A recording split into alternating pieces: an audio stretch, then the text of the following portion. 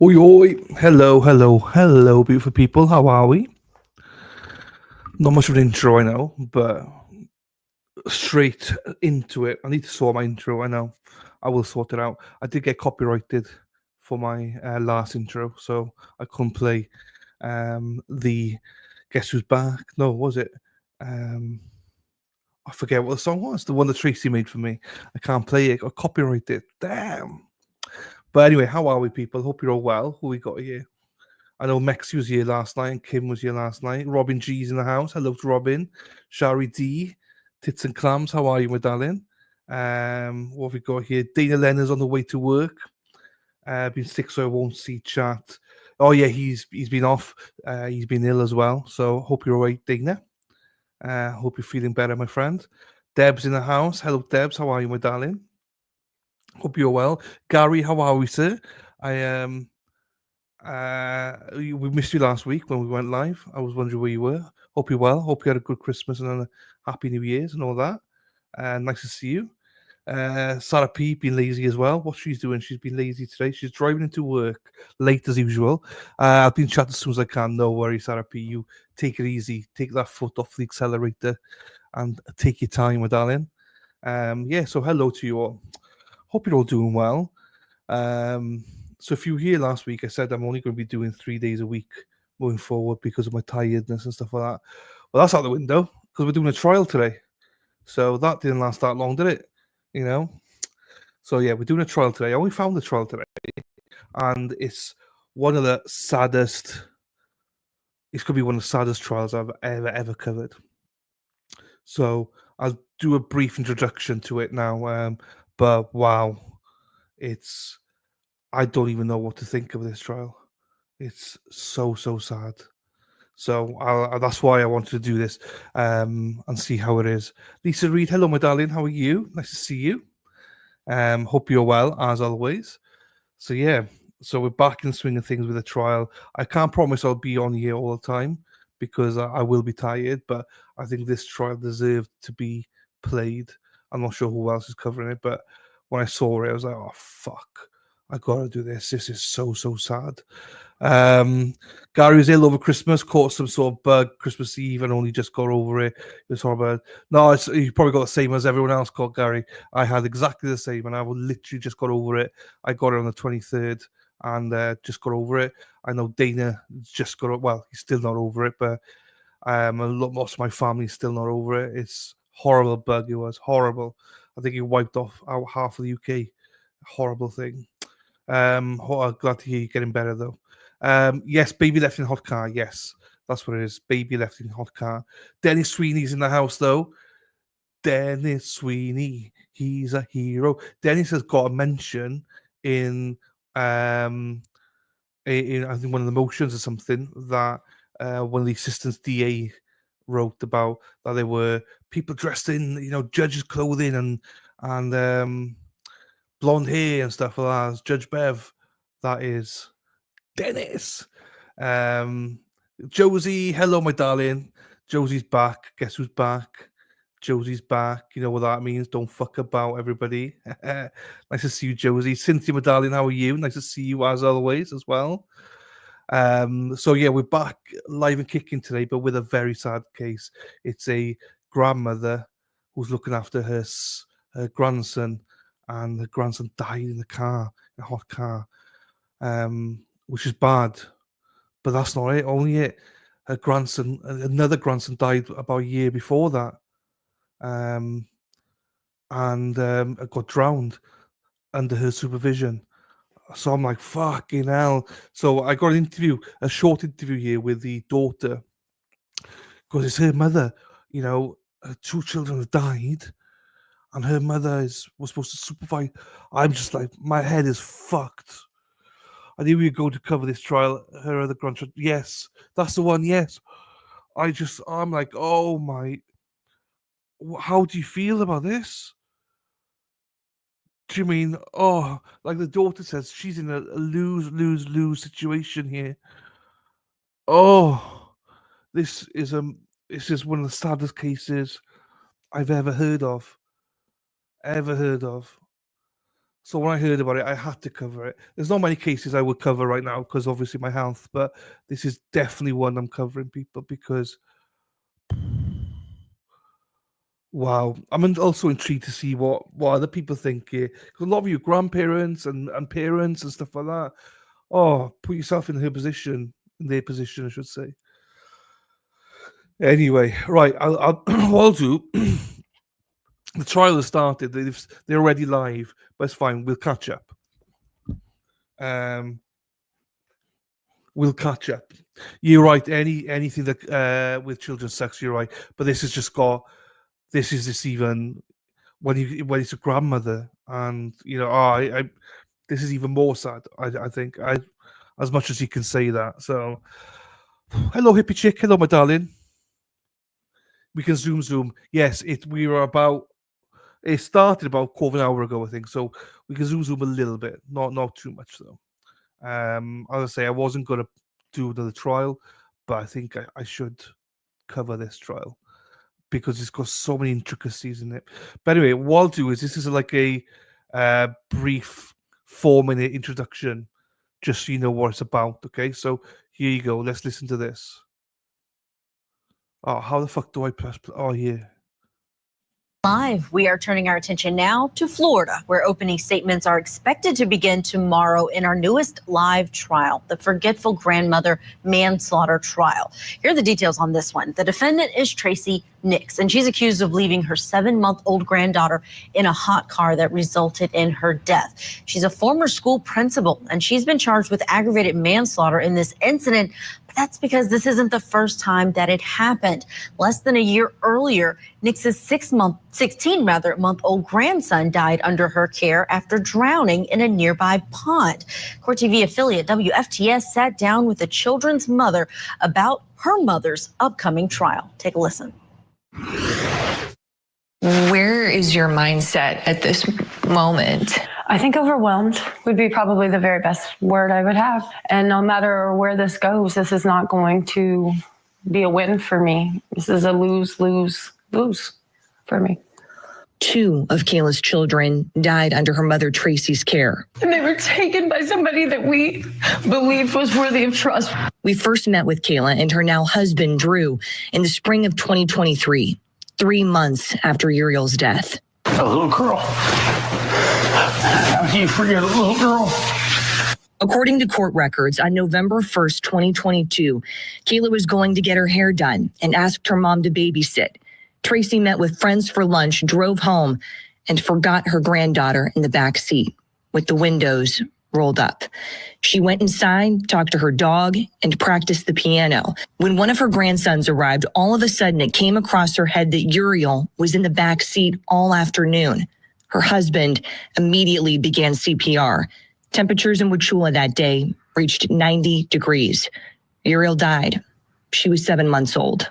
But less than a year earlier, 3 days before Christmas 2021, 16-month-old Ezra, Uriel's brother, also died while under his grandmother Tracey's care.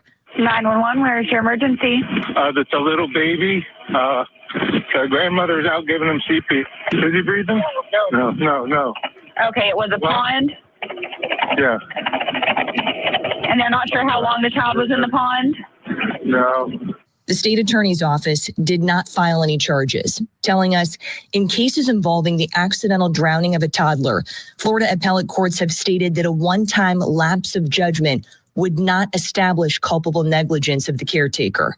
Under the judge's instructions, Kayla's son's death will not be mentioned during her mother's aggravated manslaughter trial. What does justice look like? A real ownership of what has happened. I want ownership of the incidences that occurred. I don't think I've ever asserted that there was a malicious intent. I don't think I've ever asserted that anyone set out to create this situation, but it did happen. Do you want your mother to spend any time in prison?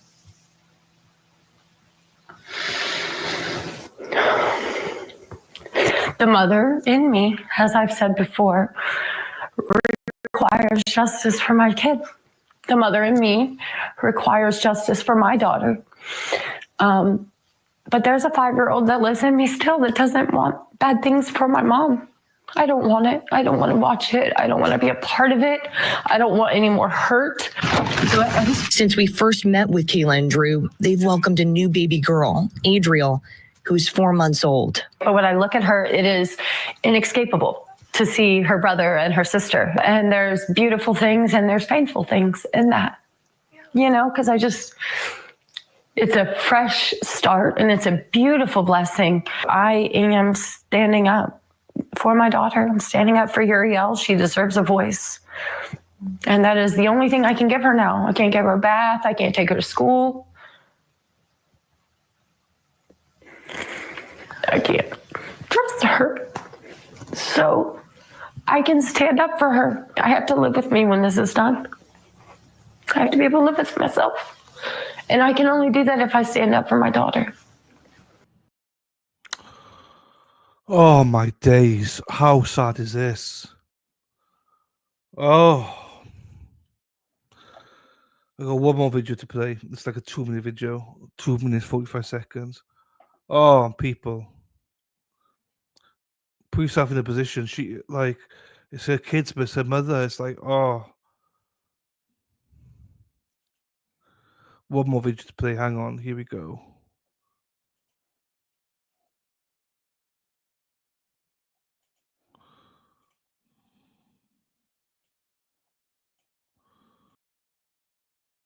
What's he thinking? Her husband, what's he thinking right now? Do you know what I mean?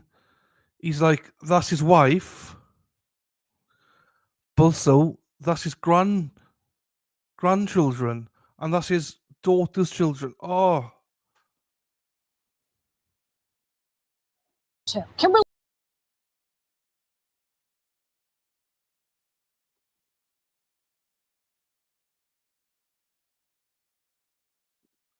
Right. So, just to clarify, the death of the grandson, the first one, they can't mention that in trial.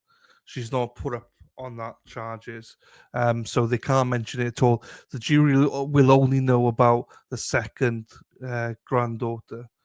They won't know anything about the first one. Wow. So yeah, I just want to give you a little bit of background on it before we went in, because that's what I watched randomly as I got to cover this. This is what this channel's built for. This is the injustices, and it's so complex. It's the daughter, it's her mother, and her children. Fuck. Right, so I'll get that out. It'd be interesting to see where the father sits and how he interacts with. Let me boost it for Deb. Boosted. Where they sitting and hey, Hackster's in the house. Rin, hack. Yeah, Vikings lost last night, everyone, if you didn't know.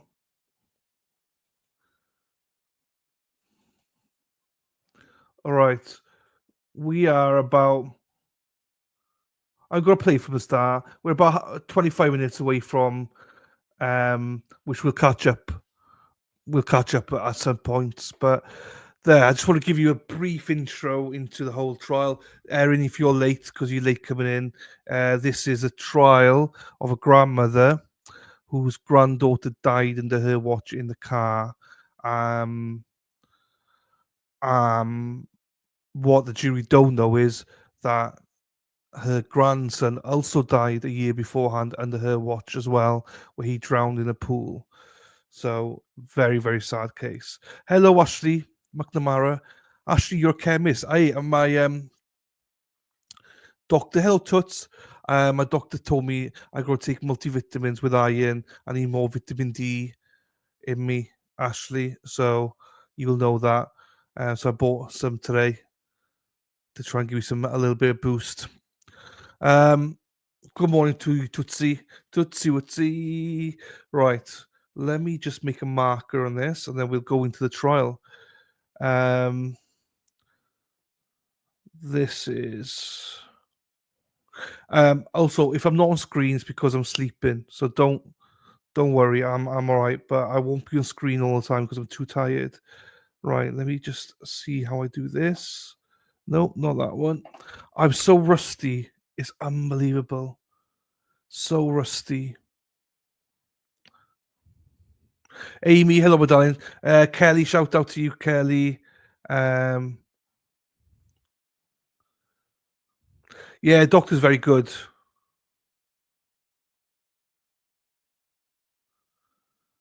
Rusty, not crusty. Hello, Sarah P. Yes, there you go, actually. Yes, vitamin D should help. And so I've got to wait, do that until I see the specialist. What's the light? Why is it light flashing? Is it me? Is it me you're looking for? There you go. There we are. There. Right. Let me get this right then. No, not that one. Not that one. Robin G. Riding through the glen. Robin G, riding through the glen. Robin G, chasing all the men. I'll try to get the right setting here. There you go. We'll go with that setting. No, we won't. I need to put media asset on as well to cover that. Hang on. Bear with me, people. I will. I'm so rusty. It's unbelievable. No, wrong one. That's not it. Which one is it then?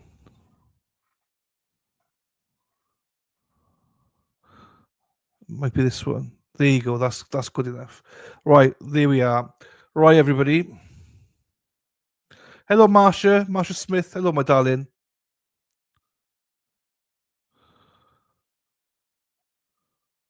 You're a fool. You fool. Right, here we go. We're about to start. We are about half an hour behind, but we'll catch up during breaks and stuff like that. So don't worry. Nice to see you, Marsha. Here we go. For personal use. However, you should not take with you from the courtroom. During recesses, the bailiffs will take possession of your notes and will return them to you when we convene. And you see, they have a cover. They're not going to be read. They're going to be shut. They're just going to be picked up and secured and given back to you. After you've completed your deliberations, the bailiffs will deliver your notes to me. They will be destroyed. I'm not going to read your notes, and no one else will ever read your notes. If you take notes, do not get so involved in note taking that you become distracted from the proceedings. Your notes should be used only as aids to your memory. Whether or not you take notes, you should rely on your memory of the evidence, and you should not be unduly influenced by the notes of other jurors. Notes are not entitled to any greater weight than each juror's memory of the evidence. All right. State, are you ready to proceed? Yes, sir. All right. Defense, are you ready to proceed? Other than the motion that was previously filed, yes. Okay. At this point in time, I'm going to read a stipulation that the parties have agreed to. Is it just me or is it lip sync out? Your fool is quiet. Yeah, you turn it up. I've got to refresh it. Oh shit, wrong one. Because the lips are not moving at the same time. I would pack for myself. So she would have multiple clothes, diapers, wipes. Oh no, I can't do this. And does she have a car seat in her vehicle, or does one have to be put in there? One has to be put in there. No, they're out of sync with the lips. I can't do that. Right, hang on. Let me try and find another stream because that is. I mean, we might have to go with it, but let me see if I can find something else. That is a nightmare. Oh, here we go, everyone. Here we go. Just remember tonight. Resist the Silence is on tonight. Is the night. They got something on 6:30 Eastern, so make sure you tune in to that as well.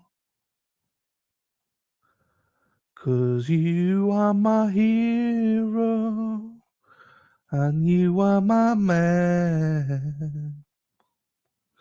Wherever you feel on me, we'll do just as we can.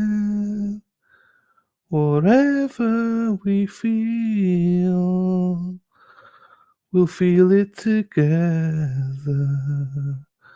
No, there's no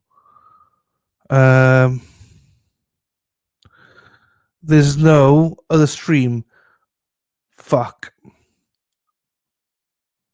Right, you're gonna have to not look at the screen, people, right? Don't look at the screen. Because this is gonna annoy you if you look at the screen. Right, here we go. I will start from the start again. Here you go.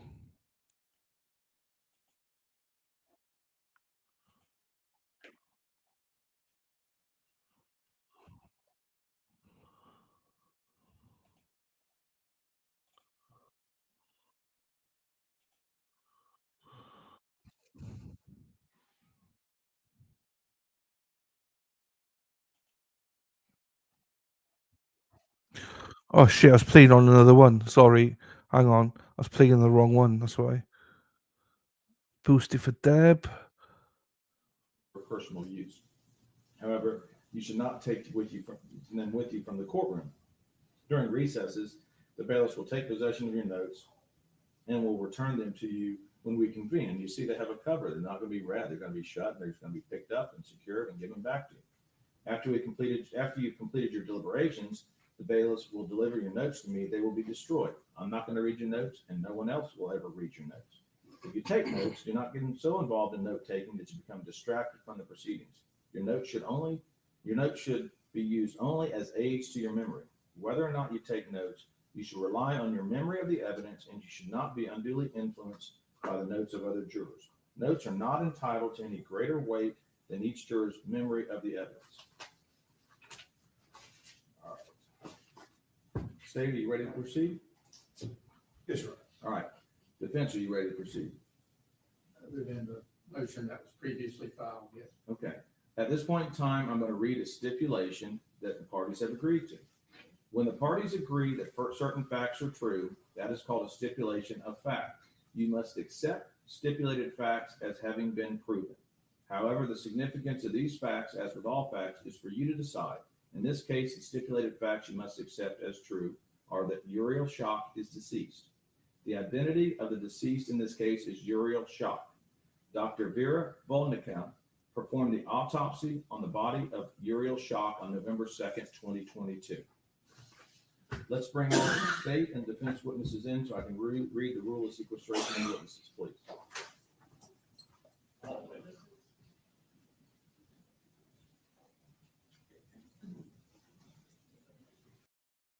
But I also could have very well taken her with me, as my daughter had in fact attended every other hair appointment and any.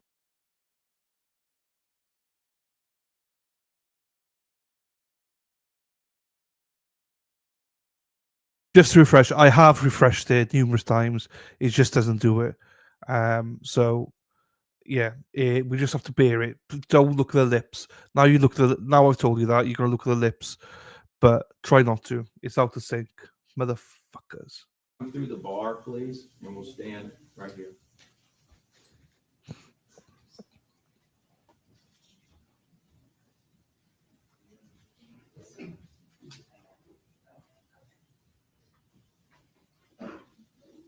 She's blue, nappa-dee-pa-da-ba, dappa-dee-da-ba-da, dappa-dee-pa-da-da. Erin's blue, blue.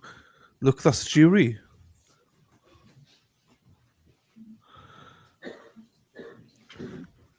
This is the is it?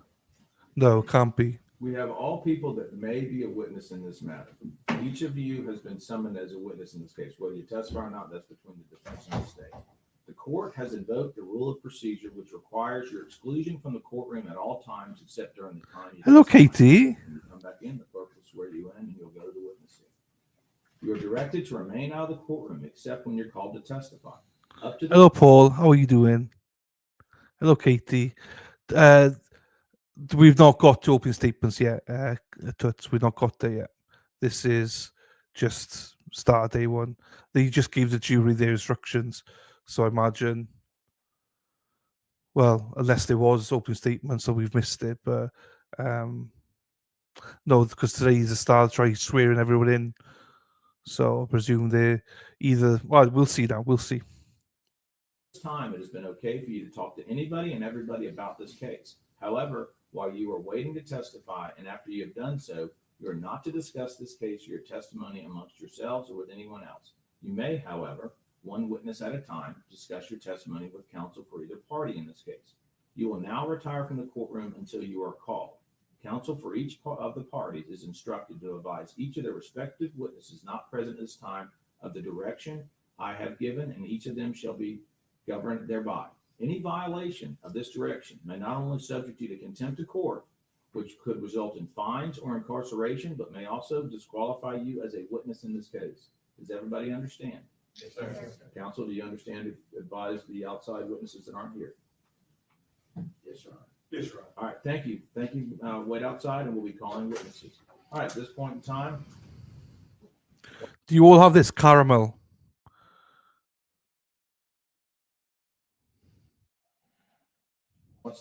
once the witnesses leave, we will start opening statements.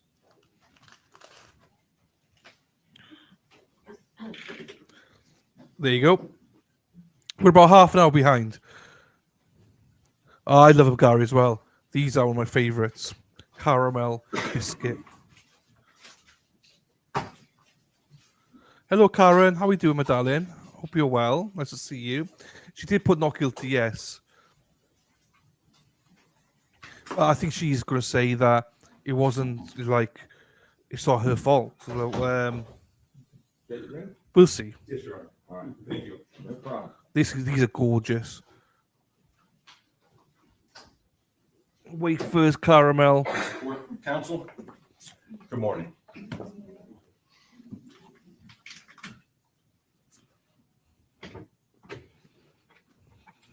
November 1st, 2022, 7-month-old Uriel Schock died alone and forgotten, trapped in a hot car. How did this happen? How did this tragedy happen? How did this 7-month-old baby girl come to be where she was? Her grandmother, the defendant, Tracey Nix. To understand how all this happened, let's go back to that day, November 1st, 2022. Tracey Nix that day, the defendant, went to a prayer meeting with some friends. Brenda Knight, Barbara Knight, Judy Terrell. They had a meeting. During that meeting, it was discussed that we should go to lunch. Let's go to Beef O'Brady's. Okay. The defendant didn't go there right away. You see, she has a daughter, Kayla Nix. Kayla Nix also has a daughter, Uriel Schock, also known as Yuri. That day, Kayla had a hair appointment. And with any 7-month-old, she needed someone to babysit so she could go get that done. So she called her mother. Who else would you call, right? A good babysitter that you can leave her with. So that's what Kayla did. And it was agreed that the defendant would come to Kayla and her husband, Drew Schock's business and pick up little Yuri. And then take care of her for most of the day till the end of the day, around 5 o'clock after the business closed. And that would be that. So the defendant got in her vehicle. She leaves that prayer meeting. She drives to Kayla's business. She picks up 7-month-old little Yuri. She gets a car seat, puts it in the back of her vehicle. She gets a diaper bag because she's going to be taking care of a 7-month-old. She needs all the supplies. She needs diapers, she needs wipes, she needs food, she needs extra clothing. So she gets all that, puts it in her vehicle. Brenda Knight, Gail, who's also she's known as, it can be confusing sometimes, but we heard her called Gail. She was with her at that time. And she saw her get all this stuff. They then proceeded to Beef O'Brady's. Now, this is around a little after the 12 o'clock hour or so. They get there, they eat lunch there. It's the defendant, Gail, Brenda, and Judy. They eat their lunch. The defendant, and Yuri's there with the defendant. She's taking care of her. She's being attentive towards her. She brings the diaper bag in, sets it down. does everything that's expected of a good babysitter, looks out for Uri that entire meal, is attentive to her, holds her, bounces her on her knee, feeds her, takes a straw, puts it in the water, puts it in your little Uri's mouth. Everything a good babysitter should do. That's what she did. That's what you're going to see. Now, when did they leave? Well, you're going to hear from all the ladies that were with the defendant that day that Gail had a young grandson who was 5 years old. And she was pretty insistent to make sure they all knew, I got to go pick him up at 1:50. So they all know. We left probably around 1:40. Between 1:40 and 1:50 because Gail had to get there. She was insistent. They leave Beast. The defendant grabs Uri, grabs a diaper bag, goes to the car, opens the door, puts her in the back seat, puts her in the car seat, like the babysitter should, closes the door, gets in the vehicle, drives straight home. About a 10-minute drive. She gets home. She parks her car by the house, gets out of the vehicle, closes the door, goes in the house. Never grabs Uri. Uri's still in the back seat, waiting, sleeping, whatever it may be, she's back there. Grandma doesn't get her. She goes in the house, plays with her dog, practices piano. While she's playing with her dog, time passes. And Uri's suffering. While she's playing the piano, time's passing. And Uri's alone in that vehicle. She's also on her mind, what's her primary focus, is that she's got another grandchild that she's supposed to spend time with that day, and she's focused on that. She's messaging back and forth with the mom, Rebecca Tucker. She's focused on all these other things. And while she's focused on that, time passes, and Uri suffers. Hours go by. Hours. You're going to hear that Tracey Nix is there. That's Kayla's dad. And he's out there doing things that dads do, and nowadays moms do, but mowing the lawn, taking care of the property. And their property, they have a house proper, then they have a garage, barn. It's a large structure towards the back, and that's what he is. And the defendant thinks, oh, I should bring him some tea. So she grabs for herself, for him, gets into the vehicle where little Uri has been this entire time. And now we're closer to the 5 o'clock hour. The entire time. And drives to the back of the property, next to that barn, or next to the barn/garage. And she's still there. And she's still not thinking about it. Suddenly, oh my God, she realizes it. Hours later, she remembers, oh, I have this 7-month-old that I'm responsible for that's completely dependent on me. She obviously lets Nay know. From there on out, it's a mad rush. He grabs her out of the vehicle, puts her on the ground, starts doing CPR. 911's called. By that time, sometime in this period when Uri's being taken from the vehicle, put on the ground, that's when Rebecca Tucker gets there with the grandson that the defendant was so focused on. She calls 911. And you can hear it in her voice, the desperation. And all she can think about, Rebecca Tucker, is I need to get my son away from this. This isn't good. And you can hear her tell the 911 operator that it's like, my mother will call you, my mother will call you. And meanwhile, May is frantically trying to give CPR to this little 7-month-old. EMTs arrive to the scene, and they take over, and they do their best. They do what they can. But unfortunately, they noticed it's too late. It's too late. They had to stop life-saving measures at the scene because they noticed she was already showing signs of rigor and morbidity, and they'll explain what that is, but clear signs, she ain't coming back. So they stopped. She was brought to the hospital anyway because the scene is so emotional. There are people there that are obviously upset. The defendant is upset. Her husband's upset. Everyone there is upset. This is an upsetting event for everyone involved. So it was best just to bring her to the hospital. And from there, after she was brought to the hospital, there's no treatment. She's already gone. They brought her to the morgue. They brought her to the medical examiner. Members of the jury, that's what we're looking at here. Those are the events. That's how we got here. Let's talk about a few things that you're going to see and hear from other than what I've already talked about. I said she was brought to the morgue.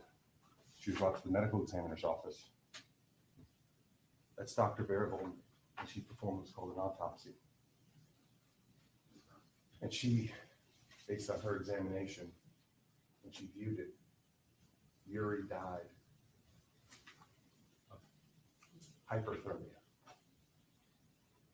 I don't think you need to be a doctor to understand that. Hypothermia is freezing. Hyperthermia, basically she overheated to death. That's what you're going to hear. And all the things that I talked about that the defendant was doing, you're going to hear that from her own mouth. She gave a statement. You're going to see and hear it. You're going to see a few other pieces of evidence, photos, things of that nature. You're going to see the body cam footage of when the detective showed up. And you're going to hear again from the defendant at that time. Members of the jury, at the end of this case, we're going to do what's called closing arguments. And in our system, you are given instructions on the law at the end of the case because we want you to focus on the facts. And that's what I would ask you to do. I know during jury selection, there was some talk of it's not about the act, it's not about the result. I disagree. Members of the jury, we are here today and for the next few days, not to determine whether or not Tracey Nix is a good person. We want to focus on her actions, inactions, and the results of those actions. And if you do that, and you focus on those facts as we go through here today, you're going to come to several conclusions. You're going to come to the conclusion that this was a tragedy, that this was negligence. But when you hear the law, you're going to determine that negligence was a crime. And I'm going to ask you that you find her guilty of the crime of aggravated manslaughter of 7-month-old Uriel. Thank you. Thank you, Mr. Coleman. Let's go. County. Go ahead, sir. Good morning, ladies and gentlemen. I intend to tell you our view of the case here. And first of all, tell you that you do focus on the actions of the defendant. Whether you hurt somebody's fingernail or whether you kill somebody, it's the actions of the defendant that the judge will tell you about in the jury instructions. No one's going to tell you this wasn't a horrible, horrible situation. What happened was a family tragedy. But again, it was a tragedy that does not amount to a crime under Florida law if you will listen to the evidence that is on or the jury instructions that he will read you at the end of this case.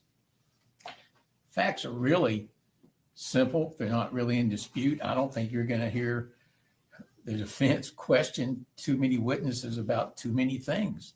Again, it's not in dispute. I think the state will probably introduce, I think, 3 videos, which we would introduce if they didn't, which will show you what I'm talking about, which will prove what I'm telling you, which will create a reasonable doubt in your mind. Tracey Nix is a loving mother, grandmother, retired school teacher of 39 years, principal for 17 years, good member of her church for 39 years, member of the choir, Sunday school teacher, and attends not prayer meeting, as they said, but Bible study once a week. They have a group. And you say, well, why am I bringing that up? That's because that's where Tracey Nix was headed that morning, was to Bible study with her group that meets every, I believe it's Tuesday morning.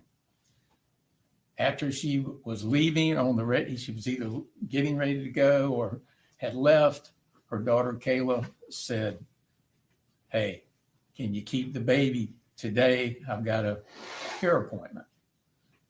Tracey had had the child 4 days the week before. She normally kept the child at least 1 or 2 days a week for quite a period of time. Tracey, trying to do a favor for her daughter, agrees to keep this child so that her daughter can go to the hair appointment. Tracey attends this Bible study.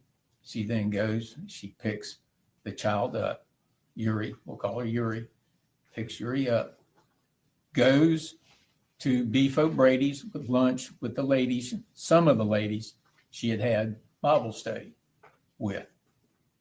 You can see, I think that state will introduce the video showing the attention that was given to Uri by Tracey Nix, how she was acting toward her, and you will see how much she loved and cared for this child. After Beef O'Brady's, Tracey took the child home. I think it's about an 11-minute drive. They were doing roofing at her house that day. She couldn't park in the garage. I think you'll hear her statement. She doesn't remember where she parked, but she parked under a tree because she couldn't park in the garage. So she was distracted by that. The dog was in the way. She was distracted by the dog. She got out. She forgot the child. She forgot the child in the car. There's no doubt about that. She went in the house. She spent some time. She was focused. She was supposed to take her grandson by another daughter out to go really Christmas shopping and to take him out to eat. She was concerned about that. She gets in the car. She drives out to the barn. She's talking to her husband, and she realizes what's happened. She forgot. There's no aggravating factors here that make this culpable negligence as opposed to simple negligence, forgetting something. We all do that. You will see her reaction. You will see how she feels when this happens. And completely devastated, completely. And I won't discuss it now because I think pictures and videos are worth thousands of words. I'll let you decide how she felt, how this amount occurred, what she did, what she said, and how she felt. So this offense position is this was negligence. It was simple negligence. It was an accident. Under Florida law, it does not amount to culpable negligence. If you will follow the jury instructions in this case, read the instructions on culpable negligence. I think you'll be able to take them back in the jury room with you. You will see what I'm saying. As horrible as this tragedy is, it's not culpable negligence. Thank you. All right. State your first witness, please. Yes, Your Honor, the state would call Tracey Nix.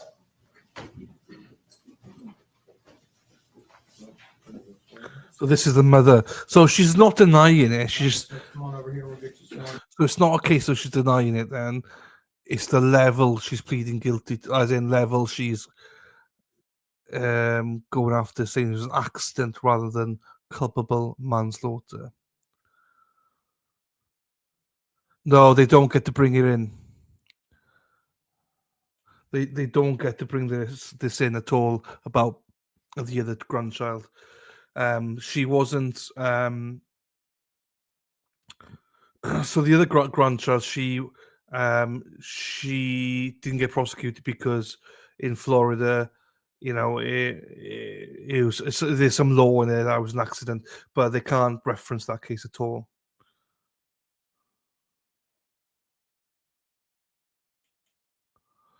That's a good question. I don't know.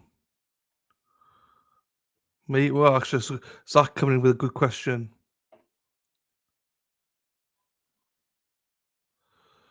Right. How do I press play again? Fuck. Here we go.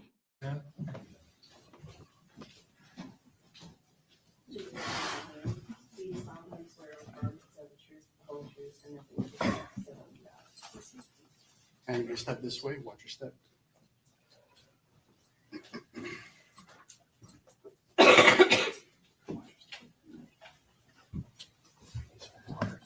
Your Honor, may I adjust the podium? Yes, please. Thank you. Just understand if y'all put anything on the video, just move out the way. I will make sure I am not blocking. You have to move out. Thank you, sir. You ready? Good morning. Good morning. Please state your name for the record. Kayla Nix. And Miss Nix, where do you live? I live in Wauchula, Florida. And how long have you lived there for? I was born and raised there. I left after high school and then came back probably a decade later and have been back in the community since 2016. May I ask you a few questions about your family? Absolutely. Who do you live with? My husband, And Drew who is Schock. that? Sorry, who's that? Drew Schock. Anyone else live with you? I do have a 5.5-year-old son. His name is Asher. And then I also have a 4.5-month-old baby girl. Her name is Adriel. Congratulations. Thank you so much. And can I ask you a few questions about the rest of your family? Absolutely. Do you have any brothers, sisters? I do. I have one sister. Her name is Rebecca Tucker. And is she married? Yes, to Jonathan Tucker. And do they have any children? Yes, they do. They have two, Cooper and Aiden. And who is Noon Nix? None Nix None Nix, is I'm my, sorry. yeah, that's my father. I apologize for the No worries. pronunciation. He goes by Nay, so I might refer to him as such. And how about Tracey Nix? Who is that? That is my mother. And is she in the courtroom today? She is. Could you identify her by an article of clothing she's wearing? Absolutely. She is wearing a dress with purple, pink, black, and white. Thank you, ma'am. The record should reflect that the witness has identified the defendant. So reflect. And where does she live? She also lives in Wauchula, Florida. Okay. And Wauchula, that's in Hardy? Yes, Hardy County. Now, I'm sorry about this, but I have to go back to November 1st of 2022, okay? Okay. All right. Can I ask you about one more person? Oh, absolutely. Did you know a Uriel Schock? I did. I did. That's my daughter. Excuse me. She was born in 2022, and she was my rainbow baby that I got to have a beautiful 7 months with before I was notified that she was deceased. Okay. And we're going to get there now. I'm sorry. Okay. But she was 7 months old around November? Mhm. Yes. Okay. And so that day, November 1st of 2022, what were you doing that day, ma'am? My husband and I own a small business in Wauchula, A1 Safari Glass. I have always been a full-time mom first before my career. And so every one of my children actually go to work with me every day that I attend work, unless they're sick. And so did Yuri go to work with you that day? Yes, my daughter went to work with me that day. And typically my routine was to leave at lunch so that I could get the baby home, get them fed, and then let them nap, let her nap in, her own room. So. And I'm sorry, you called Uriel Yuri? Yes. Yeah. Yuri. And so, well, did you follow that plan that day, or was it different? Well, that day began out most similarly to all my other days. Get up in the morning. My daughter and I went to my office. We began the work day. I remembered I had a hair appointment, and I reached out to my mother at that point and asked if she was busy. Let me ask you this. How did you reach out to her? Via text. Okay. And were you able to get a hold of your mom? Yes, I was. And what was the nature of that conversation you had with her? I don't remember specifically if we actually had a phone call or if it was exclusively text message, but the question was, I have a hair appointment at this certain location, and she responded that she had a lunch with a few of her friends. Those friends are people that I've grown up with my entire life. So I certainly felt comfortable in that circumstance, allowing my daughter to go to the restaurant with my mom. That restaurant was pretty much in the same block as the hair salon that I went to. So I knew I would be nearby.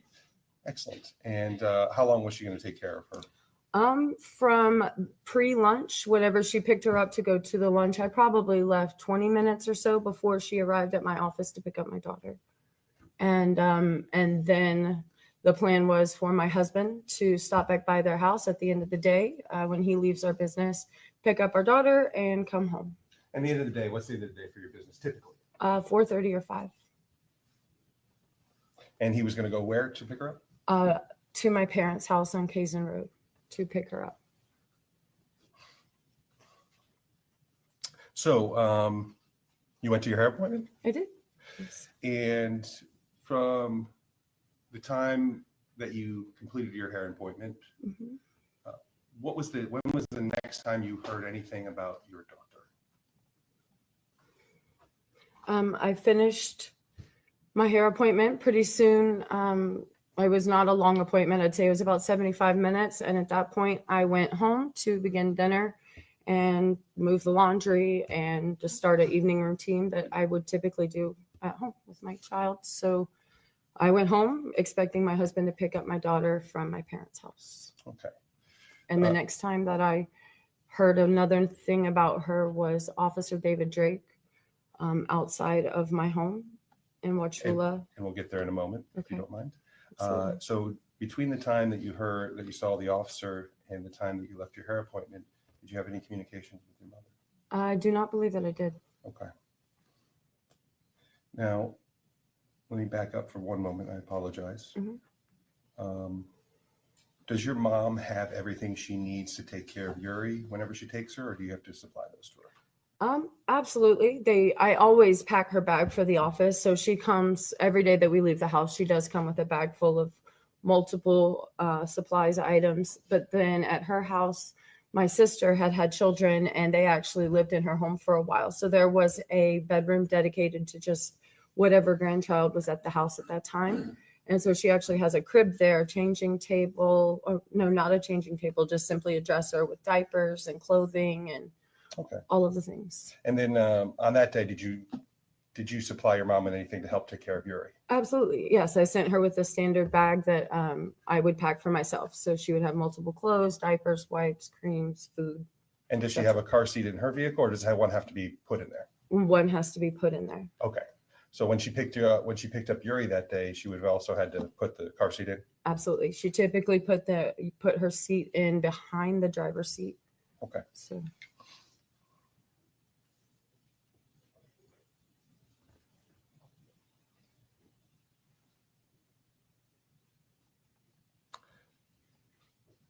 So let's go to the point where the officer showed up at your door. Was that, do you remember what time of day that was approximately? My guess would be 2:30, 3 o'clock. I was not on any sort of a regimented schedule at that point. So it would have been sometime between probably 3 and 4, I would imagine. Now, this was a while ago? Absolutely. It's 2 years ago. Okay. Whatever time that might have been. Right. Why did the officer show up at your door?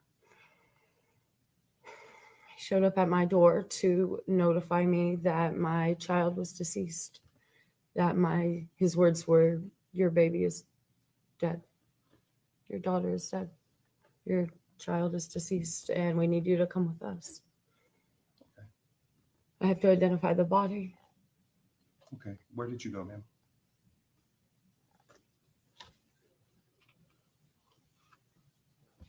I got in the vehicle with the sheriff that came to get me. They did not believe that I should be driving, which I agree. and he took me to the Florida Advent Hospital in Wauchula. Okay. And you said you had to identify Uri? Yes, I did. And you saw her?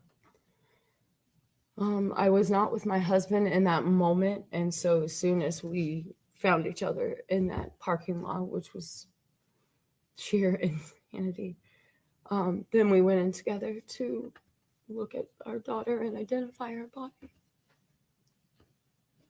I'm sorry we had to go through this. I have no It's further okay. questions, okay? I appreciate that. Thank you. Thank you. Just hold on one second. Let me make a note.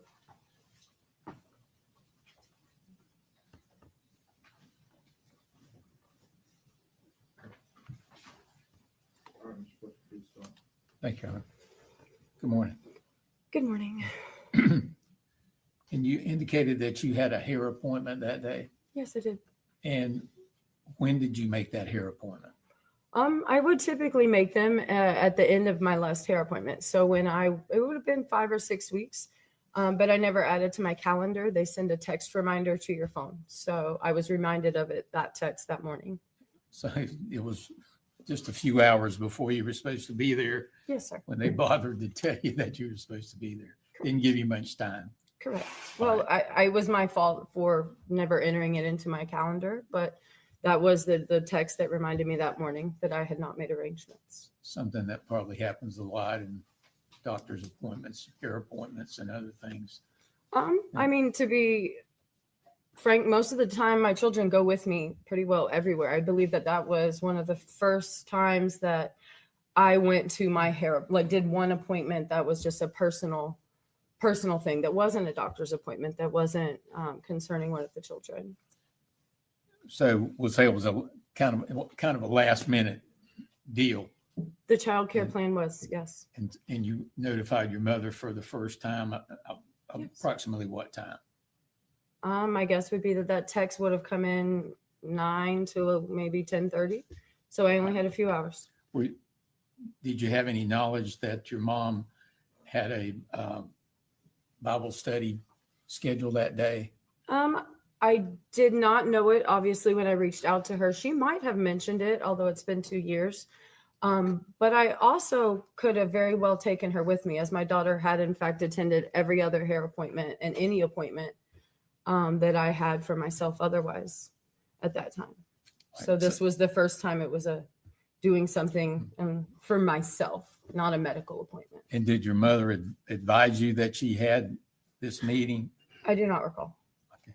But she agreed to take the child. She did. All right. And she was supposed to take care of her most of the day until about 4:30? If you call most of the day lunch to 4:30, I would say, the afternoon. Thank you. Thank you. Any redirect? No redirect, Your Honor, and I would ask for the witness to be released. All right. Vince, you agree? Absolutely, yes, sir. Thank you, Ms. Nix. You may release from your seat. You may sit in the courtroom. Thank you. All right, thank you. Cross-examination? Yes, Your Honor, thank you. Go ahead.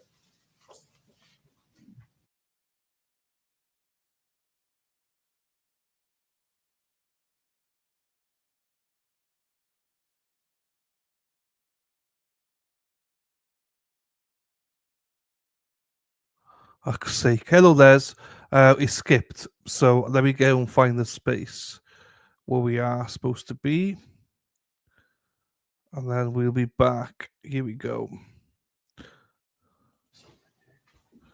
I think we might have the sync back on as well.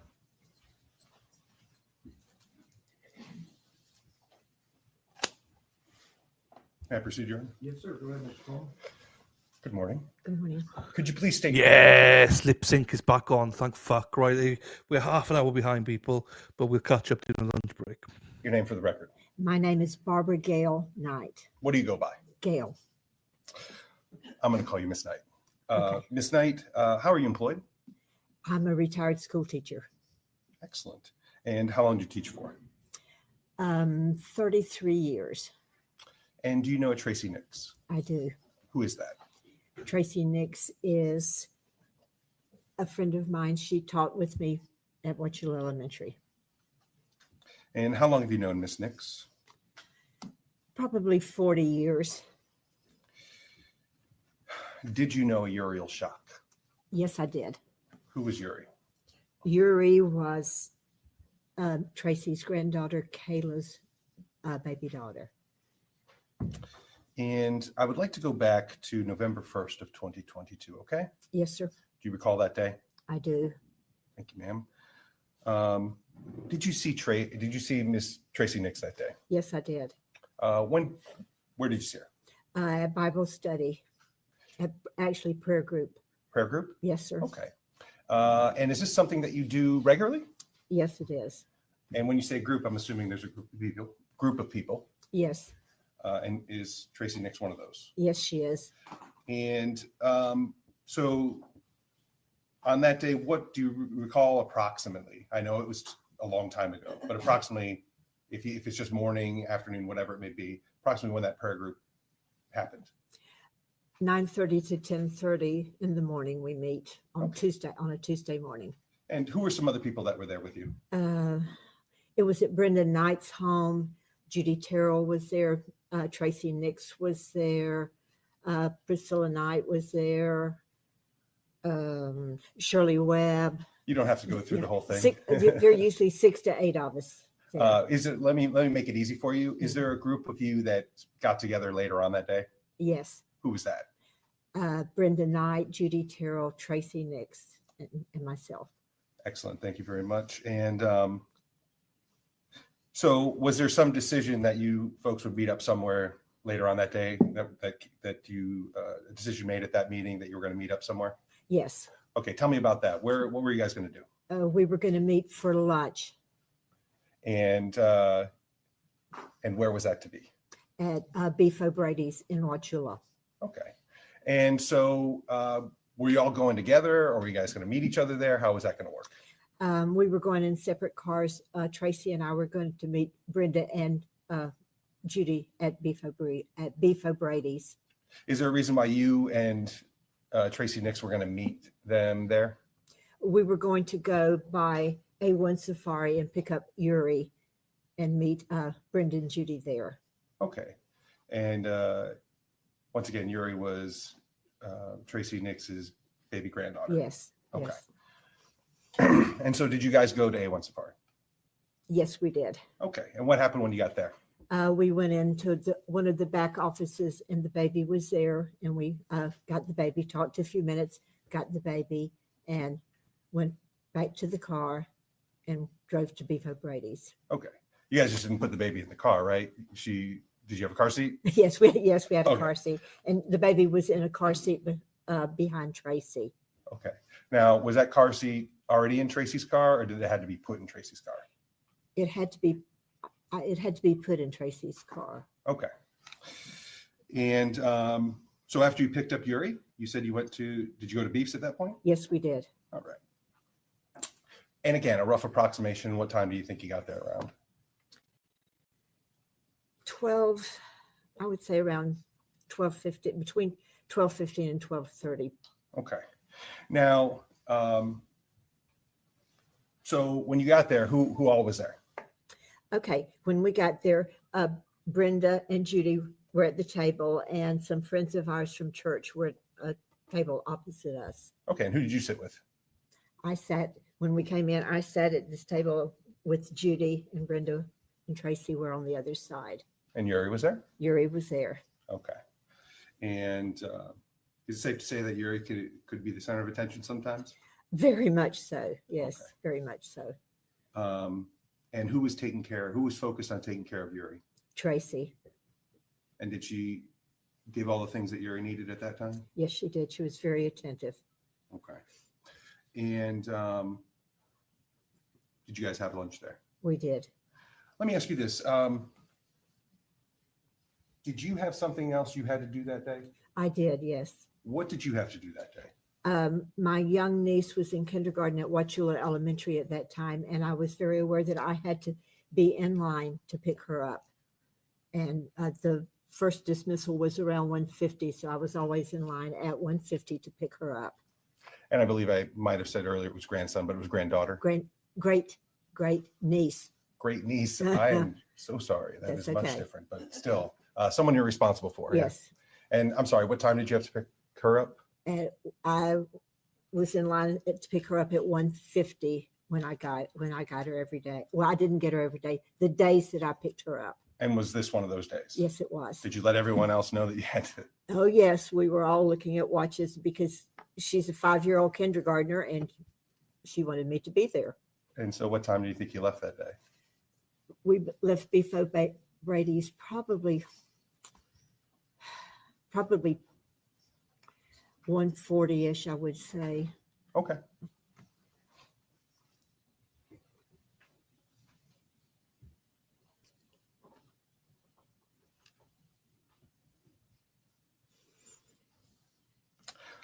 So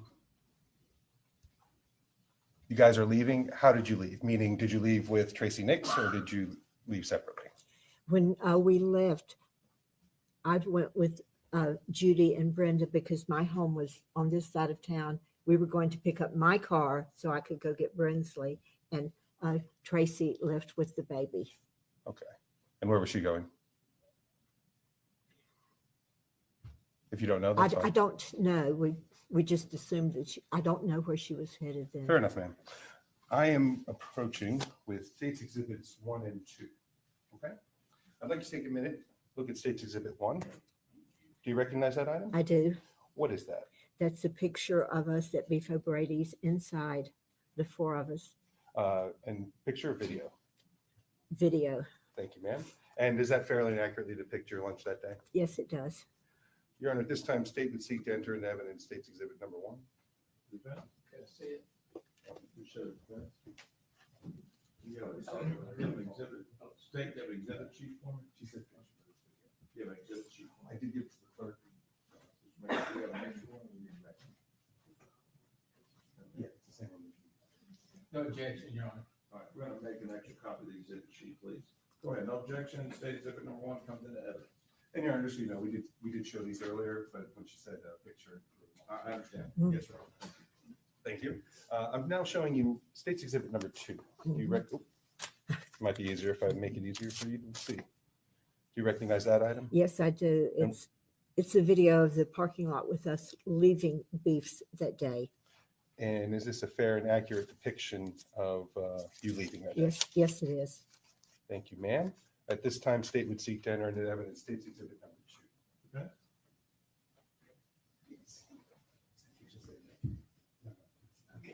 No objection. All right, without objection, states exhibits 1 and 2 will be admitted into evidence. And ma'am, once again, you might have said, is it picture or video? Video. Thank you. Just so that's clear. And Your Honor, at this time, I have no further questions for this witness. Okay. Members of the jury, videos and evidence will go back within the jury room during deliberations. The state of defense may publish them at certain times, but they absolutely will go back. Okay. Go ahead, Mr. Smith. Thank you, Your Honor. Mrs. Knight, you indicated that you had attended. I know we're all saying stuff like chat saying like if this would have happened, like you never would have handed the other grandchild over, but like if it happened to you, would you even want to? I'm just wondering if you'd want, like if you were the grandmother, would you even want to look after another child? Would it not be like a guilty conscience, be like, no, I can't ever look after a child ever again? I'm intrigued to think that, because I don't think I could easily, in her situation, I don't think I could easily look after another child. I'd have to have somebody else looking after, and I'd be in the background. I don't think I could ever. That's why this is weird to me, how she even did that and is so laissez-faire about it, going for dinner, lunch and stuff. I would be like, I'm just thinking outside the box, but I think I couldn't go anywhere on my own with a child.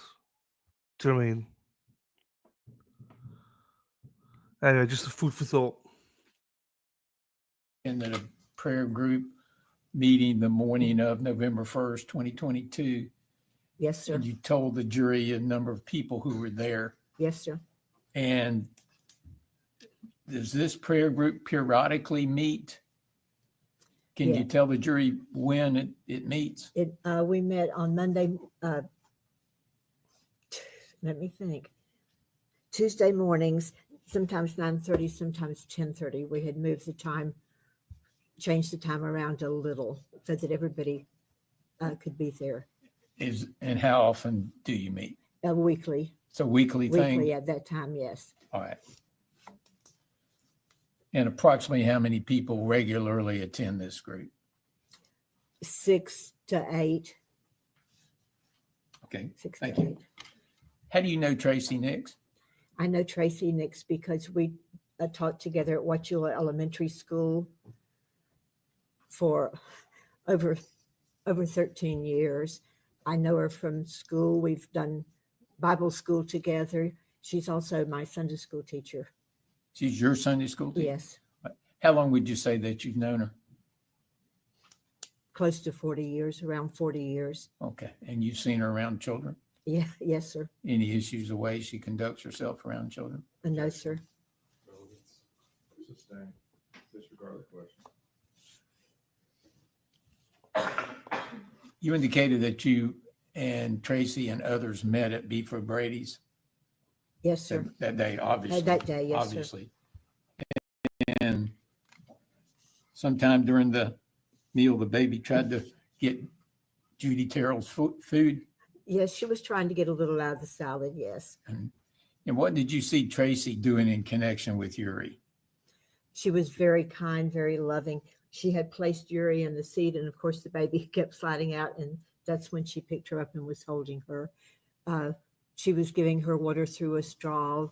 We were all focused on the baby, paying attention to the baby.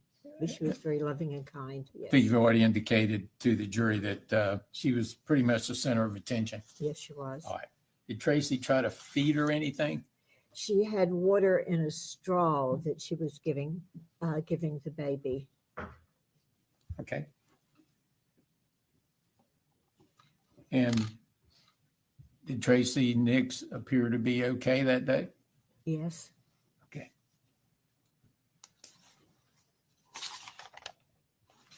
Thank you. Any redirect? No redirect, Your Honor.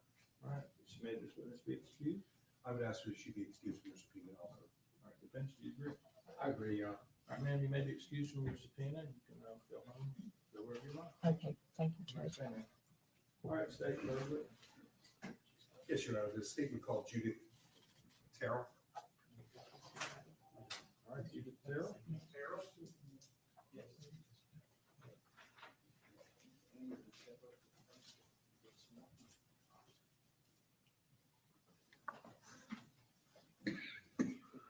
Yeah, for those of you wondering, we're about 34 minutes behind. So we've not seen this before. Even though hacks the things we have.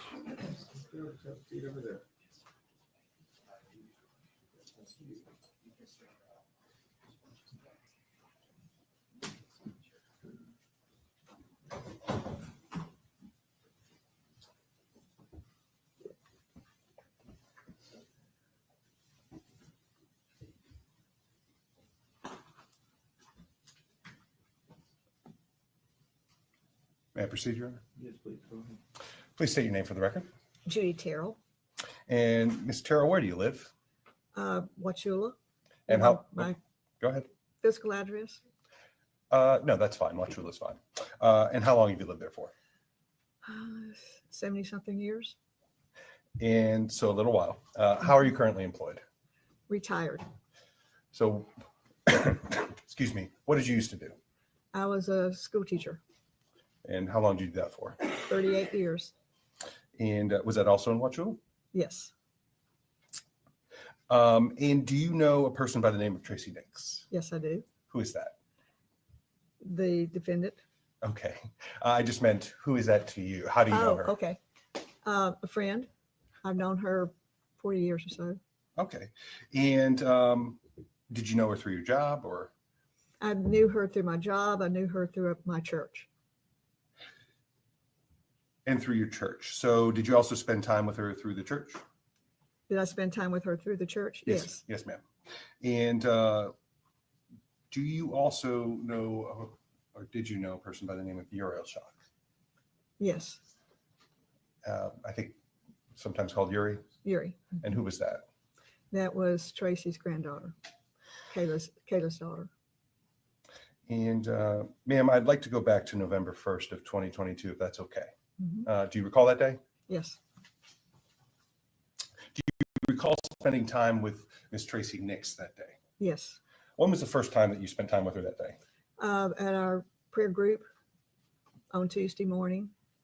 And when you say Tuesday morning, approximately when did that usually happen? 10:30ish.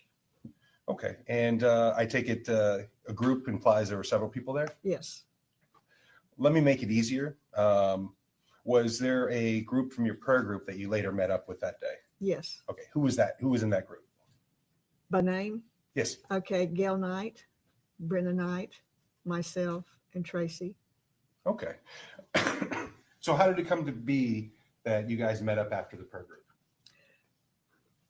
Well, as we normally do, after we have been there for an hour and a half, 2 hours, whatever, several of us want to go eat. And so we said, let's go eat. And was there a place decided upon? Yes. Where was that? Beef O'Brady's. And so how is everybody going to get to Beef O'Brady's? Tracy Kayla had asked Tracy to take Uri. And so Gail went with Tracy, and Brenda wanted to change clothes. So I said, I'll wait and I'll take Brenda and I'll come later. Or we'll come as soon as Brenda gets there. Okay, so you two are going to meet up with Tracey Nix and Gail Mm-hmm. at Beef's. Mm-hmm. Who got there first? We did. Brenda and I did. And do you know, and I know it's 2 years ago, and it's asking a lot, but do you recall roughly about what time you got there? It would have had to have been after 12. Okay, good enough. And let me ask you this, and we'll get there in a moment, but you do know when you left though, right? Definitely. Okay, we'll talk about that in a moment. So you said it was, I'm sorry, Barbara? Brenda, I'm sorry. You and Brenda get there first. Does Tracy and Gail eventually show up? Yes. And is anybody with Tracey Nix other than Gail? Uri. And so did Uri stay with you guys throughout your entire lunch? Yes. And who was taking care of Uri? Tracy. And what types of things was she doing? Well, she was holding her and putting her up on the table, and because Uri was bouncing around and everything, and we're all exclaiming with the baby and oohing and ahhing. And then we finally got a baby chair, and she sat her in the baby chair. She was in her lap till we got the baby chair, and then we put her in the baby chair. So and you said Tracy pulled her kind of over toward her. So you said y'all were oohing and ahhing? Mm-hmm. Yeah, when a baby's in a room, everybody takes notice. Everybody right? takes notice. Okay.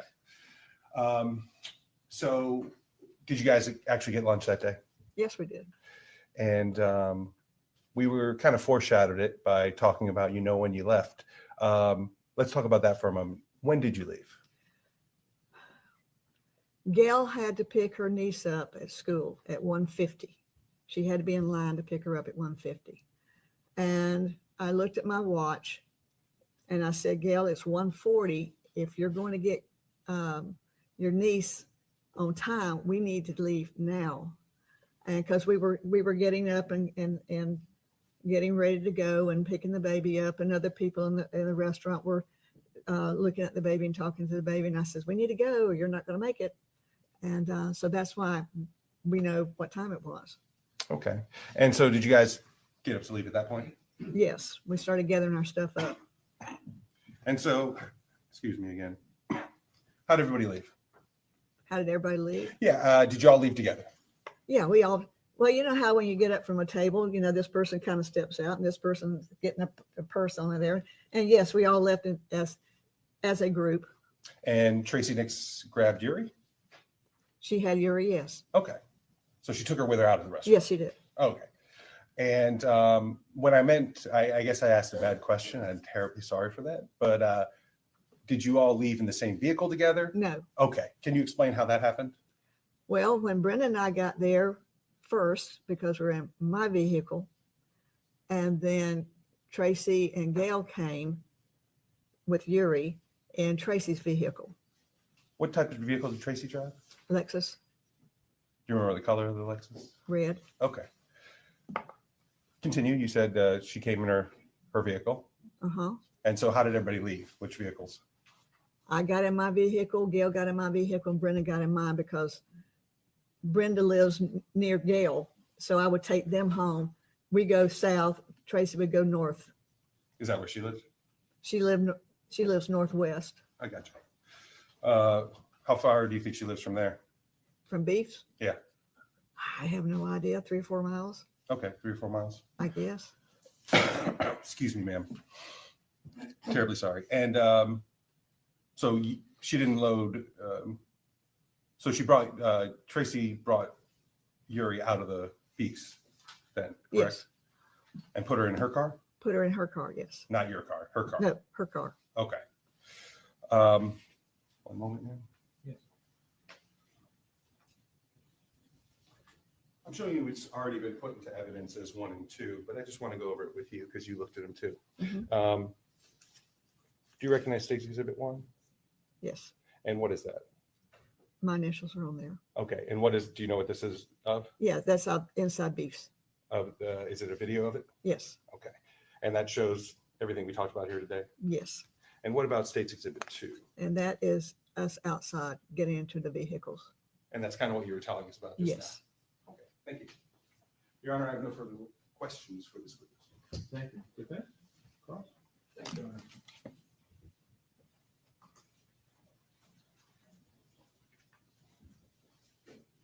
Good morning, Ms. Terrell. Good morning. You indicated that you had known Tracey for how long? 40-something years. Okay. And how do you know her? Through school activities and through church activities, mainly church activities. Mainly church. All right, we'll talk about the lesser first. You said through school activities. What is your connection relationship with Tracey Nix through the school? School system. We would have meetings together or whatever. I was a high school teacher. She was elementary. Okay, not the same school then. No. All right. And over what period of time did that occur? On and off for 40 years. 40 years. Or 38 years, rather. Okay. And then I know you had answered in response to the state's question that you had known her primarily through church activities. Mhm. Is that for 40 years also? Pretty much so, yeah. Pretty much so. And what are we talking about when you say church activities? We sang in the choir together. We went to choir. We were at choir gatherings together. We went on several children's weekend trips together. She is one of my Sunday school teachers now. That pretty much explained Mhm. 40 years with a relationship at the church. All right. So she was around kids a lot Mhm. that you saw. Mhm. Okay. Would it be fair to say that all of you were oohing and awing over this child at lunch that day? Yes. Okay. And you also indicated that Tracey was paying a lot of attention to Definitely. Uri. Definitely. Okay. Did she try to find some formula for her in a diaper bag? She had the diaper bag, and she looked in there to see if there was something in there for Uri, and she didn't. She found some clothing and stuff. All right. Was she do anything in connection with a straw? Yeah, she has a glass of water, and she put the straw in there and brought up a little water in there, and then gave it to Uri. Okay. And one last question. You indicated that Gail Knight had to pick up her, I think it was grandniece. Yes. from kindergarten? Yes. Is that a routine thing that she does? She takes her 2 or 3 days a week. And Tuesday was one of the days that she was to pick her up. All right. Thank you, ma'am. Thank you. Any redirect, State? No need, Your Honor. All right, State. I would ask for be released. Okay, ma'am, defense, do you agree about, defense, do you agree she can be released from subpoena? Okay. At this point? Hang on one second.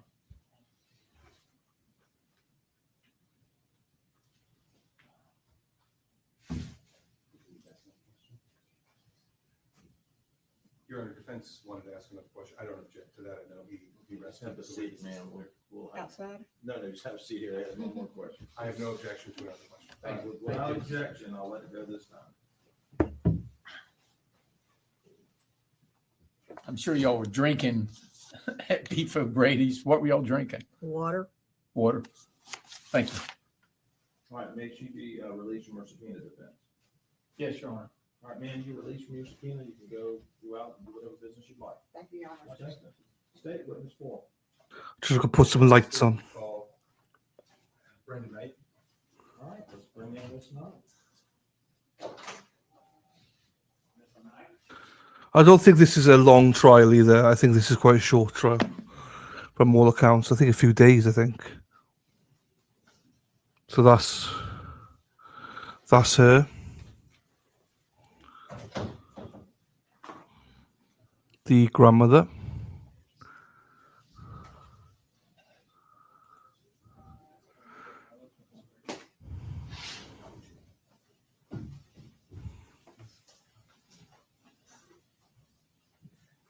Come on up, Miss Knight. We'll get you sworn in.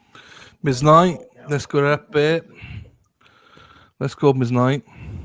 Please raise your right hand. Do you solemnly swear or affirm to tell the truth, the whole truth, and nothing but the truth?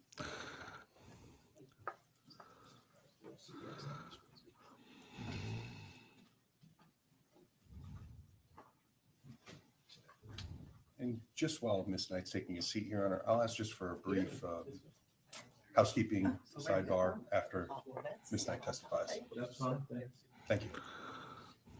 I can't tell if she's pretty or not, this one down here. I can't tell. May I proceed? Yes, go ahead, sir. Good morning. Good morning. Please state your name for the record. Brenda Knight. And Ms. Knight, where do you live? You want my address? You can just give me your city, ma'am. Okay, Wauchula. I live in Wauchula, Florida. How long have you lived in Wauchula? 75 years. No, the court reporter hack. The court reporter. So a little bit of time. Yes. Yeah. Okay. And how are you currently employed? I'm retired. Congratulations. What did you used to do? I was a teacher. And, 32 years. You already got out in front of me. So did you teach a specific grade or you teach all different types of grades? I taught in the middle school. So the rough grades age. 8, mostly, some 7th and 6th. So the rough ages, right? I loved it. Okay. I did. Well, do you know a Tracey Nix? Yes, I do. And how do you know her? My experience with Tracey has been through the church. She was joining our choir, and I had been singing in the choir for years.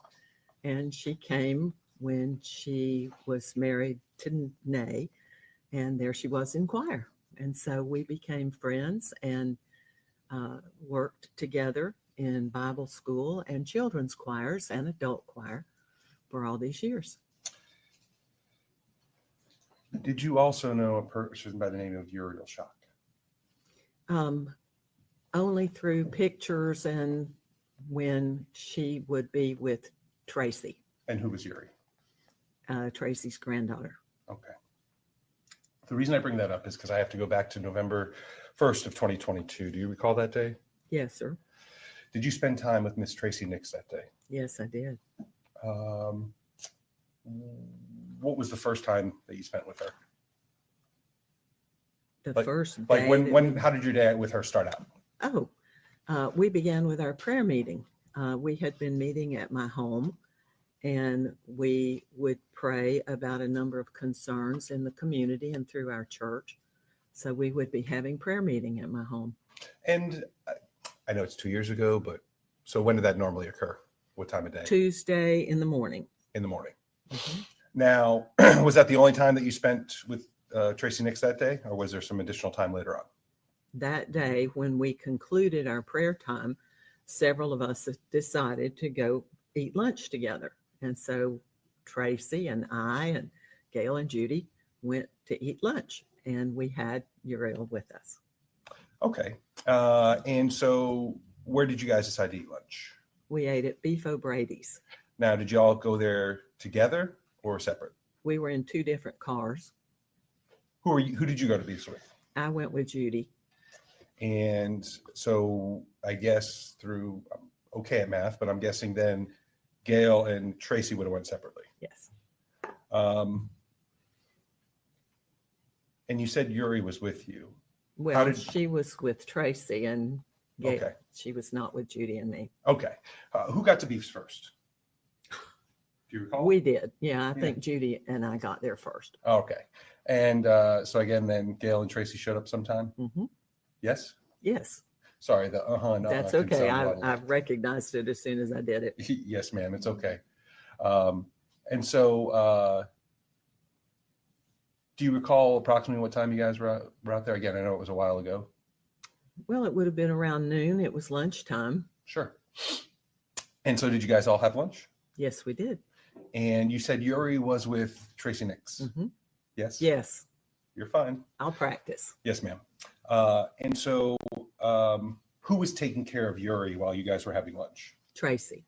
And was she paying attention to her? Oh, yes. Feeding her or giving her at least something to drink, stuff like Yes, that? we were all getting a kick out of her giving the child something to drink from a straw, which for a little one, you can't really do that unless you hold the liquid in the straw and kind of hold it over them and let them drink from the straw. It was cute. And Uri's like a baby at this time. Oh, right? yes. Yeah. Yes. Were you guys paying Uri attention? Certainly. How about anybody else in that? She's getting a lot of attention. Sure. How about anyone else in that restaurant? Yes.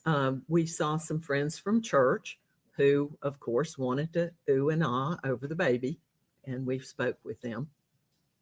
It's funny how a baby can become the center of attention, right? She was. Okay.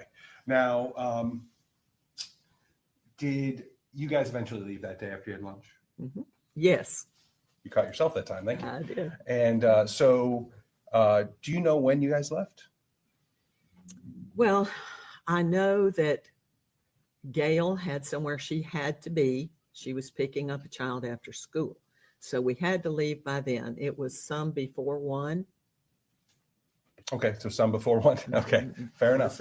But you definitely had to leave before that, so she could get her. Yes, so that she could pick up the child at school.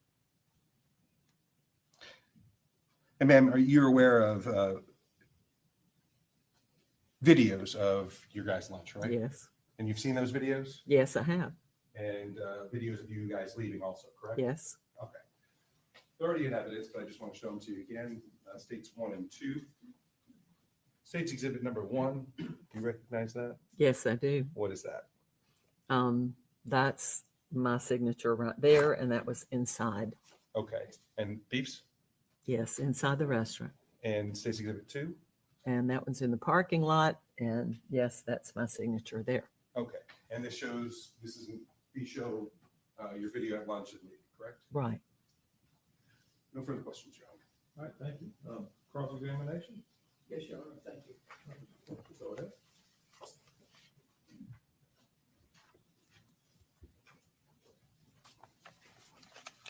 Good morning. Good morning.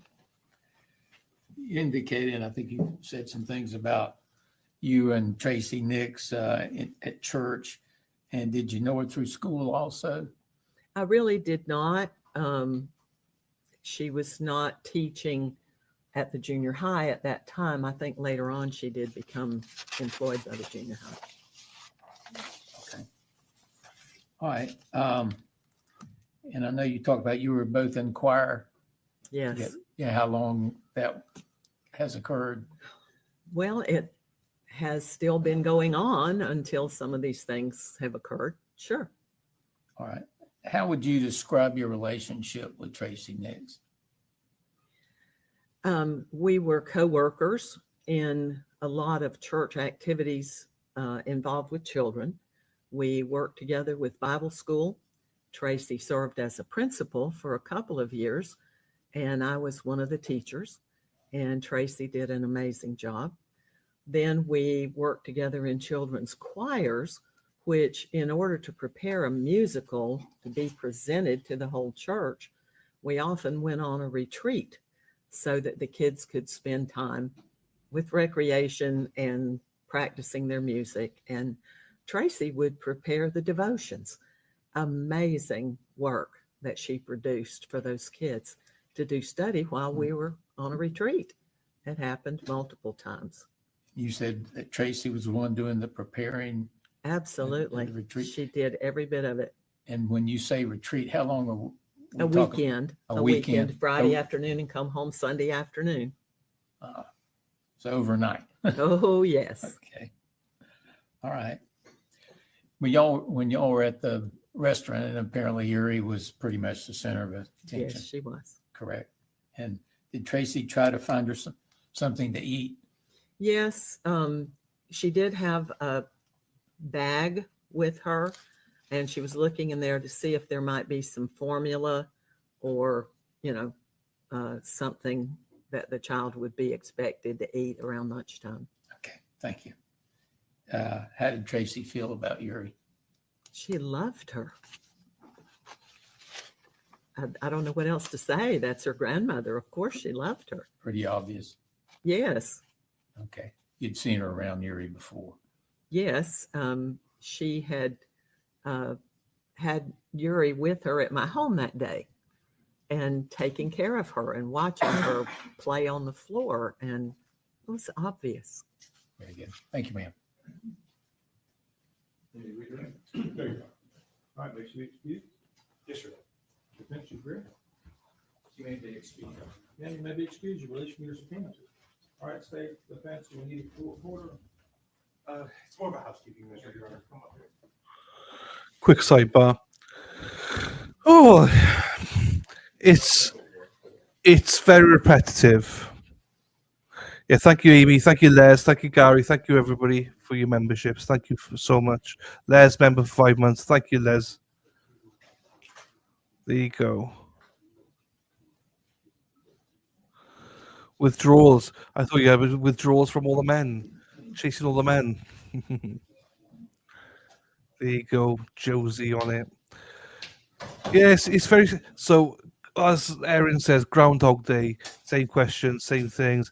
I think there's a reason for the timing. The timing is important, obviously, for them here to see how long he was in the car for. Sorry, how long she was in the car for.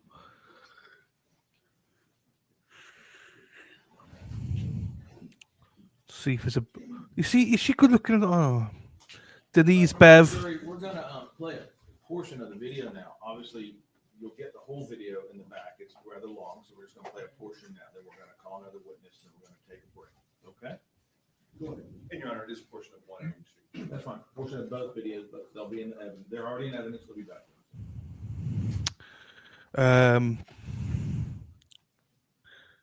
Yeah, thank you. Hopefully I'll be back. I wasn't planning on doing trials for a while. But this was just too interesting not to do it. So I had to do this trial. So hopefully be back more often now. There you go, Robin G. Thank you, Robin G. Look at Josie. Josie's 18 months. Thank you, my darling. Pain in Dylan's ass. No, never pain. Just sometimes.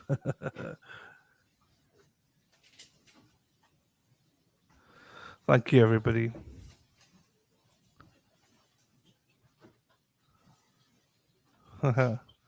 Keef. And just so it's clear for the record, Your Honor. Go ahead, sir. Just so it's clear for the record, the full video is broken up into two portions. They're both on here, so you can click on one and then two to watch them. What's wrong, Christine? I do. Since I can't see very well from here now. Your client can move as well. Thank you, my friend Dennis Sweeney. I can't wait to do a stream there in Canton to have you on as well, Mr. and Mrs. Sweeney. Thank you, SEN. Always lovely to see you, SEN. Always. Oh, we just saw a juror. Oops. For the record, Your Honor, I'm going to fast I forward. know. A bit at this point. That's fine. Erin Hack, the longest serving member, just over Sarah P, followed very closely by Jehuzi. There you go. Thank you so much to you as well, Christine, for your support, my darling. Thank you, everybody. You are my fire, my only desire. I'll be grabbing you doing a live stuff there, Dennis. Don't you worry.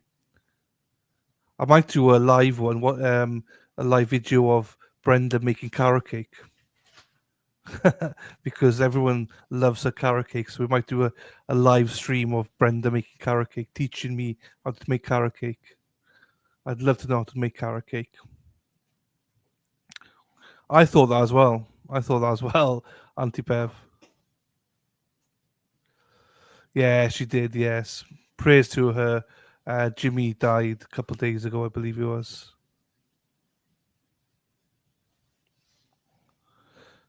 I know, Deb, it does.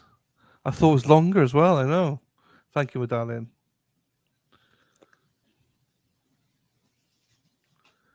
Haha. Does seem longer than 5 months, you're right. I don't know what they're doing now, we can't see it. I could jump some of this, couldn't I?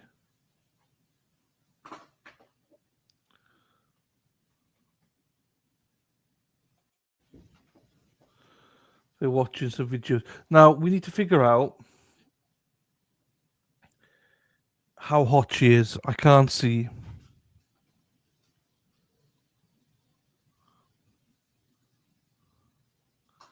I can't see. Oh, the hackster comes in from nowhere. Erin Hack, thank you, my darling. As always, thank you for your support, my darling. I appreciate you. Wendy H, there you go. Wendy H, you got a membership. Hello, my darling, from Les. Les gifted you a membership, my darling. There you go, Wendy H, one of the stalwarts here. Hello, my darling. Erin Hack, who got yours? S-Rays, Kathy Daly, Nancy French, Emma, Evolve Recovery got it. Avola Rising, Boston Rose, Heather Davis, James Jamieson, Baseball Dad, Ken Gibson, Ken got one. Cindy, LPH Picks, Lindsay Lee, Michelle Roy, What's the Matter, URN, Nonna, Robin, Sue, Stephanie SG, Barbie as well. So thank you to you, Erin Hack. Thank you so much, my darling.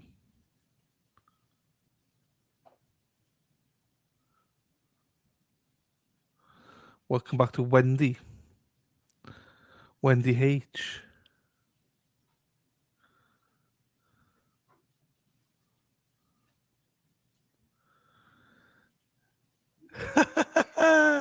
Brenda said she would, and Dana has a recipe. Dana has a recipe from Brenda. We can watch him making a Speedo. Brenda could coach him. Dana, you're gonna get your Speedos out, Dana, and cooking carrot cake. I love it.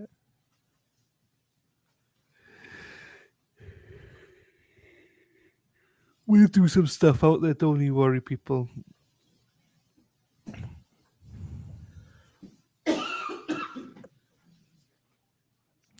Right, I can fast forward again. Right, we don't know how hot she is yet. I don't know. This time the state's going to skip forward in time for us. Go ahead. You discussed it.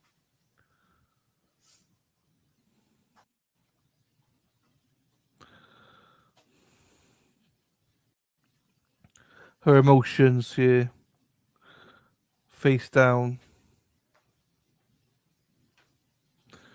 She got like, I think she got like a some sort of good luck charm here. For the record, the state is now closing State's Exhibit 1 and is finished publishing. We've asked permission to publish a portion of State's Exhibit 2 at this time. So, permit, go ahead, sir.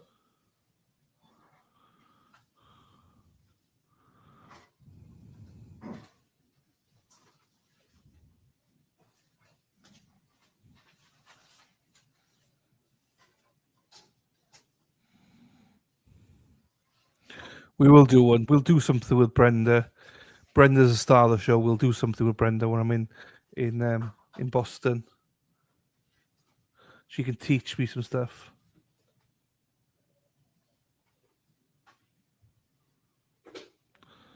Right, they're on a break now.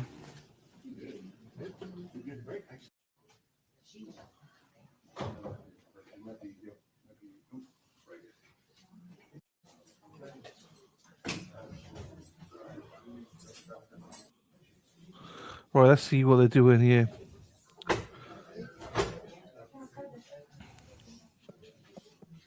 This courtroom's quite small. Jeepers. Hang on. Keith, is this Keith? This, I bet you this is Keith in disguise. Look at the guns on him, man.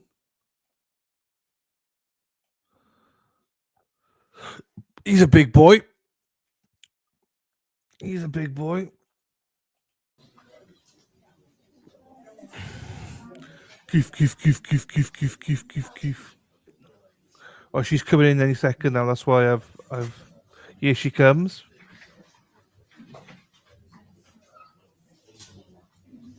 Okay, she's coming in after.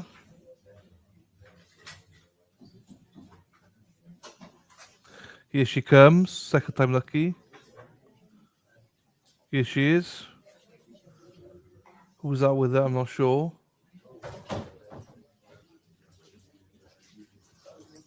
All the friends supporting her.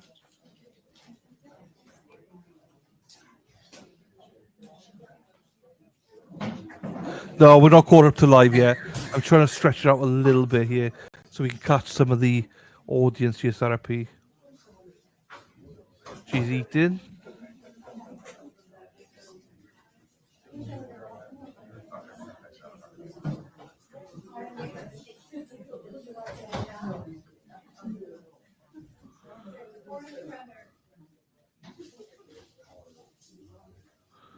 She's acting like there's nothing much going on. Who's she hugging? Who's she hugging? She's hugging the big boy. She's hugging the big boy, whoever that big boy is. We'll name him Keith.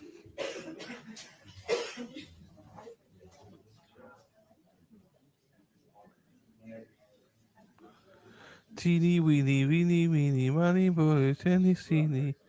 That's the way. I find it quite intriguing. Obviously, the jury aren't there, but I find it quite intriguing how she's acting in front of everyone.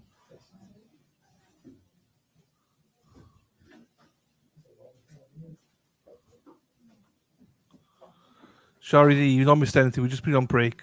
She was interacting with the audience. That's the only thing we were doing. I wonder what the 9 things are. That's a good luck charm.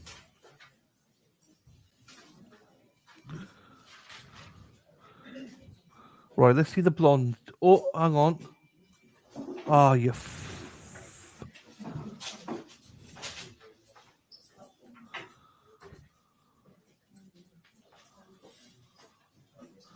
Right, we skip a little bit more. Skipping it just a little bit. Yeah, I don't know where the parents are as well, Denise. I don't know. Good question. Bev would have a heart. She would, Dennis. She would. Yes, sir. All right. Go ahead. All right. Hey, Marky. Thank you, my friend. 4 months, cheapers.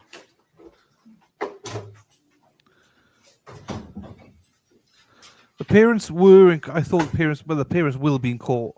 So I'm not where. I'm not sure, but they will be in court somewhere, surely.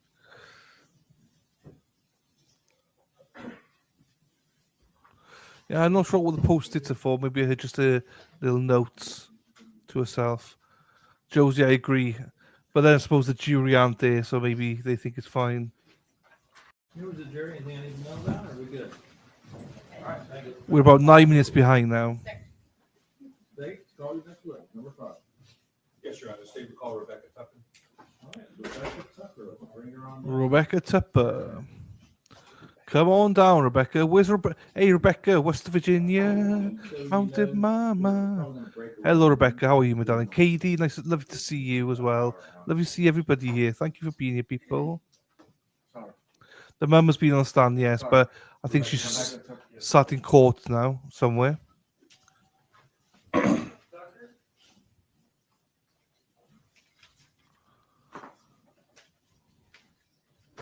Mountain Mama, something in the corner.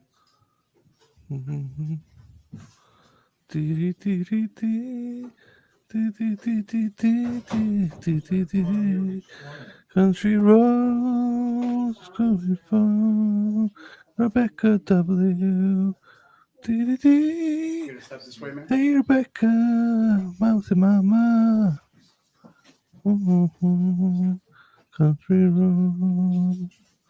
Da, da, da. Hey, hey, hey, hey. May I proceed, Your Honor? Yes, please go ahead. Thank you. Thank you. Good morning, ma'am. Please state your name for the record. My name is Rebecca Tucker. And you are soft-spoken, so if you could try to speak up for us a little bit. I said my name is Rebecca Tucker. Thank you, ma'am. And where do you live? I live in Wauchula How long you lived there for? my whole life. Your whole life. And what do you do for a living, ma'am? I'm a business owner. And what business do you own? Like the name of it? Sure. It's called Frontline Roofing. And do you own that with somebody else? Yes, I do. With who? With my husband. And his name is? His name is Jonathan Tucker. And do you have children? I do. And what are their names? Just their first names. I guess we know their last names. Aiden and Cooper. And do you know a Kayla Nix? Yes. Who is that? She's my sister. And how about finally Tracey Nix? Do you know her? Yes. And who is that? She's my mom. And did you know a Uriel Schock? Who was that? She's my niece. Okay. Now, I know this is upsetting, and I'm sorry I have to go back to it, but I do have to go back to November 1st of 2022, okay? Yes? Yes. Okay. Ma'am, if you recall, just in general, what were you doing that day? It was a normal day. Worked and picked my kids up from school. Okay. Let me ask you in particular, were there any plans that you had with your mother, Tracey Nix, that day? Maybe not for you, but for someone in your family? Yes. Aiden was supposed to go out of town with her. And how was that supposed to happen? I was to bring him to her house after school. After school? Mm-hmm. And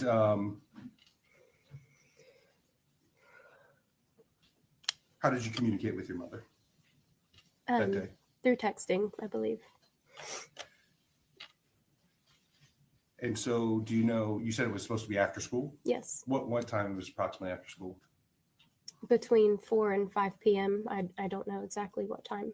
Okay, but roughly around there. Right. And did you bring Aiden to your mother's house that day? I did. And was it roughly in that between 4 and 5 o'clock hour? Yes. And what happened when you got out to your mom's house? Or let me ask you this, where does your mom live? She lives on Kazan Road in Wauchula. And what was going on when you got out there? Whenever Aiden and I got out of the vehicle to check on my boys' 4-H pigs that they had at the time, I saw my mom and my dad doing something by my mom's vehicle, and I wasn't really sure, what it was. So but I mean, it didn't take long at all to figure it out. And your mom's property, is it just her house or? No, so you have the house, and then the barn is in the back. So where did you see your mom's vehicle? It was down by the barn where we went. All right. And she was doing something, but you didn't think of anything at first? No, I couldn't see because their backs were to me. Okay. Did you come to find out more soon after? Mm-hmm. What did you see?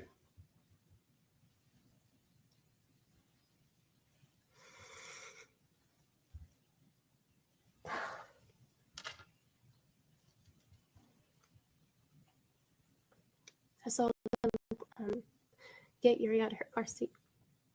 And when you say them, who were you talking to?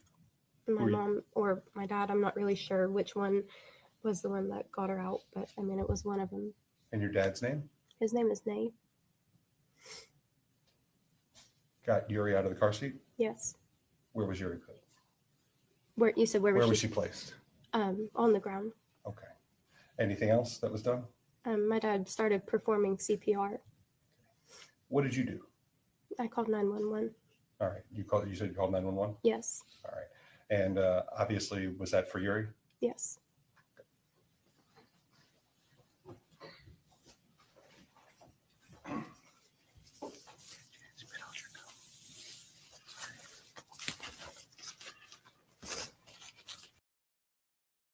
In case you didn't see that,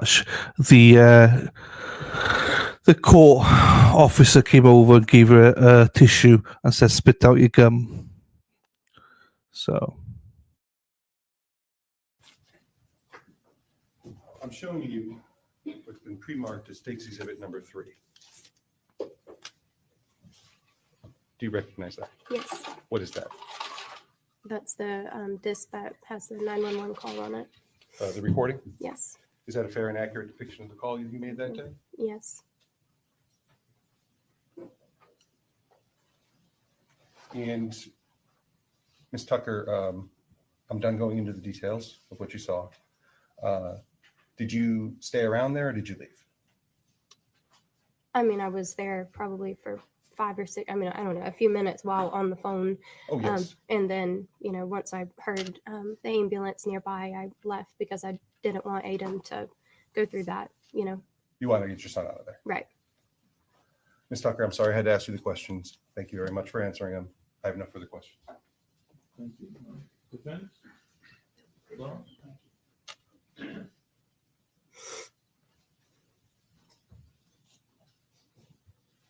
Good morning, Ms. Tucker. That particular day, was your mom going to take Aiden, you indicate, I think, out to eat? Yes. And was he also supposed to do something else, like, say, find Christmas gifts or look at Christmas gifts for him? Yes. Okay. And while you were there, did you observe your mom? I did. While my dad was doing CPR, she went around to the other side of the barn. And while I was trying to figure out what, excuse me, what had happened, I walked, around to where she was. And that's where I saw her on her hands and knees and was, just completely, pale and breathing really heavy. And I don't know. It all happened so quickly. Was she gagging? Mm-hmm. Yeah, I'm pretty sure she threw up. And was she breathing heavily? Yeah. Did you call that hyperventilating? Yes. Okay. Could you see her eyes? Yeah, they were huge. Okay. I assume that was a pretty traumatic experience. Okay. Thank you. Stay. No further questions, Your Honor. All right, may she be released? Yes, Your Honor. Defense? All right. And thank you, may be released. State for our next witness. Before we call the next witness, Your Honor, we would like, once the witness has left the stand in the courtroom, we'd like to publish State's Exhibit number 3. All right, let's do that after she leaves the courtroom.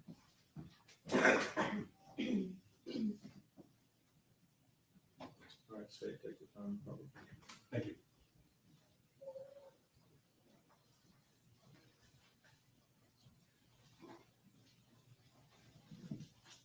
Why don't they play the tape when the witness is there? I don't get that bit.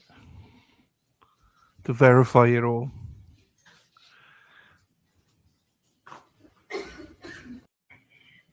Oh, I can't. I literally 1470.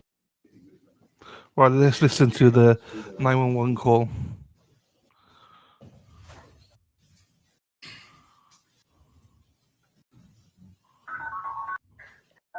Here we go. So this is the 911 call, just so anybody.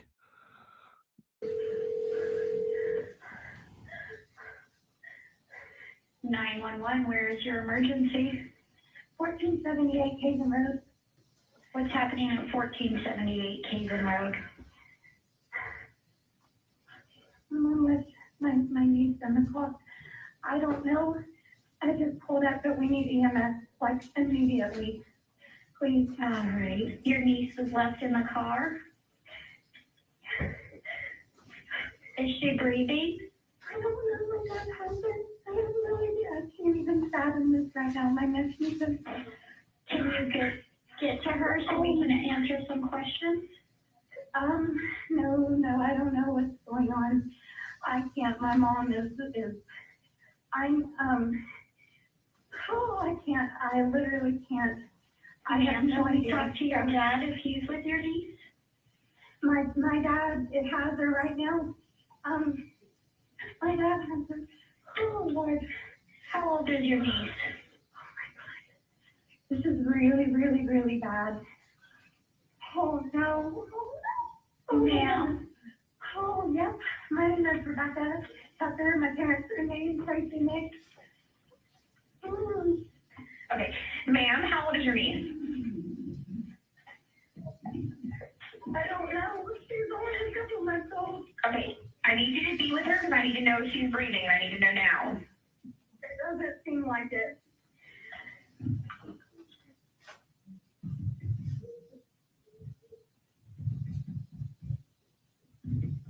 Okay, so it doesn't seem like she's breathing.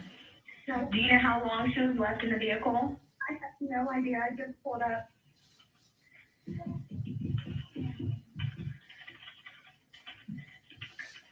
Please. Okay, I have help on the way, but I'm gonna stay on the phone with you while you're there. Oh Lord. Okay. Well, I have my 12-year-old son. Okay, how old is your niece? Is it gonna be the baby? 8 months old. Okay. Okay, please, and I'm gonna take you home. I can't be here for this. Okay, I understand. This is Kayla's, the youngest one? Yes. Okay, I need to talk to somebody because I want to do CPR on her. My dad's doing it right now. Okay, so the CPR is in progress?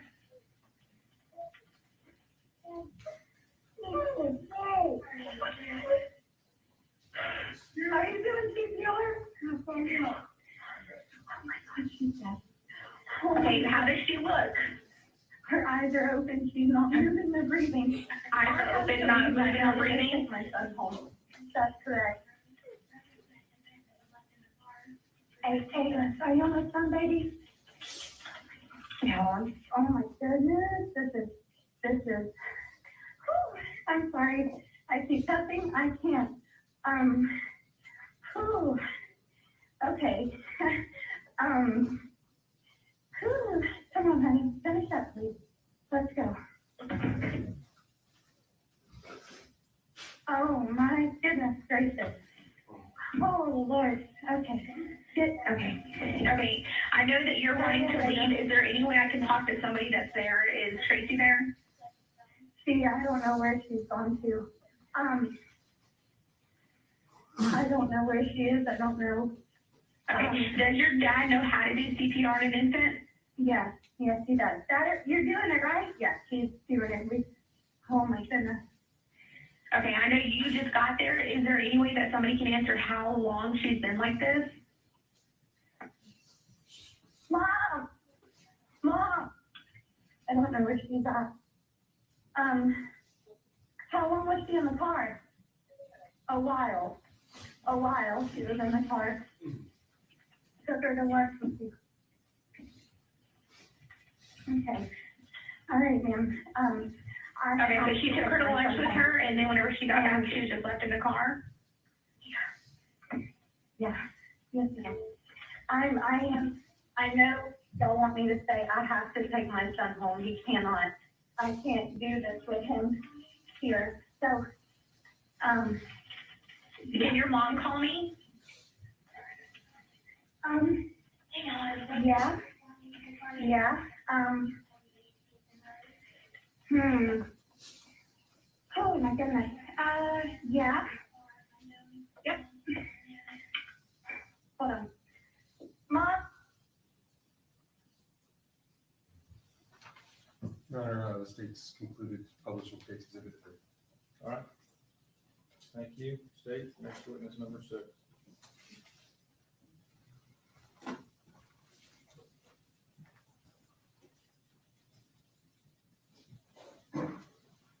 Yes, Your Honor, the state would call Gabriel Kuhn.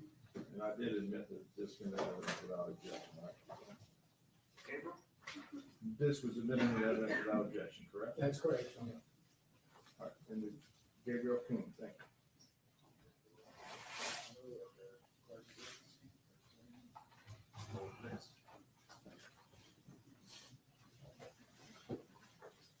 Come on up, we're gonna get you sworn in. Please raise your right hand. Do you solemnly swear or affirm to tell the truth, the whole truth, and nothing but the truth, so help you God? Thank you. All right, so just have a seat right here and we'll get started.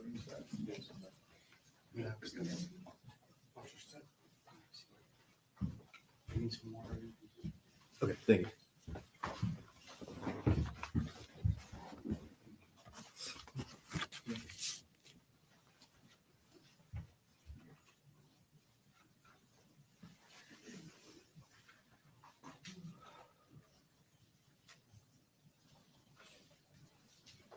May I proceed, Your Honor?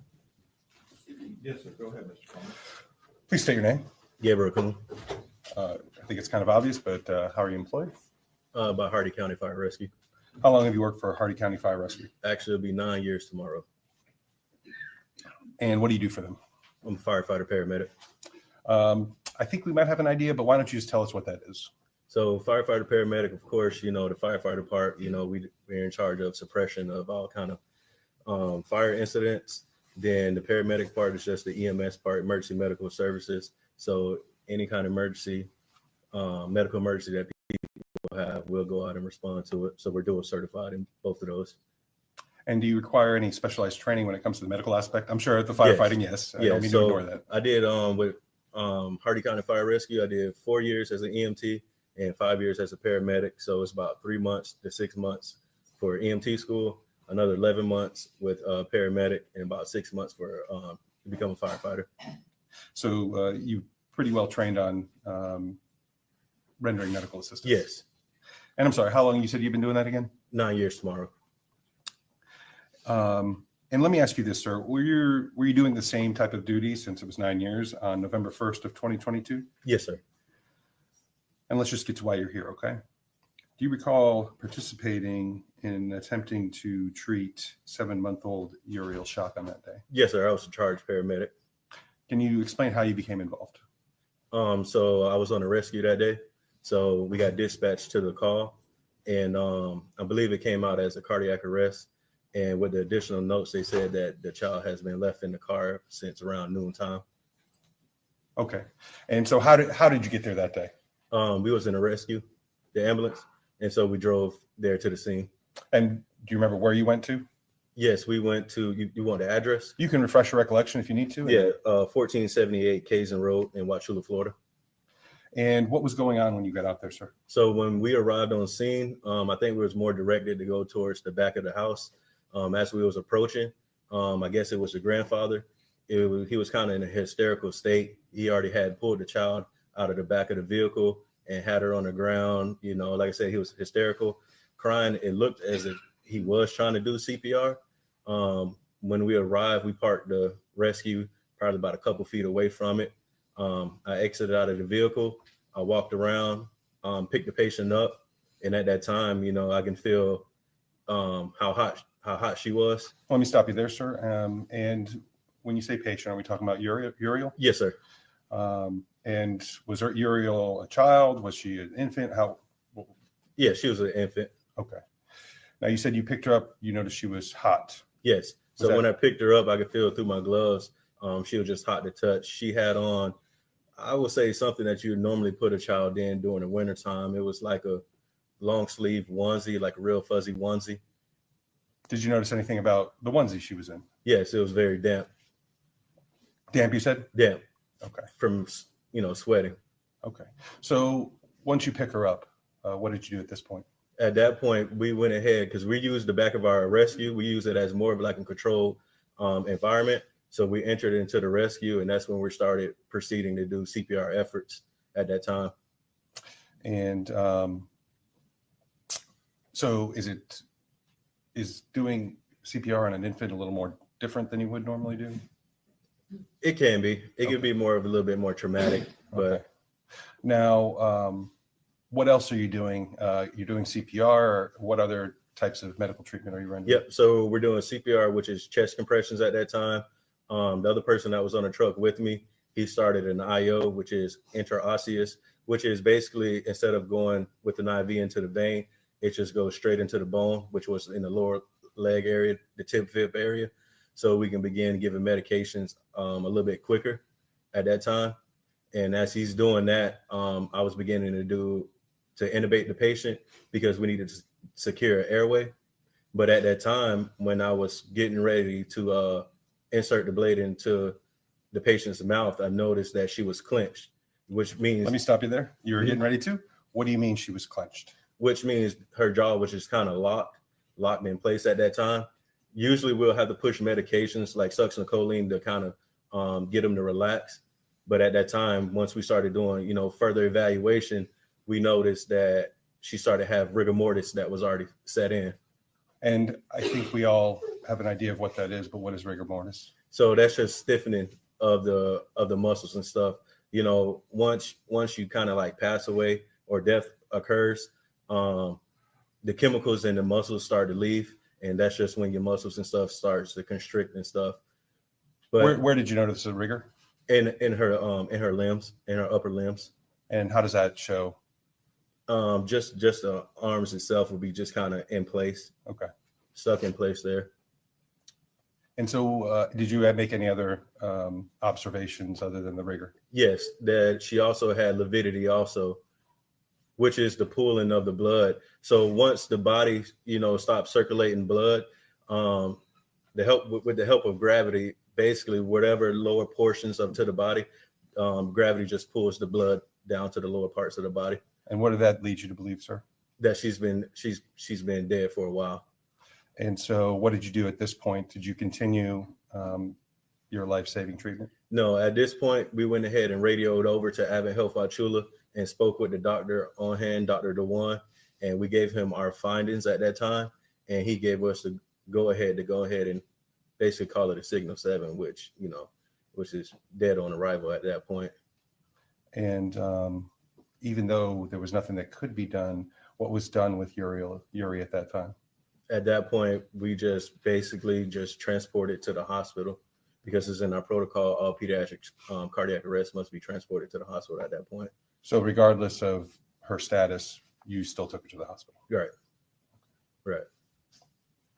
All right, sir. I don't think I have any further questions for you. Okay. Defense any cross-examination. Good question, John. All right, we're going to do one more witness, and I'm going to deal with one matter. Okay? Yes, sir. Okay. And Your Honor, this witness can be excused. Yes, you may be excused, sir. Thank you. You may be excused, correct? That's correct, John. All right, thank you. All right, state witness number 7. Thank you.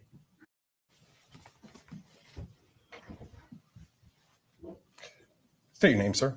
How's it going? James Kyle Bodek. And what do you do for a living, sir? I'm a firefighter paramedic for Hardy County Fire Rescue. And how long have you been doing that for? Going on 12 years now. And I think we've heard from your fellow firefighter medic, but did you require training and experience to obtain your position? Yes, sir. Through EMT school, then fire school, and then paramedic school. And how long is that process? About 2 years total. So you have extensive medical training? Yes, sir. On the job training also? Yes, sir. All right. So with the amount of time you've been doing this for, is it safe to say your duties were the same back on November 1st of 2022? Yes, sir. Now, I do want to draw your attention specifically on that date. Do you recall participating in attempting to treat 7-month-old Uriel Schock on that day? Yes, sir, I do. How did you become involved in that? We were at the station, got dispatched for the call, and at our station, Wauchula, it was Rescue 1 and Engine 1 went to that call. Okay. And so how did you get to that call physically? Oh, my duty that day was I was on Engine 1. I was the paramedic on that truck. So we followed in behind Rescue 1. And Rescue 1 would be the ambulance? Yes, sir. And so you're following him in. Where did you go? Our truck pulled around to the front of the driveway. Our truck couldn't make it in the back, so we parked by the front of the house, and we walked in around the side of the house to where the rescue was, back behind where the driveway ended. Okay. And so what was going on when you got there, sir? When we got there, the rescue crew had already moved the patient into the back of the truck, and then that's where we came in. I came in through the back door of the truck. And when you say patient, we're speaking of? Uri, or Miss Schock. And so she was already in the back. Do you use that truck to kind of as an impromptu area to? Well, the rescue is what we use to treat and transport patients to the hospital. Okay. And so she was already there? Yes, sir. So what did you do once you got there? Or once you noticed all that? They had continued CPR from the family on scene. We took off the patient's clothing to expose her, which is normal for us. Started at IO, which is a needle that goes into the bone that we can help give medications to. What else? Did you make any observations when you were removing the clothing? Yes, the clothes were soaked from sweat, and she was hot to the touch. What was the weather like that day? It was hot that day. We had done training early in the day. It was warm. You said that you were speaking of the IO. I think we heard about that a little earlier. Yes, sir. At some point, did you continue to give her life-saving treatment or no? So I was placed at the bottom, and so my job would have been the IO and medications. They were doing CPR, and my partner up the top was trying to do intubation. He noticed that her mouth was clenched shut. And at that point, we started noticing that the hand had rigor mortis already in it, which means the muscles had already contracted and they don't move anymore. And then we noted lividity once we turned her over a little bit to her back, which is the pooling of blood. So at that point, and your partner, would that have been? Mr. Gabriel Kuhn. Okay. And so at that point, what was decided to do? We were already trying to turn the truck around to get to leave. And once we saw those signs, that those are obvious signs of death for us. We had contacted the hospital through the radio to get permission to discontinue CPR at the time. And did you do that? Yes, sir, we did. We contacted the ER physician at Advent Health Wauchula, which was Dr. Dewan, explained to him what we had, and he gave us permission to discontinue CPR because at this point, no further action would have changed anything. And then from there, because the way the scene was, we transferred her to the hospital to get her away from the scene. And what do you mean the way the scene was? Just the chaoticness of law enforcement there. This situation has happened there before, so then we had left to kind of free up, I guess, to where she could be at peace somewhere else, not left on scene. Thank you, sir. I have no further questions. I have a question, John. We're going to take a break and he's released. Yes, Your Honor. Okay, so members of the jury, we're going to take an early lunch. You all could get back around 12:15, please. All right. All right. Please leave your notepads on the chairs.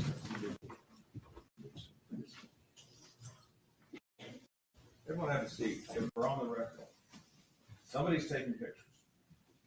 I have one person that's a designated photographer. Is anybody in that gallery using their camera? Raise your hand if you are, besides the designated photographer that's in the front row. want to make it real clear.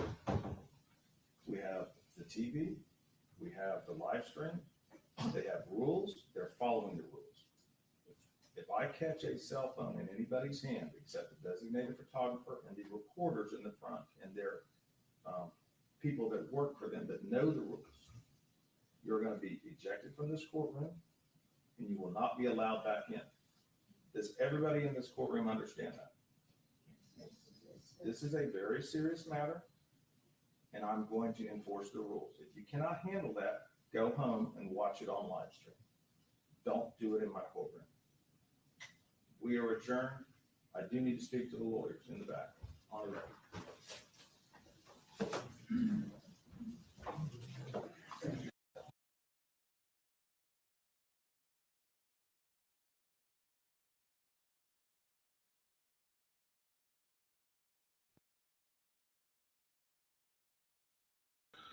Whoa, there you go.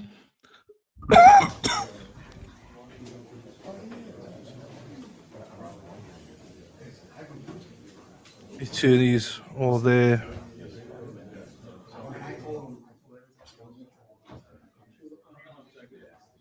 News people, news, ABC, whoever got the video camera, that's a shot from somebody that sent it to us. Y'all are going too much into the jury. Make sure. Yeah, they say it came from a video clip. Okay. Sarah Vaughan was somebody that saw it and sent it to the court. So make sure you're not picking up any jury. If you need to rotate around, you rotate around to where you need to, okay? Thank you. Oh.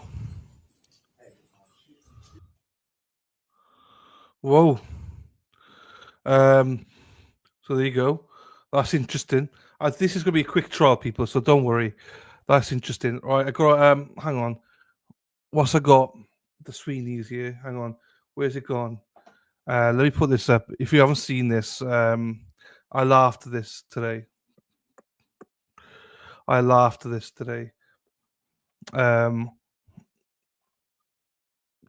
This is another trial. For those that don't know, there's another trial ongoing at the same time as Karen Reid's in April, and they're trying to get the buffer zone extended, basically. So I'm not sure how that's going to work. But you got to laugh at this, right? People traveling from other states and countries, did they? I mean, I know there's one couple came from England, but sure.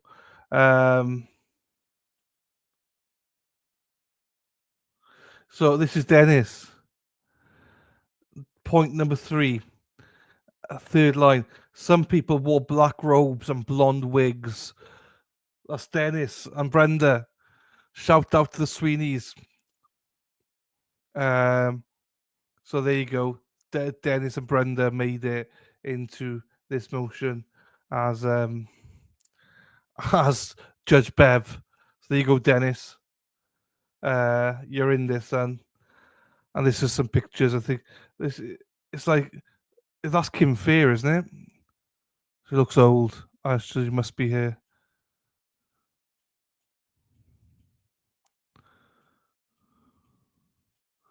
So there you go, and that's pictures of that. So yeah, there's another trial. I'm not sure what the other trial is. I have not even looked at it. I'm just like, whatevs. But it's that was funny when I saw that. I had to screenshot that and grab it for Dennis. Dressed up as Judge Bev, making headlines, making waves. You can see a little bit of him behind me on here. All right.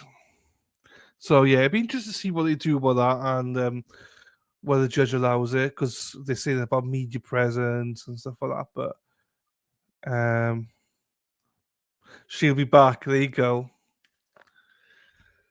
She'll be back in, but you should do it. Dress her up in speedos though this time, Dan. It's Jen McCabe's lawyer who was representing the defendant in that case. Oh, is it? Okay. Okay. Well, I mean, interesting because it's not their trial. Do you know what I mean? So, also, I think they're making stuff up. Like, you know, it wasn't as bad as what they're trying to make it out to be. I mean, people, I think, respected the buffer zone. And they're saying about they could hear the cheering. Yeah, well, you know, that was in the jury room. If you remember, Are they going to stop? The noise. Okay, are you going to stop the ambulances, fire brigade? Do you remember those noises? They're even louder than the people. So, Bev in speedos. Oh, that'd be great having Bev in speedos. Look at Bev's junk right there. I love the buffers on bring it back again. We'll see, won't it? We'll see how it all works out. I've not heard what they're going to do yet with it. So yeah. Oh, right. What are we doing next? So this one's done for 45 minutes now. Okay, well,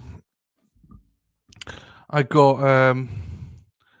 got a little bit of time. I was hoping that Hippie Chick sent me a gift.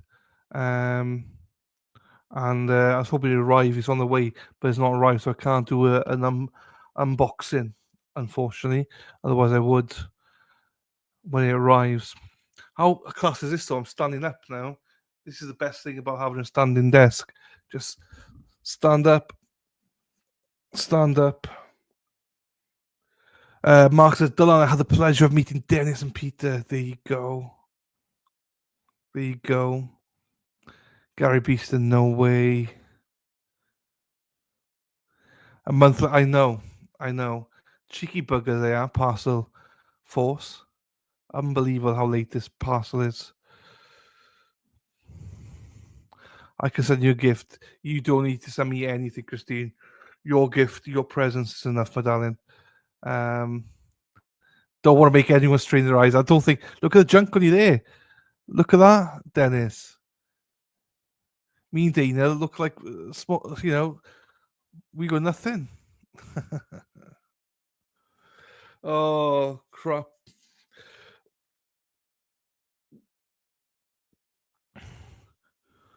Then I picked up a deodorant for you, but you can wait till May. I can wait till May. You're right.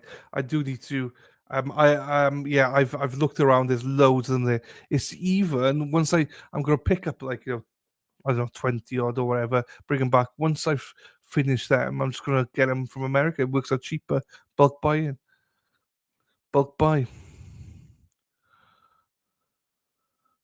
Yeah, it's good that people can meet up. That's the best part about all this, though, isn't it? People meeting up, saying hello and stuff like that. I can't wait, to meet a lot of people. Baseball Dad, hello to you, sir. How are we doing, fella? You got your free membership from Erin. Hack, hack, hack. Ole, ole, ole, ole, ole, ole, ole, ole, ole. Erin, hack, hack, hack, ole. Erin, hack, hack, hack, ole. So that's where that came from, Baseball Dad. There you go. Glad that you go and hope you're well and everybody is well in Indiana. You see, Shannon, Hippie Chick is from Indiana. We got Baseball Dad from Indiana. Two. Just the two of us. We're from Indiana. Just the two of us. You and I. The Colts are finished. Colts were rubbish this year. Colts are finished for this year. I'm doing good. Happy days. Baseball Dad loves the baseball. People would have who's here? Who's your daddy? Who's your Go Lions? Well, Lions will be doing all right, won't they? They're doing all right. We won't talk about Vikings because Erin Hack is here. She's going around in a small bus right now, banging her head against the steering wheel. So yeah, a bit of American football. We loves it. Patriots got Mike Vrabel now. Dennis is happy. Dennis is very happy with Mike Vrabel. I think that is a great addition to you, Dennis.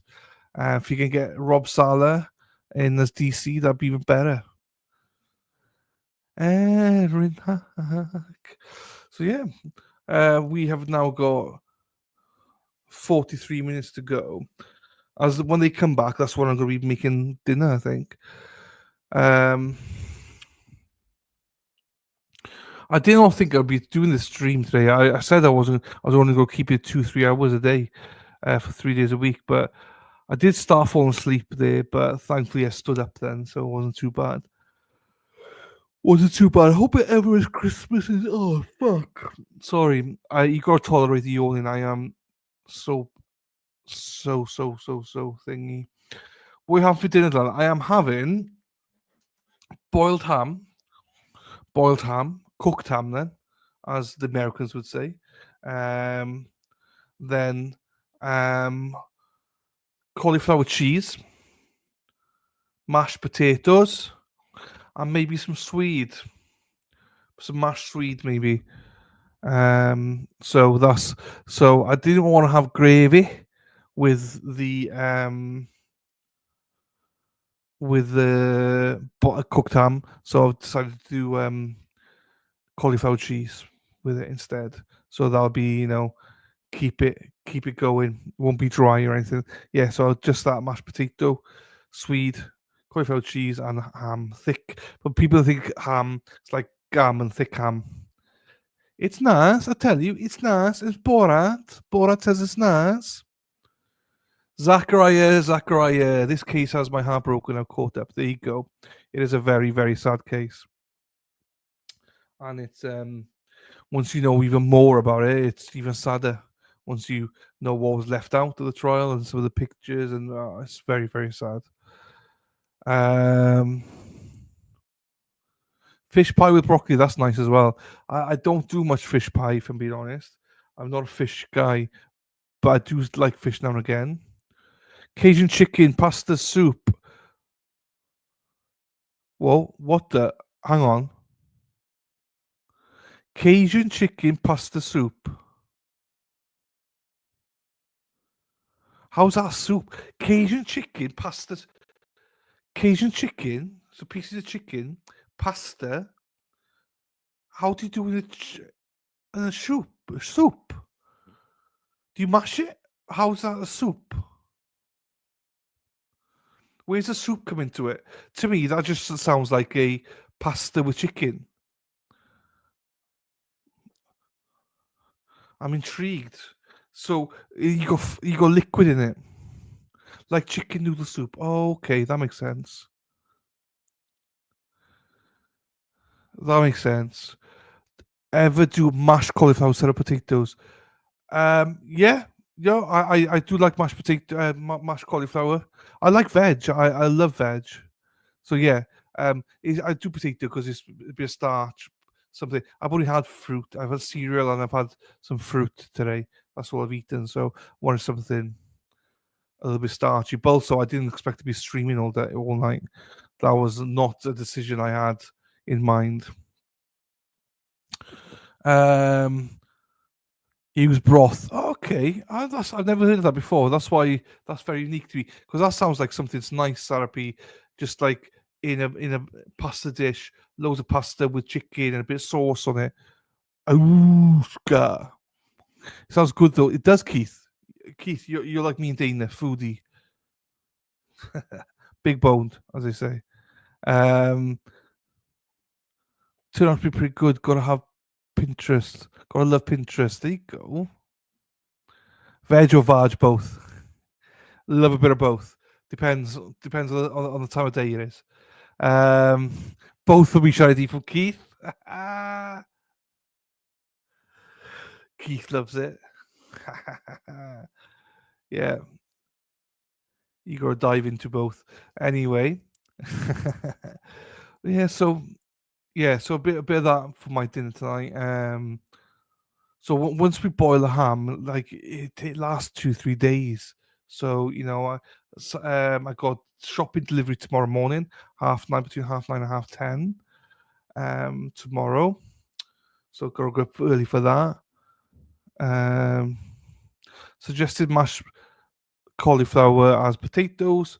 Yeah, I don't even need it mashed. I don't even need potatoes, to be quite honest with you. I would have it cauliflower, broccoli, and all that together without anything like mashed potatoes. But I think it's just one of those things that I have potatoes, I need to use them up type of thing. So, fish morning, noon, and night. Yeah. Oh, you're a big fishy. We do lasagna soup. Lasagna soup. You see, like Americans, you're like next thing you were telling me, like you eat like chow mein chow mein sandwiches and stuff like that. Like, that'd be crazy, right? That'd be crazy. Chow mein. Chow mein in the sandwich, no chance. You guys do eat funny stuff. I said the other day, the one thing I'm not looking forward to in America is your roast beef. You know, it looks very bloody. I miss my chow mein sandwiches. I do. Somebody said to me that Chinese is one of the specialities in Boston, so I can't wait to have a all-you-can-eat buffet Chinese. Tuna steaks. Chop suey sandwich. Fuck, I can't think of anything worse, Les, to be honest with you. They're not that good. Well, Chinese not that good. Yeah, I was just told it was good for some reason. What is it? Are you known for your fish then? Chowder. Fish chowder. Is that what Boston's known for? And steak tips.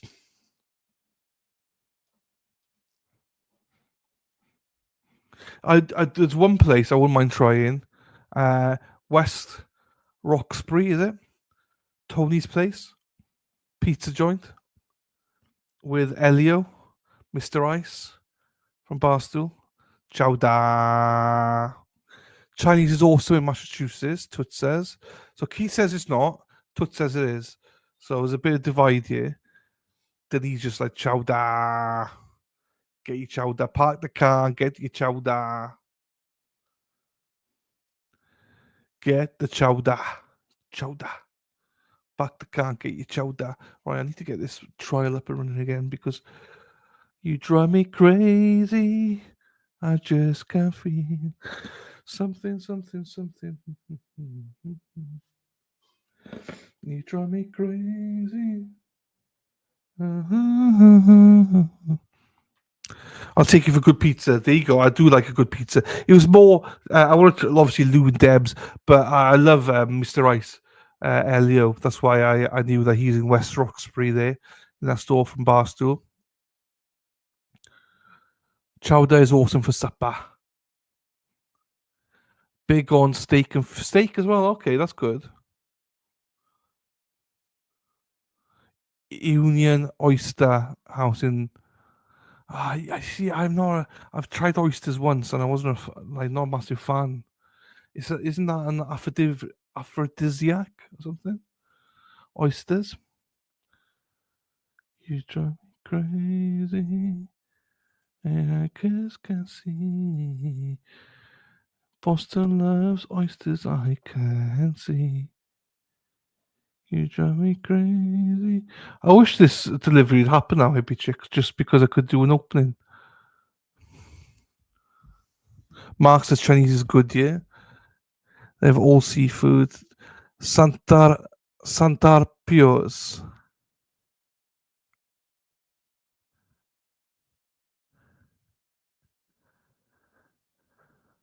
There's a lot. I love my food, so there's a lot of food I want to try. I do what I can't believe. We talked about this the other day. How Dennis told me that Ubers were expensive. I didn't believe it'd be so expensive to go around Boston. It's fucking. You want fish and shit from ocean? You're going within. No, I'm not. I'm not a big fish guy, Dennis. Every time I check in, there's talk about food. I know, Dana. I know. I'm not. Like I'll try a chowder. I'll try a chowder, but I'm not a. I'm a meat guy. I'm a meat guy. I'm a steak guy. I'm a pizza guy. I'm a Chinese guy. I'm not a pizza. I'm not a fishy wishy guy. Do you know what I mean? A lot of people talk about veggies, obviously, but no, I'm not that kind of guy. We have less as Pizza Hut, Domino's, Pizza Hut, the Pizza Hut, Papa John's, Little Caesars, Jets. I saw Shake Shack was Shake Shack was going. Donna, hello Donna. How's everyone heard from Larry? Larry's fine. Larry's all over Facebook. Add him on Facebook. Larry Curran. Larry's all good.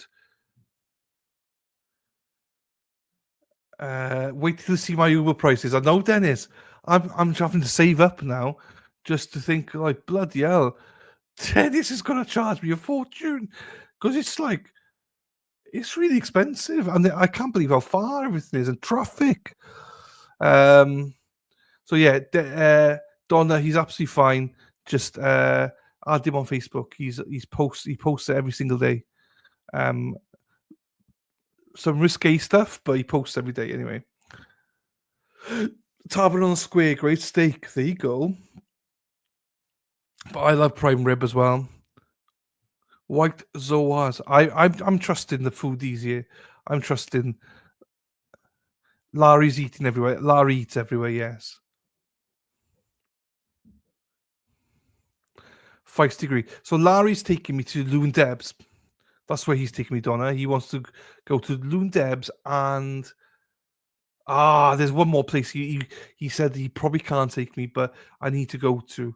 Where is it? Hang on, bear with me. Let me have a look what he said.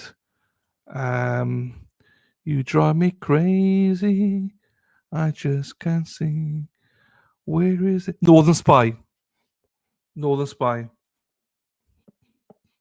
That's the other place he told me I have to go to, and he'd love to go as well.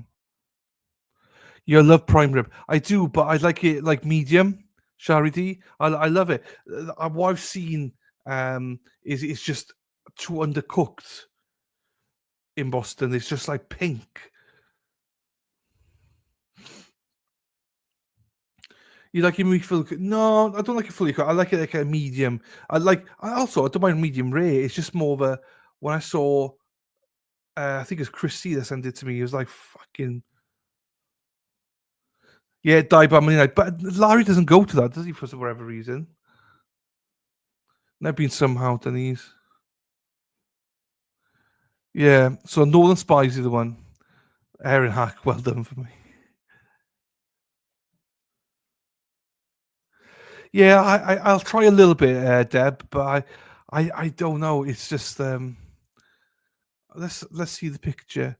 Let me find the picture that I got sent. It didn't do it for me. It didn't do it for me. It doesn't do.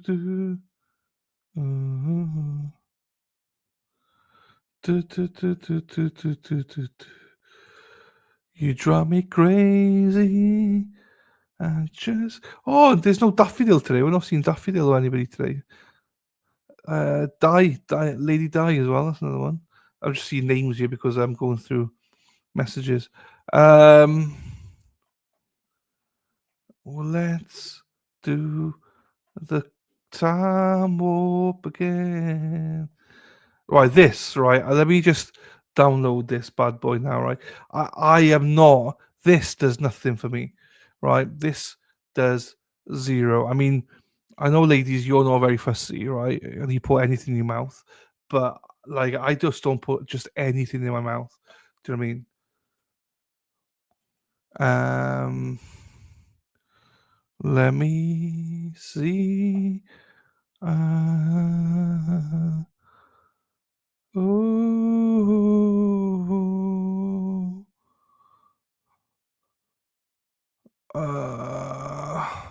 Right, where's it gone? Where's it go? Here we go. Right, here we go. Here we go. Here we go, chat. Here we go, Al Chatty. Let me present this to you. It's nothing I like. I don't know. It just this doesn't like. If you tell me this is it, then fine. But do you know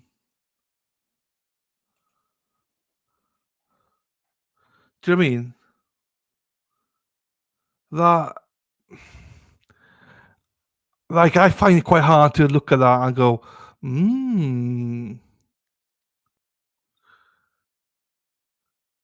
I mean, and also it reminds me of something else, but I mean, not like. Please make sure you hit the like button. That's too big. That's what she said. Hey, Tootsie Wootsie. That is big. No one's ever told me that before. No one's ever said it's too big before, people. But do you know what I mean? That doesn't. I'll try it, but I could never eat that. That's huge. They could feed about 4 people. What is that gravy? I have no idea. It's cheese and something. Charity, you be all over this.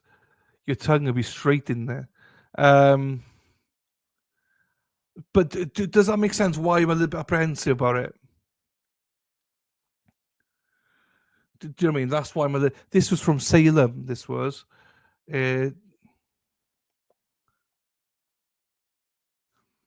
I'm not somebody that says, no. But if Dennis eats it, then it must be fine. I'm not sure if Dennis would eat this, though. Because it's still alive. Do you know what I mean? It looks like it's still alive.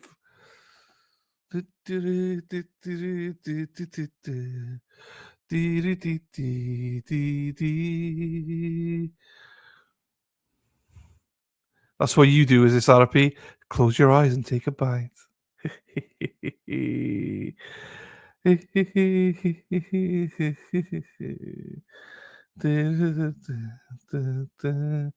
Yeah, we'll be doing Salem and Peabody. It does look raw, doesn't it? Dennis is like, awesome. Dennis, don't. You won't eat fish, Dennis, but you'll eat that. Jeepers, Dennis. Also, like it would be cold. Seems like it would be cold, yes. Here we go, here we go. Here we go, Chaz. That was from Salem. Chrissy sent it to me. So it was from the Salem witches area somewhere. It was a shop, sandwich shop there. She's like, we'll have that in the day and then we'll do steak tips in the evening. But I'm like, after eating that, you don't need to eat anything else, surely. If you had that for lunch, you wouldn't eat anything else all day. They make junior beefs. Okay.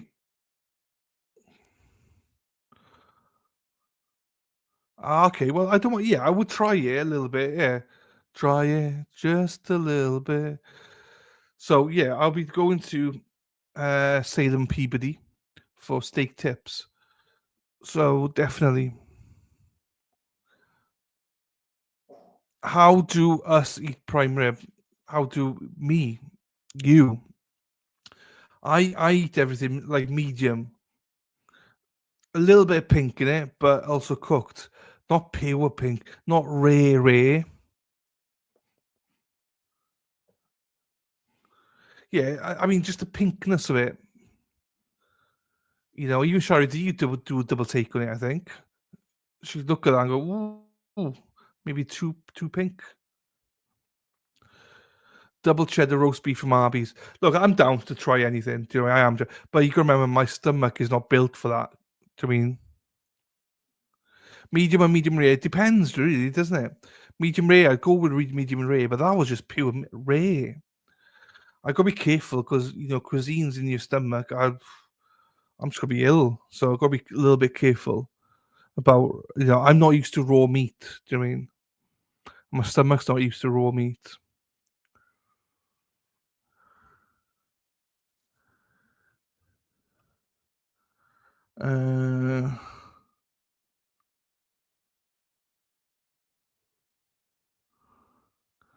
Right, hang on. Let me just check one more thing. That this is something that Chrissy sent me. Oh, the summer night. Tell me more. Tell me more. This I'm looking forward to. I won't lie to you. Do you eat this with rice or chips? Which one's your preference? Which one would you, if you had this, would you eat it with rice or fries? Because you guys don't say chips, do you? Let me just go. Raw meat.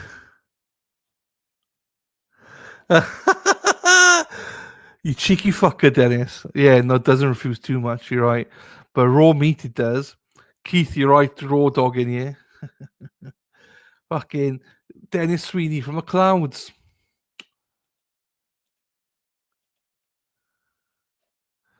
So, steak tips there this is from Champions Pub. The fries look nice, but they said also rice looks nice. Mark beating champions.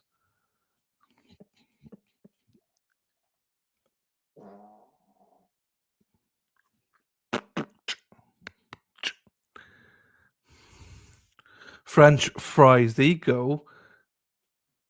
Dennis, we're having this anyway. We're going to Peabody to Champions Pub. We're getting this. Brown gravy. I don't think it just comes like that, doesn't it? That's what it comes as. Coconut chicken. Never heard of that before.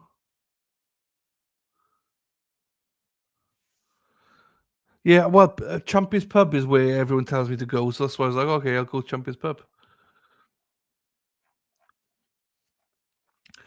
Hang on then. No, that's true. That is Toots. That's true. That is true. Hang on then. Shout out to Kurt as well. Let me just share this for you beautiful people.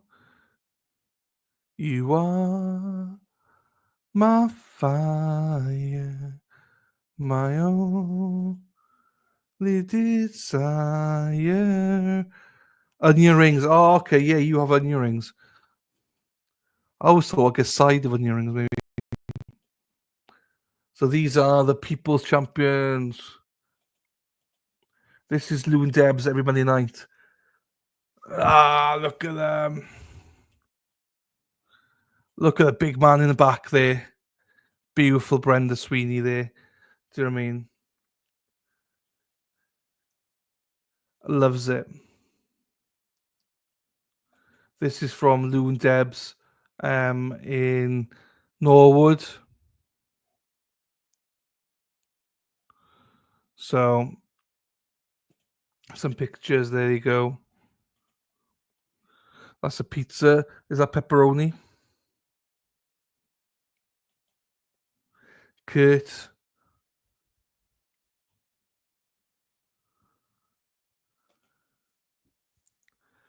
Here you go. I'm not sure what that is, but it looks nice. It looks nice. People are back here, even more pictures. Here you go. Bella in the house.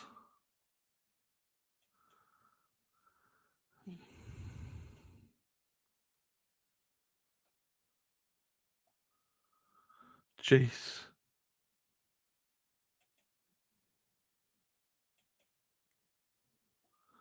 Oh, that's it. Back to the start, yeah. Oh, great pictures. Great pictures. That's definitely a place I want to visit several times.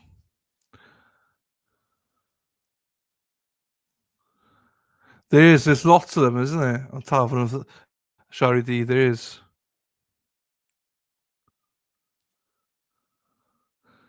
Dee, dee, dee, dee, dee. And then we will. So, right, yeah, I can't find them now because there's just so many pictures. But if you haven't done, go into Resist the Silence. There's a ton of pictures there from Loon Debs and a Meal in the Square as well. And yeah, they're everywhere. Love it. You are. Peter Murphy is there as well. Free Peter Murphy. My fire. My own. And here some people. Duck boat, definitely duck boat. I'm looking forward to the duck boat. I'm waiting to do the duck boat when everyone gets out there. Here we go. Here's a big one again. Dennis there. Out and about. Justice for Sandra. Justice.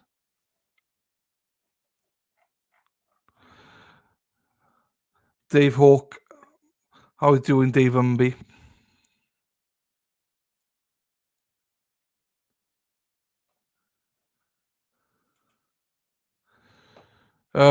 Duck boats, I think we said we'd try and do them on Thursday, 24th, yeah. I think so. Oh, no. No, I don't think it's the 24th, no. I think it's either Thursday or Friday, I think it was. How's your speedos? I don't know. We'll organise. We'll have to put some dates to stuff beforehand. I need to put some dates down myself, and for that final week anyway. But a lot of people want to do different things anyway, so it's good. It's good. A little tighter than usual today. Oh my, Dave! It's not really your week, is it? Or the Ducks got annihilated. The Packers got annihilated. It's not a good time to be in Wisconsin right now, is it? All night long, all night, all night, all night. Right, let me take that off. Put the trial back on. Release the testes. Let me just put this. Right, the trial back up. Tom asked you about Karen. There you go, Christine. Happy days. Happy days are here again. Christine Fortunato. Christine Fortunato. What? How? So the jury's supposed to be back at 1:15. So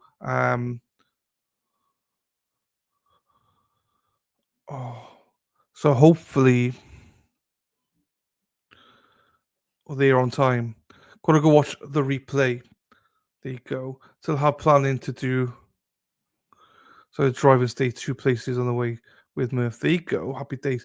Yeah, I think we're doing duck boats during the week. I think Saturday, hopefully, be around Canton a bit more and go out for food in Canton and stuff like that. I think so, anyway. That's what I'm planning to do. Rooting for the Lions. My son-in-law grew up in Detroit. He's having a cow right now. Well, if in doubt, just support another team of your arch enemies, Dave. Denise, you're all so American. Denise, his abs gets me going. Dennis absolutely gets me going. I thought you said Dennis's abs gets me going. I was like, Shari, I don't think why is his abs? Do you know what I mean? You're what? I didn't think you liked his abs. I thought you liked other people's abs. We will be busy and fat. Absolutely. Well, you got room to get fat. I'm fat already, Dennis. So, yeah.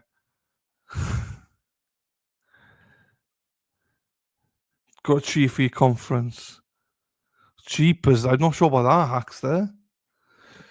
Only the Vikings he hates. Oh, Dennis is going, is he? Bye, Dennis.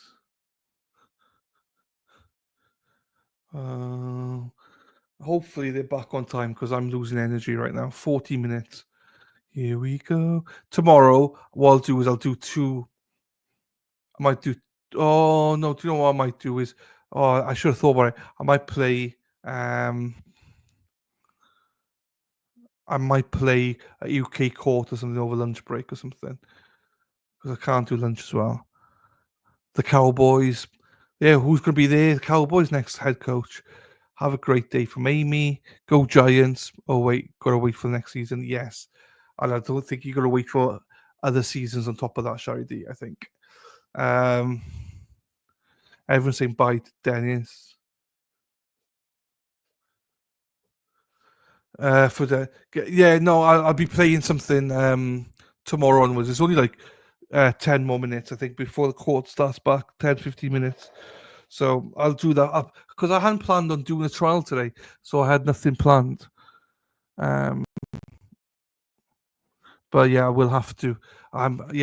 Doctor's orders got to take multivitamins, iron, and vitamin D. So I've got them. They're arriving on Saturday. So these are the days. What's that? What's that song here? Those are the days, happy days. Da da da. Oh yeah, I sing Happy Days. Happy days are we. My Happy Days sign's broken as well. It's gone. The H just disappeared. So it's Happy Days. Happy Days. Prime Time and Baby Prime are going to. I doubt it very much. Where's Dak going? We got no sunshine, Charity. You talk about Wales here, yeah? It is dark and gloomy here. We got rain. And yeah, dark clouds. Been raining all day. We don't get much sun in Wales. I don't think Prime Time will be going to Dallas. And his two sons, yeah.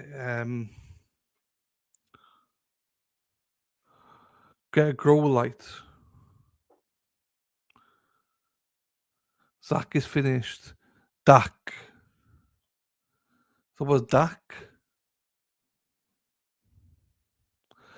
I've had rain all day, or drizzles all day. Not like, heavy rain or anything, just drizzling most of the day. Like, actually, it's a good day to me. It's not like heavy rain. We love snow. We love big butts, and I cannot lie, Les. We have snow-covered lakes and roads. Bo Nix turned out pretty good, didn't he? One season. We'll see what happens after this season. I mean, lots of players have a good first season. Let's see where he's at in 4 or 5 years. I like Bo Nix. I hope he makes it. He's got a really good head coach, so hopefully he does it. Yeah, to be fair, I didn't mind today's rain, Gary. It was one of those that, like you wouldn't need a coat. So, I mean, it was just usual rain. Usual rain. Purple rain, purple rain, purple rain. I guess serious winter depressions. I'm not a fan. Well, don't come to Wales then, because it's it's dark outside. There's a reason I have to put my lights on at 3:30 in the afternoon, because otherwise it's too dark outside. Purple rain, purple rain. I keep refreshing Hippie Chick to see if the parcel's arrived, and it has not.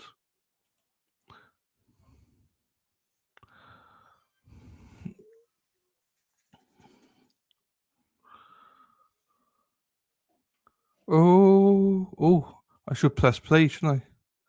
That would be helpful.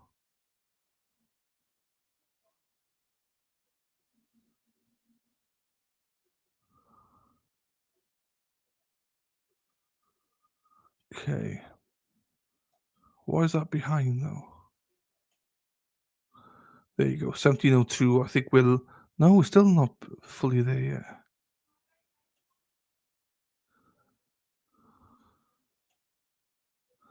Now we're live. Now we're cooking. We're live now. We are sailing.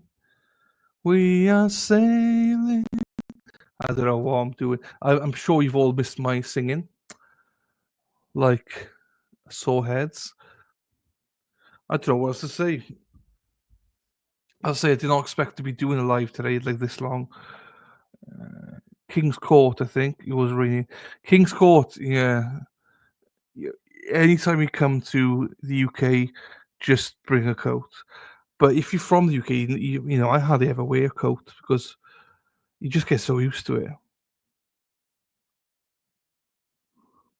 Snow, when we get snow, we just stop. Everything stops pretty much. But anyway, how are we? Let's do a poll.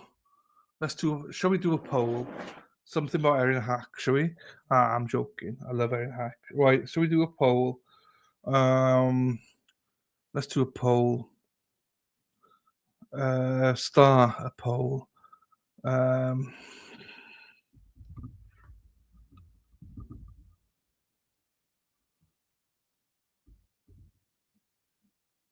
Would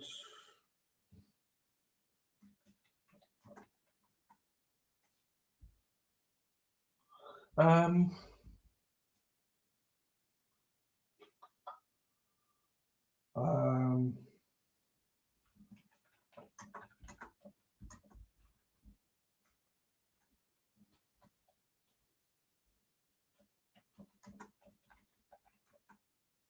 no, don't do that.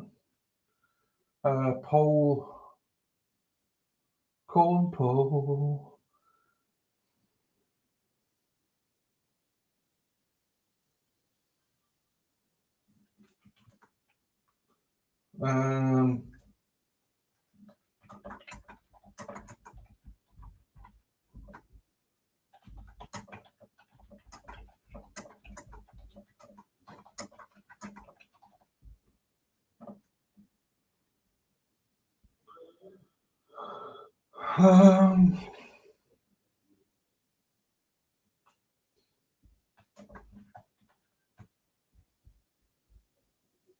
Hang on, I'm just doing this now.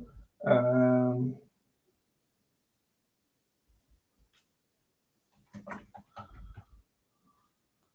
don't know if these are realistic or not, but I'm just going with it.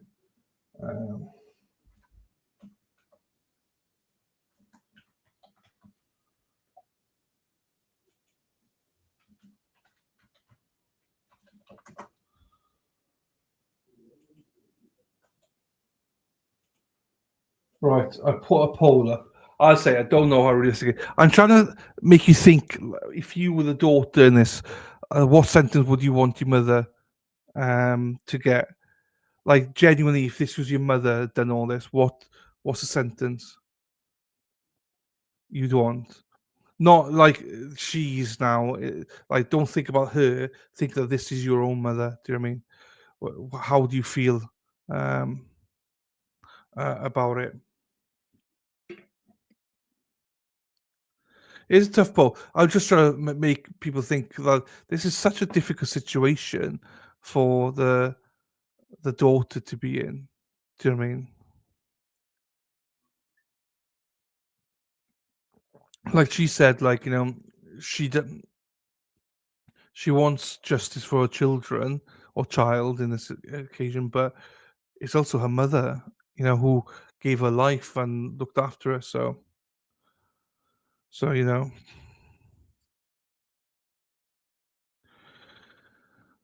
so yeah, it's one of those things. Really, I don't know. It's a difficult one. You got so many emotions to go through.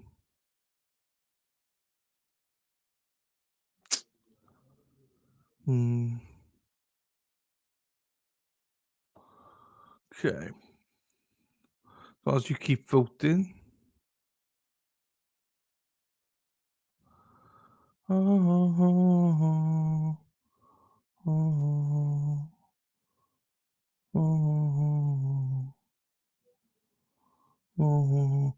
Just a reminder, it's two children. However, you can't take into equation the first one because that the jury don't know that, and the judge can't do anything about that either. It's just based on one. Yeah, I know you got to try not to make it impact Dana because it doesn't come into play here. So I know it's hard though. It's just a throwaway poll. People don't take it seriously. I mean, you're just trying to get people to think how difficult it could be. So that's all that is. It's not like we're right or wrong here.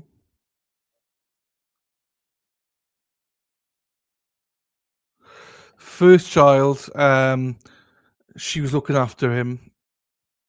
He snuck out the house and drowned in a pond. Keith. So she wasn't tried for that at all because and the Florida statute, she wasn't found to be negligent on that.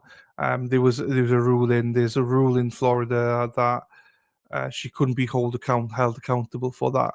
So that is something she'll never be charged for. Walked off. So that's nothing that she could be charged for. So it's a separate thing here now. No one knows about it because she was never charged for it.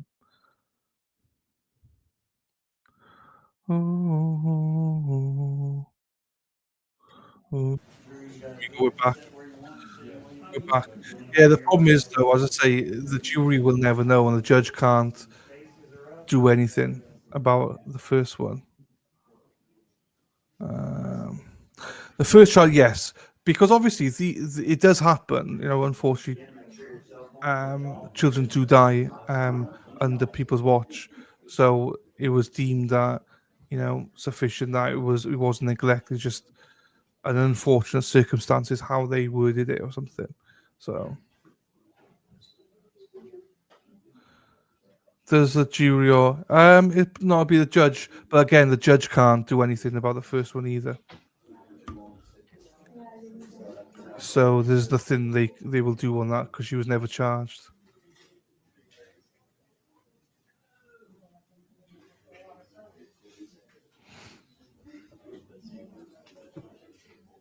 Oh, cheapers.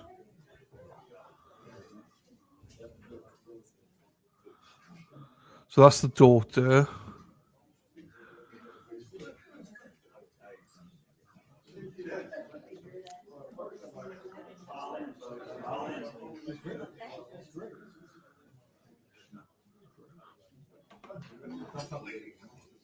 Hang on.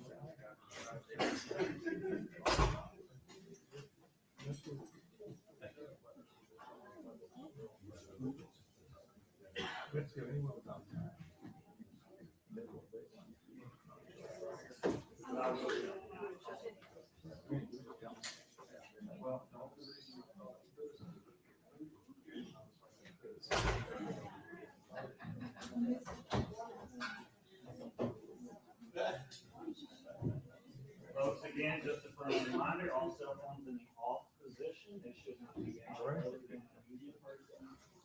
Taking your shirt off?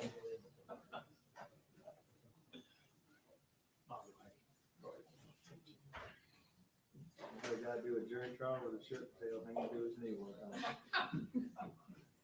You didn't tell Rusty? It wasn't a thing. I'm just kidding. I'm just kidding. This way.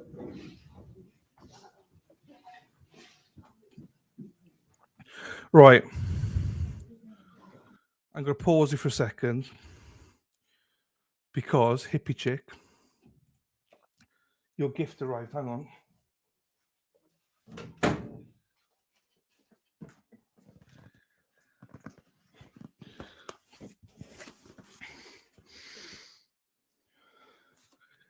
From hippie chick. Hang on then. Let me make some room here. We'll do an unboxing and then jeepers. Look at all this. Where do I start?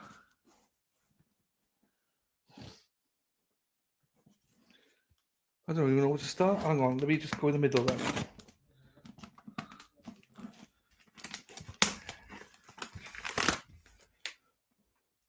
Right.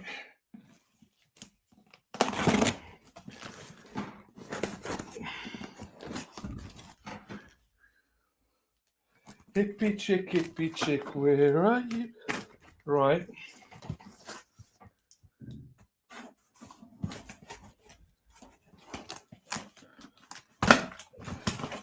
Right. Oh ho! Oh ho ho! Here we go. Oh wow! Oh wow! I don't know. Look at this. Look at this. Oh, I loves it. All right, the Colts. Oh, let me punch that through. On slant. Hey, oi, oi. Look at that. I love it. I'm not going to lower the camera because the dresses and stuff are showing. It's not just mine, but also hippie chicks. So I'm not going to show the box, but I love it. Look at that.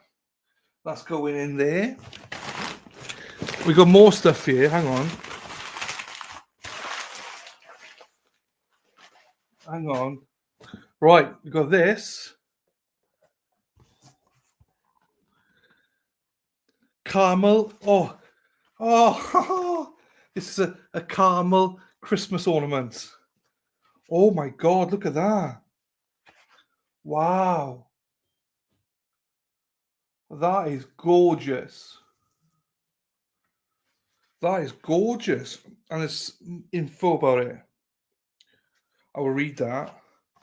Oh my God, thank you, Hippie Chick. That is really nice. I know it's not for Christmas, but I can put that up still. Merry Christmas. I'll read that after. Thank you so much. I will read that. And look at this. Look at this.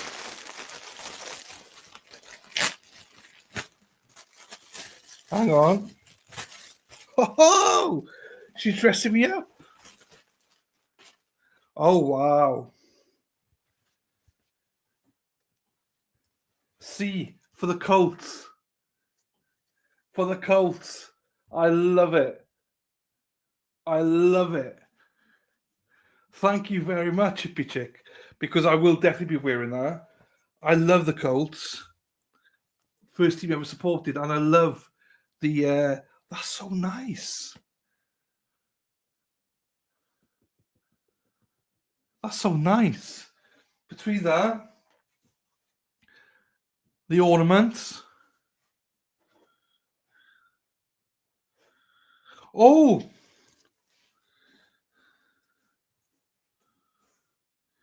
yes, you're right. The state of Indiana is between the sea. Yes, I know. I didn't notice that until he said it. Thank you, my darling. Look at that.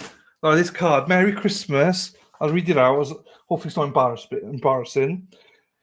Dylan, thank you for having your show. I'm so glad I came around you. Fuck. I'm crap at that writing. I'm so glad I came around your channel while looking for the can retrial. Your laugh contagious and has put a smile on my face at times when I was down. But most importantly, I have made some amazing people and can't wait to meet everyone in person. So, yeah, that's nice. Dylan's Angels. All the best. Much love, Shannon, aka Hippie Chick. That's lovely. Your handwriting does suck, to be fair, but I read it in the end. That's so nice of you. Thank you so much, Hippie Chick. That is so nice. Thank you so much. Well, there you go. A new hat, new ornament, new everything. There you go. Happy days. Thank you so much, Hippie Chick. Really, thank you so much. That's so nice, isn't it? And involving everyone. There you go. Happy days. Thank you, my darling. Let me put the trial back, otherwise people are going to shout at me. But yeah, thank you so much, Hippie Chick. I love that. I will definitely be wearing all of that. I hope you know that, because I will.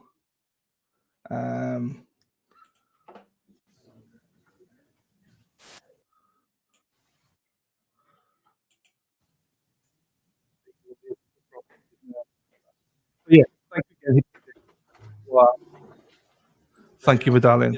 All right. Good.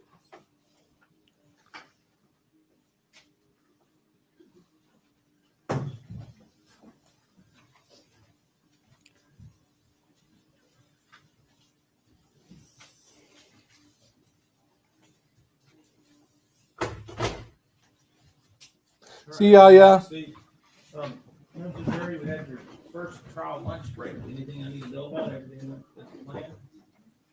A discussions amongst anybody? Okay, if that happens, y'all need to let me know. And Steve, call me next witness. Yes, Your Honor. The state calls Officer Lyle Harper. All right, I think that's your case, correct? I'll be back.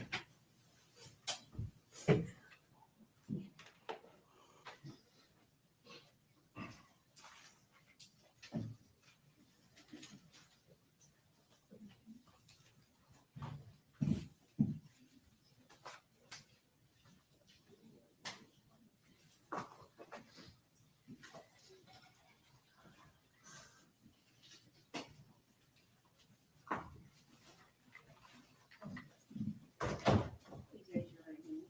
Do you solemnly swear or affirm to tell the truth, the whole truth, and nothing but the truth? So help you God? You just have this way, sir? I'll start the seat right here, sir. Step around, watch your step.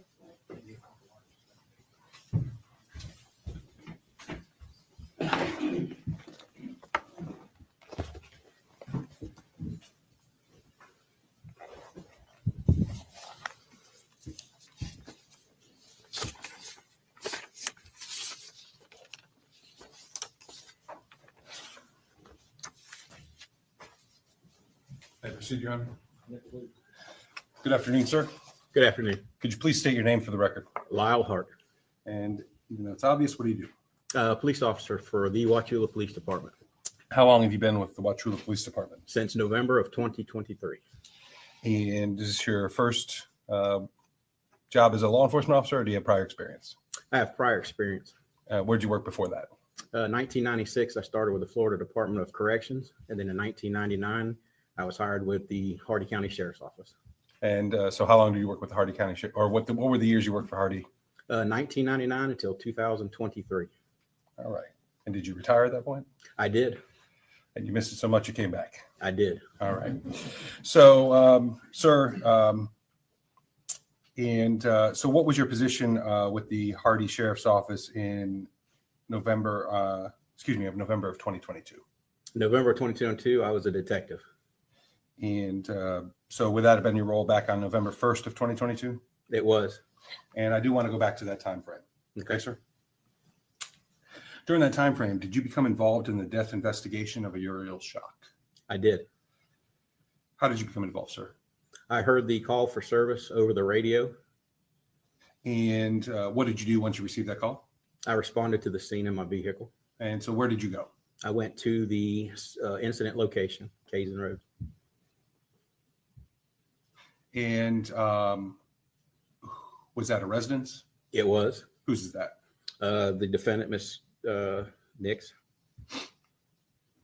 And when you got out there, what was going on, sir? As soon as I arrived, I could tell that something had happened. I already knew because of the call. And the husband had his knees down, sitting on his knees in the yard, had his hands in his face. He was crying. I think Tracey was walking around very frantic. And do you know approximately what time you got out there? I don't know exactly what time it was. Okay. And so you see this that's going on. What else is going on, sir? Medical units are arriving. Other law enforcement are arriving. And when you say medical units, you're referring to? The ambulances. And so the address you went out, sorry about the question, but is that in Hardy County? It is in Hardy County. Okay. And what did you say Tracey Nix was doing? She was walking around. She appeared to be in a frantic state. She was crying as well. And did you discover what was going on out there? I did. What happened? I discovered that she had left her granddaughter, Uriel, in the vehicle that she was driving that day. That's the frantic nature? Correct. That was the reason that she was frantic. And what was the granddaughter's name? Uriel Schock. And was Uriel Schock there when you got there? I believe she was in the ambulance, if not, had already been transported. Okay. So what did you do next, sir, once you're out of that scene? My supervisor advised me to go to the hospital, the Advent Health in Wauchula, and take not possession, but be there for the scene of the child and begin photographing Uriel Schock. And so you took photographs? I did.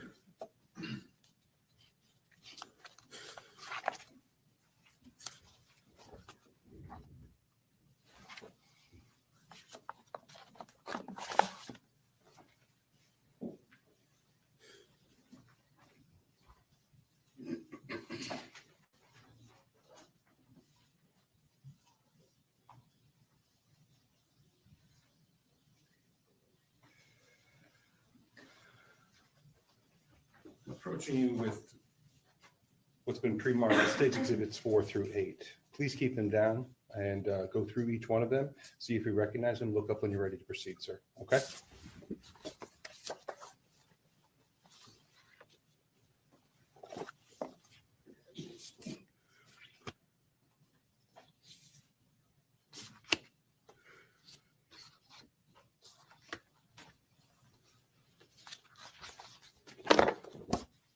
Are you ready, sir? Yes.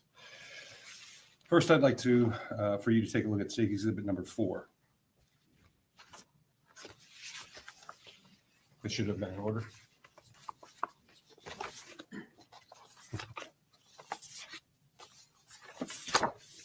Okay. Do you recognize that item, sir? I do. What is that? It's a picture of Uriel Schock in the hospital bed. And what was Uriel's status when you were taking these pictures? She was already deceased. Is that a fair and accurate representation of what you observed that day at the hospital? It is. Your Honor, the state would seek to enter in State's Exhibit number 4.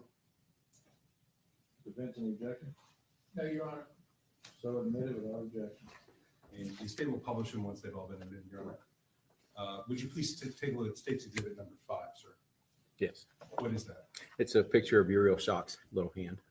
And what does the picture show? The hand is clasped shut, like gripping. And is that a fair and accurate depiction of what you observed that day in the hospital? It is. Your Honor, the state would seek to enter in State's Exhibit number 5 at this time. Prevent, No objection. admitted without objection. Would you please turn to State's Exhibit 6? Do you recognize State's Exhibit 6? I do. What is that? It's a knitted, crocheted blanket that the hospital provided for Uriel Schock. Is that to place her in, I guess? It was to cover her up to comfort. And does that fairly and accurately depict that blanket that you saw that day? It does.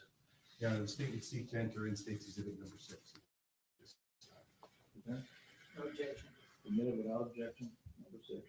And finally, State's Exhibit, or second and finally, State's Exhibit number 7. Do you recognize that item?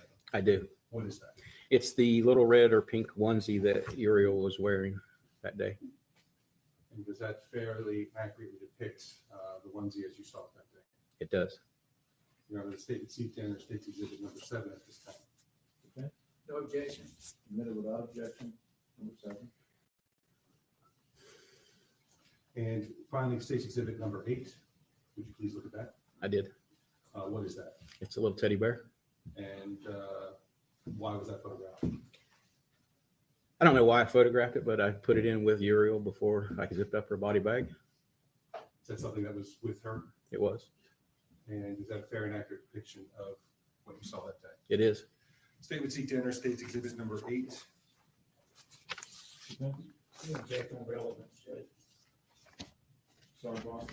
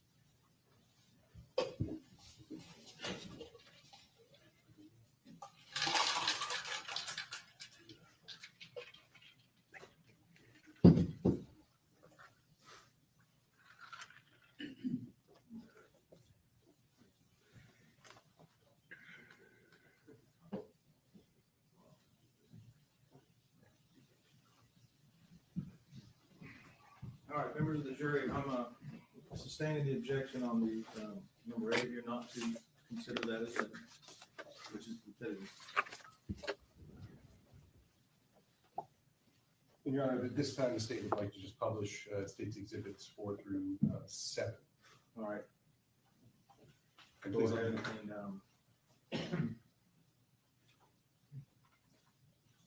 hang on a second. Go ahead and publish.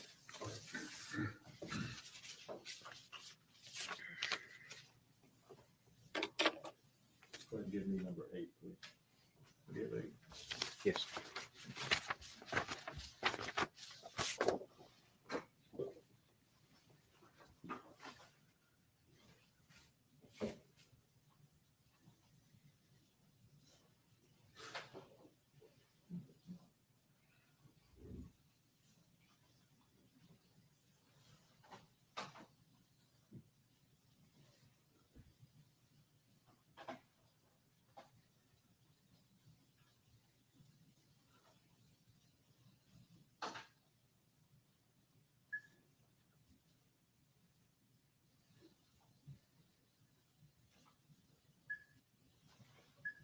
Now publishing State's Exhibit number 4.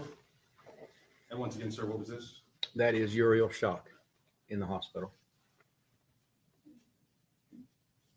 State's Exhibit number 5. And once again, sir.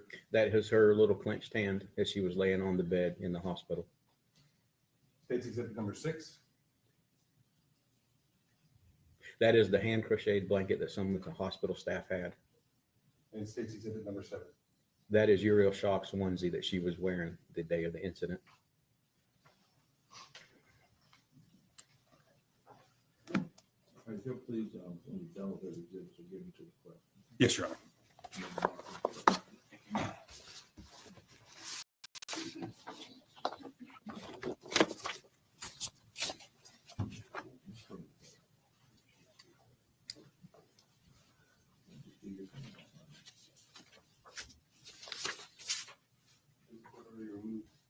I already moved it and just wanted to make that. Thank you. Appreciate that.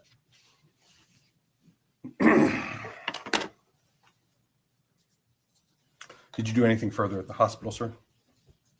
Yes. What else?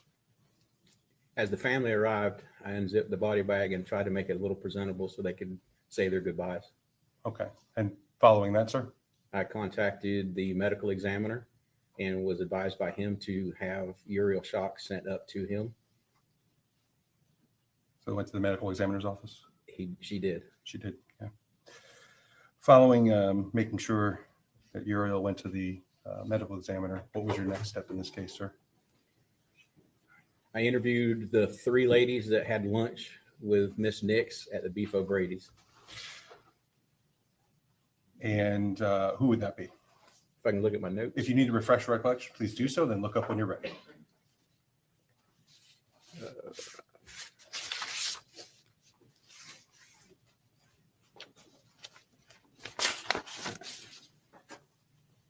Okay. One of the ladies was Judy Terrell. The second lady was Miss Brenda Knight. And the third lady was Barbara Knight. And as far as this case, I guess you conducted a couple more interviews, is that correct, of some people? I did. Who else did you interview in the case? Her sister, Kayla's sister, the mother of Uriel Schock, and her brother-in-law. And who was that? Refresh your recollection, sir, and look up. Kayla's sister is Rebecca, and the brother-in-law's name is Jonathan Tucker. And sir, does that conclude your involvement in the case? It does. Thank you, sir. I have no further questions. Thank you. Defense, Cross? Thank you.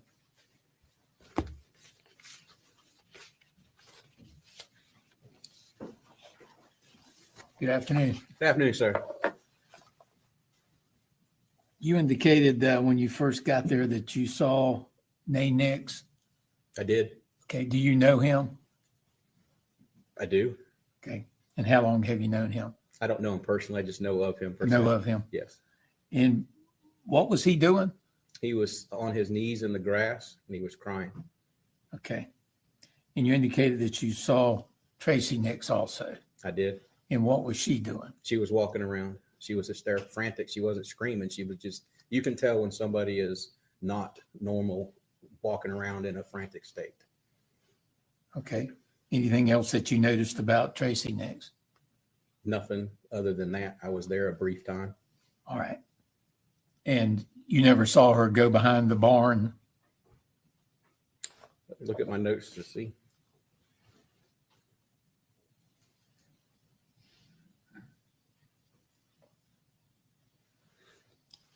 No, I never seen her go behind the barn. Thank you. I have no further questions, John. All right, regret? No, Your Honor. All right. May this witness be excused? Yes, Your Honor. Yes, Your Honor. Okay. Thank you, officer. You're excused from your subpoena. You can go ahead and be. Yes, sir. All right, state, call the next witness. Yes, Your Honor. State you call Detective Shane Ward. All right, sir. Come on out and get us sworn in.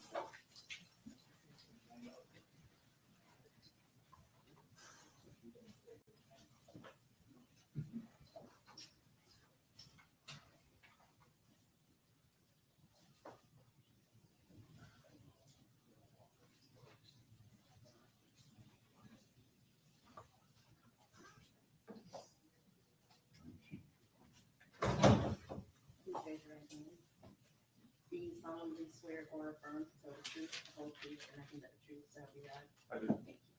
Here, step this way, sir.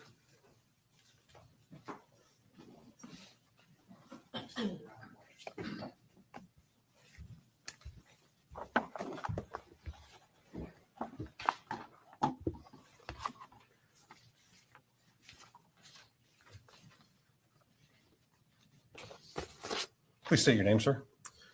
I'm Detective Shane Ward. How are you employed, sir?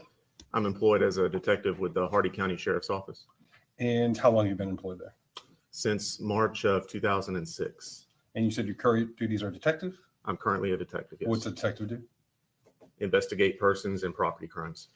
And is your position the same now as it was back in November of 2022?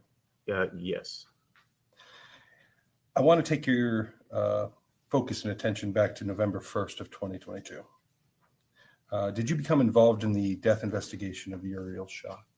I did. How did you become involved, sir? Upon being notified of the call, I did respond to the scene of the incident. And what was the scene of the incident? I believe it came in as an unresponsive infant. Oh, I mean, where was it? Where was it? The address was 1478 Kazan Road in Wauchula, Hardy County. And is that a residence? Yes, sir. Do you know whose residence that is? That is the residence of Miss Nix, Mr. and Mrs. Nix. And so do you know approximately when you got out there? My approximate time, EMS, I believe, had just left or had just arrived. So it was right around the time of EMS arrival. And I have that documented right around 5:06 p.m. 5:06 p.m.? Okay. Approximately, yes, sir. And so what did you observe when you got to the property? I observed Mrs. Nix's 2019 Lexus SUV parked in the backyard. Her husband, Mr. Nix, was also still present at that time. And Mrs. Nix was also still present on the property at that time. I believe there was a car seat laying next to the vehicle. That's pretty much my independent recollection of what I initially observed. And you said it was what were the vehicles again? I'm sorry. Her vehicle, I believe, was a 2019 Lexus SUV. And were there any other vehicles or? There were more vehicles on the property, I believe. I don't have an independent recollection of exactly what vehicles or where they were positioned on the property without reviewing photos. Did you notice a lawnmower or? I believe there was, yes, sir, a lawnmower next to a barn, really close to the vehicle. Any observations that you made about the vehicle? The Lexus. Nothing significant that I can recall about the vehicle. Okay. And so what did you do once you get on the scene, you're assessing the situation? What was the next step you took, sir? I did speak with Mr. Nix and just asked for an explanation of what had happened, asked him to kind of recreate what he did, what he saw. There was also some people working on their roof at the time. Several workers had been working on the roof that were there when this all happened. So I proceeded to also identify them and speak with them and see if they saw anything that was pertinent to our investigation. Okay. And so you interviewed them and you interviewed Mr. Nix. What else did you do while you were out there, sir? After speaking with Mr. Nix, my primary responsibility at the scene was to draft and execute a search warrant for the vehicle and the premises, the property. Was that the vehicle we're talking about? Was that the Lexus? Yes, sir. Okay. And is that what you did, sir? Yes, sir. And so did you participate in the search of that vehicle at all? I did. Yes, sir. Was it more of a? It was more of a observing. I understand. And so you drafted the search warrant. You ensured the vehicle was provided, I guess, support in the search of the vehicle. What else, if anything, did you do after that, sir? We also, made sure that the vehicle, we did bring it back to the sheriff's office, secured it at the sheriff's office in a secure facility at the end of the evening when we were finishing up our search of the property. I also, in this case, I did draft and execute a search warrant for Mrs. Nix's phone. And I also assisted by obtaining surveillance video from the Beef O'Brady's restaurant where she was at lunch that afternoon with the victim. So I guess you received information that the Beef O'Brady's might have video of that? I did, and I believe Detective Samandel, Detective Fletcher, actually, she requested that I assist her and get that video. And is she the one that was kind of leading up the investigation? She eventually was the case agent, yes, sir. Okay. And what is a case agent, just so we...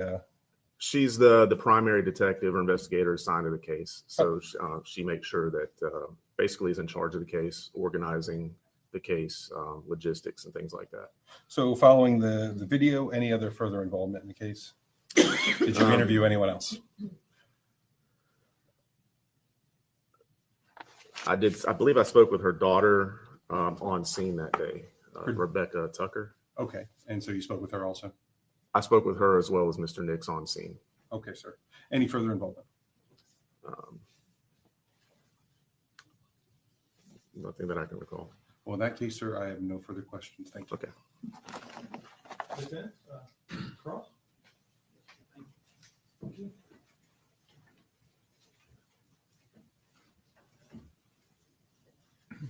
Good afternoon.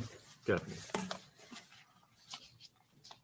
You indicated you talked to Mr. Nix at the scene, Yes, sir. and what was his state of mind? As far as me personally characterizing his state of mind, he seemed to be in shock. Okay. And you indicated that you drafted a search warrant for, I think, the vehicle as well as the phone. Yes, sir. Okay. Was Mr. Nix cooperative with you? Yes, sir. Okay. And did you ever talk with Mrs. Nix? I don't have any recollection of speaking with Mrs. Nix in any substantive manner. Was she at the scene? Yes, sir. Okay. Do you know if she was cooperative with law enforcement?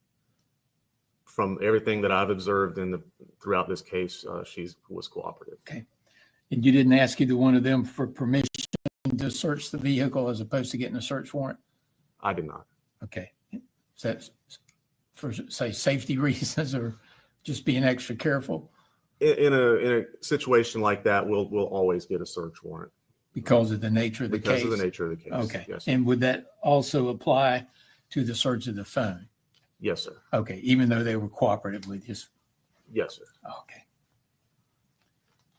Let me see. You wrote a fairly long report. None of the people on the roof noticed anything out of the ordinary?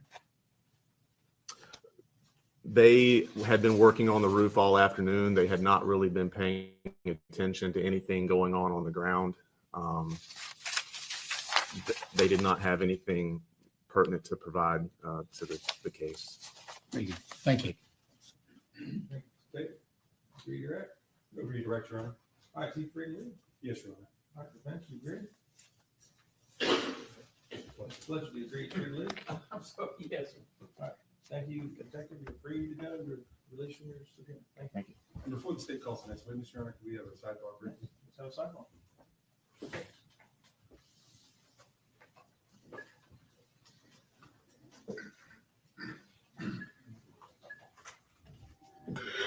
Here we go. What's going on? What's going on?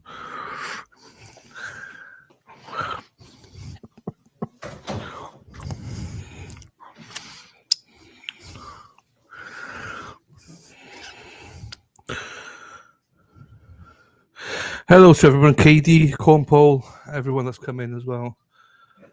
How we doing? Hope you're all well. I'm still chuffed. Look at this hippie chick wearing the hat and the hoodie and stuff that will keep me on my walks warm and happy. Thank you, my darling. Ho, ho, ho, ho, ho. Oh. Let me go back on later.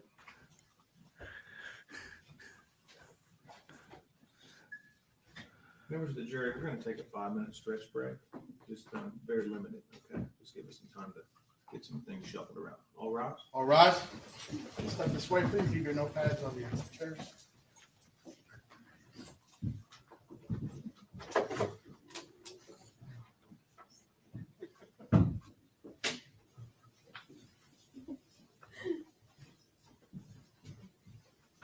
We'll see what happens here. So far, the court's been quite good.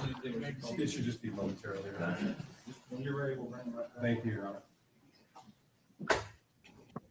Oh, it looks like they're just waiting for a week. Oh, don't go. Oh, I thought we were zooming into the woman. Court reporter. Ah. Oh. No, she looks too old. Yeah, okay. No. She looks like she's 80. I don't know. I'm joking. I don't know. Just went past too quick.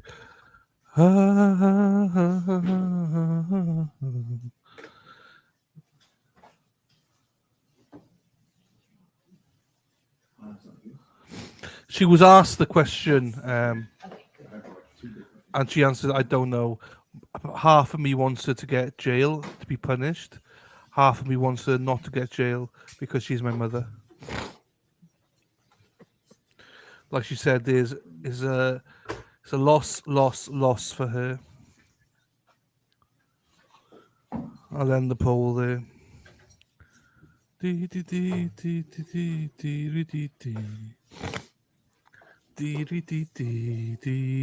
Right.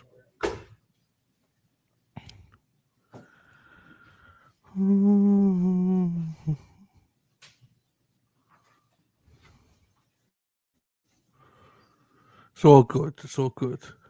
So just waiting for a witness, I believe. And then we'll be back. They've been going quite good. There's no like redirects and stuff like that. It's nonsense that needs to be done.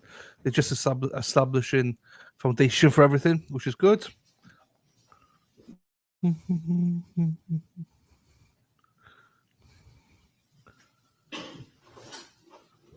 Oh. Hey, potty mouth. Where have you been, stranger? I haven't seen Heather Taylor for ages. Heather made me buy a Yeah, sure. water foundation thing. My water was chemically up to 49 score. If I push the wrong So you could score it, and mine was 40. Hers was like 800 and something, but mine was 49, which means there's chemicals. Now I use it, and there's 0 chemicals, and it's come out as 0. So I taste much better. We love it. My sister tried it, Heather. She took a sip, and she's like, "Whoa, that's nice." I was like, "I know." The whole gang is here. You're right. well, we were still missing. I don't know what Daffodil or Lady Di is, but there's a few others, obviously. But yeah, guess who's back? Back again. Gang is back. So Potty Mouth is here. Her gang's not here, but we're here. Loves it. Yeah. I'm surprised Daffodil's not here, though, mind. I thought she'd be here on cue.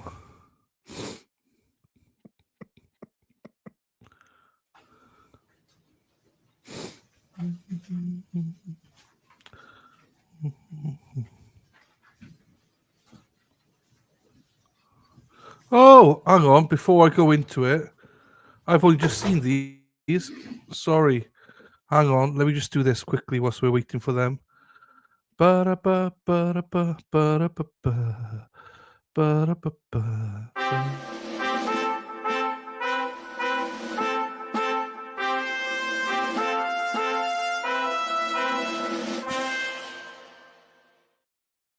Thank you so much to Leslie LC. She bought a coffee, says he burped, lol. And Shari bought 3 coffees. We've missed you so much, D. Thank you so much, Shari, as well. Leslie, Les, and Shari, thank you so much, Shari D, and everybody for the coffees. I really appreciate you. Thank you so much. It's strange to get a coffee. I've not had coffees in ages, so thank you so much, my lovelies. I appreciate you for that. So there you go. Right, I can go back now to the L trial.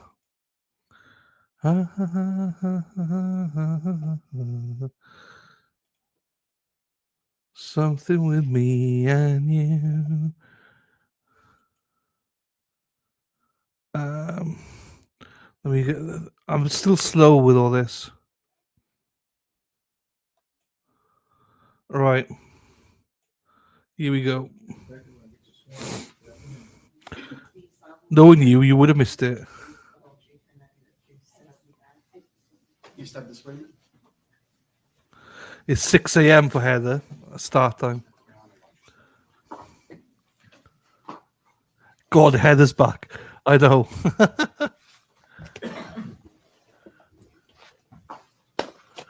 Daffy.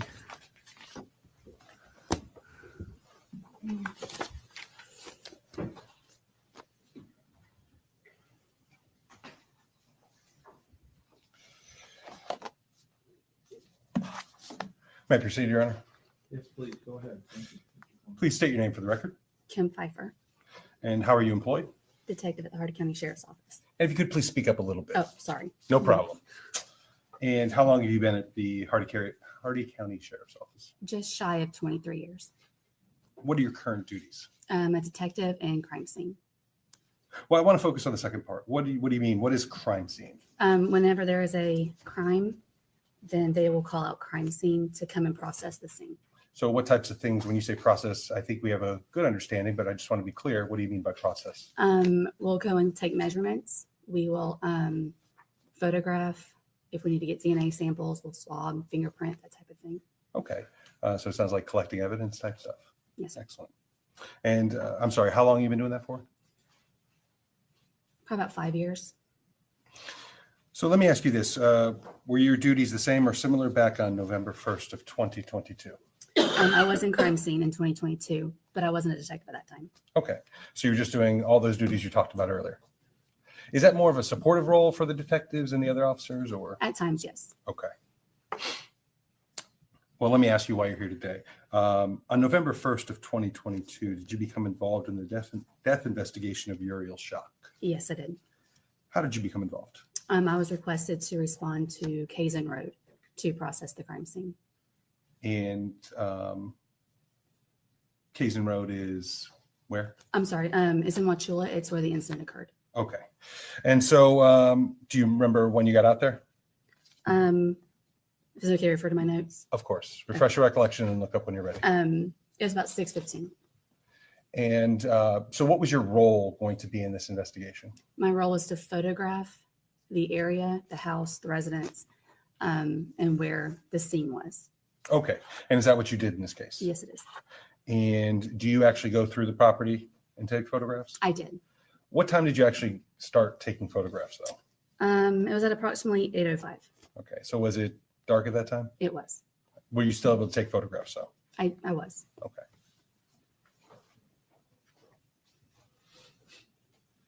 I'm showing you it's been pre-marked as States Exhibit 9 through 27.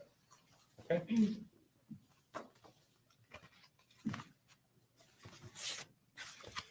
What I would like you to do is we're going to take this one at a time. All right. So if you would first grab States Exhibit number 9, please. They're in order. They are in order, Your Honor. Yes. It's also on the back. Yes, Your Honor. And the label will be on the back on each photo.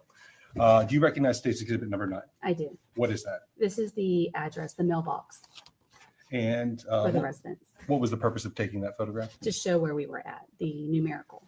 Your Honor, at this time, state would seek to enter States Exhibit number 9. Defense? No objection, Your Honor. Admit without objection. And the state would like to publish as we admit each one. Absolutely. Thank you, Your Honor.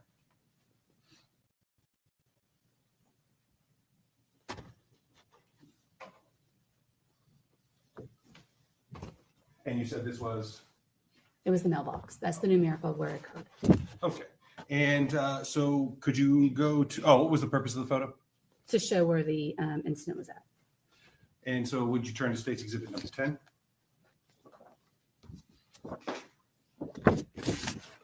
And what is that? This is the front of the residence. And is that a fair and accurate depiction of the front of the residence? Yes. Your Honor, at this time, the state would seek to enter in States Exhibit number 10. Defense? No objection, Your Honor. Admit without objection. And now publishing, Your Honor. States Exhibit number 10. And let me ask you this, is it just the residents on this property? There is just a residence. There's a barn in the back. Okay. Of the property. Was this the only structure on the property? Oh, yes, it was on structure. Besides the barn. But there was also a barn. Yes. Okay. Look at States Exhibit number 11, please. What is that? This is the front of the residence. Once again, is it from a different angle, I guess? Yes. And is that a fair and accurate depiction of what you saw that night? Yes, it is. Your Honor, state would seek to enter in States Exhibit number 11. Okay. No objection, Your Honor. All right, admitted without objection, number 11. Now publishing. Would you please take a look at States Exhibit number 12?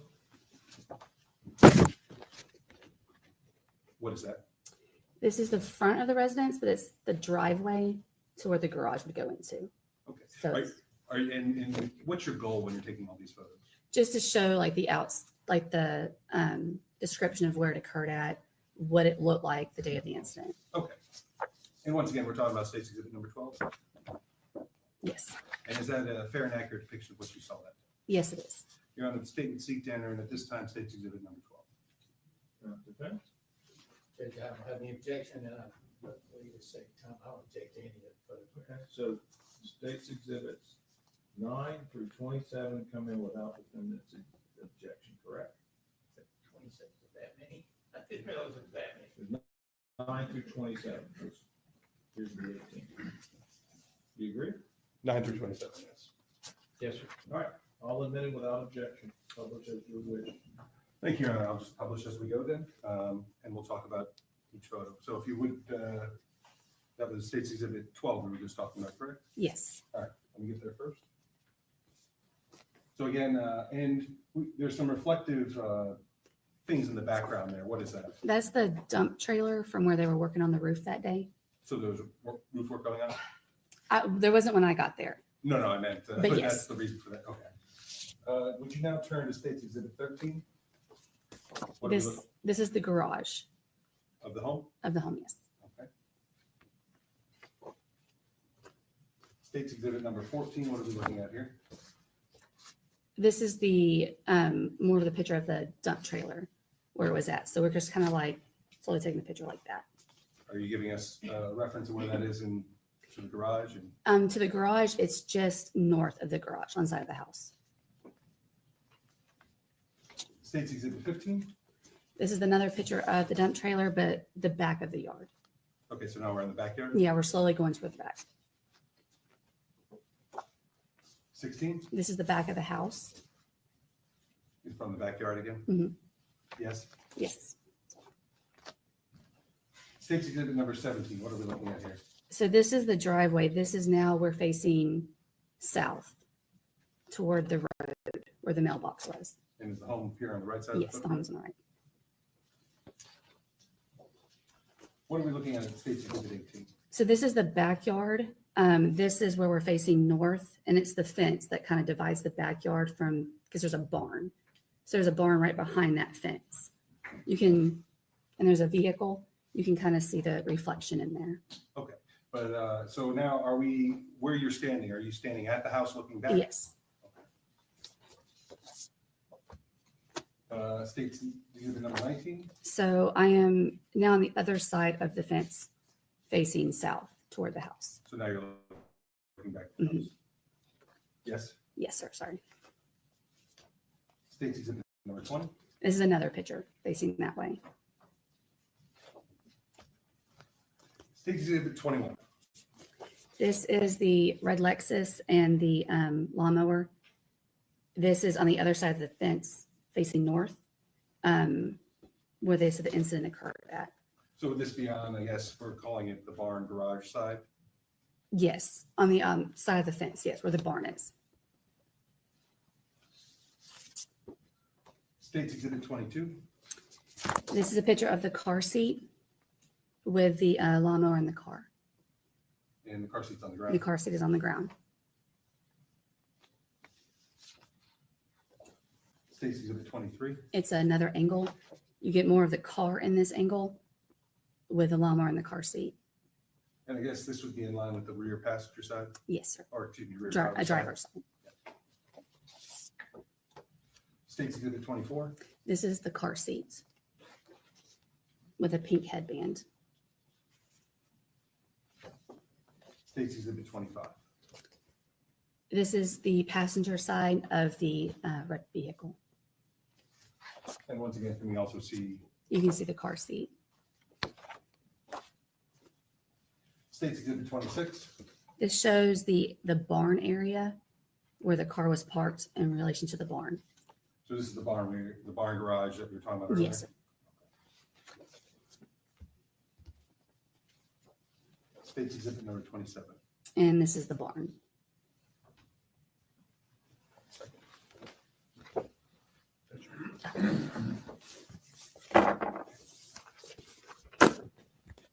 Does your honor want them? Thank you.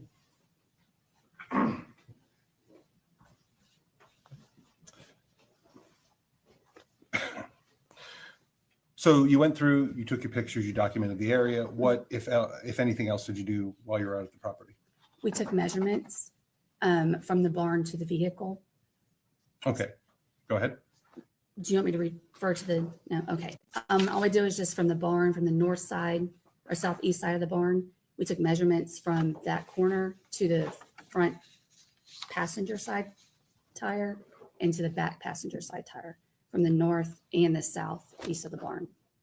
And what's the purpose? Let me ask you this. Is this standard procedure to take measurements when you're at a scene? It is. It's standard procedure. Was there any reason to believe that these measurements were used in the investigation in any way? No, sir. But is it something that you would do regardless? We would still do it, yes, just in case we needed to reenact the scene. Okay. Anything else that you did in this case while you were there? No, sir. Did you retrieve any evidence? The evidence was secured. There were 3 pieces of evidence that we did seize, and we put them into, at the time, I believe he was a detective, but Sergeant Alvarez's vehicle, to secure them, and then I retrieved them back. And who into actually the collected sheriff's that office. evidence, though? I'm sorry? And who actually collected that? It was Miss Wallace. All right. But you at least participated in the fact that you helped to make sure it was Yes. secure and that type. Okay. Thank you, ma'am. I have no further questions. I have no question, John. Thank you. All right. May she be excused, sir? Yes, sir. Yeah, you are. Okay, thank you. Maybe excuse your release. Just give me a second. Dave, who's your next witness? Amanda Wallace, Your Honor. All right, let's bring in Ms. Wallace. Well, it's nice to see you, Daffodil. Nice to see you back in chat. I do see Daffodil a lot when we FaceTime from the shower every day, but this is the first time I've seen you back in chat. So you missed my present opening from Hippie Chick. She got me a hat, a hoodie, an ornament, and a lovely letter card. Come on up and we'll get you sworn in. Come on up, come on down. Oh, Potty Mouse in, Potty Mouse is, Potty Mouse in chat, Potty Mouse in chat, Potty Mouse in chat. Dr. Heather, we missed you. Oh, Heather Taylor is back in El Chatti. Oh, she scares everyone away. But we love Potty Mouth, Heather Taylor. We love Potty Mouth. Gonna need it for this Oh, one. oh. Ba, ba, ba, ba, ba. Hey.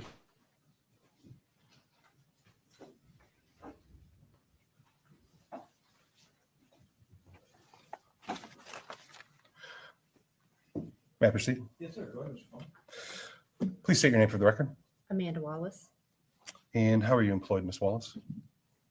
I am currently employed by the Wauchula Police Department as the evidence and crime scene technician.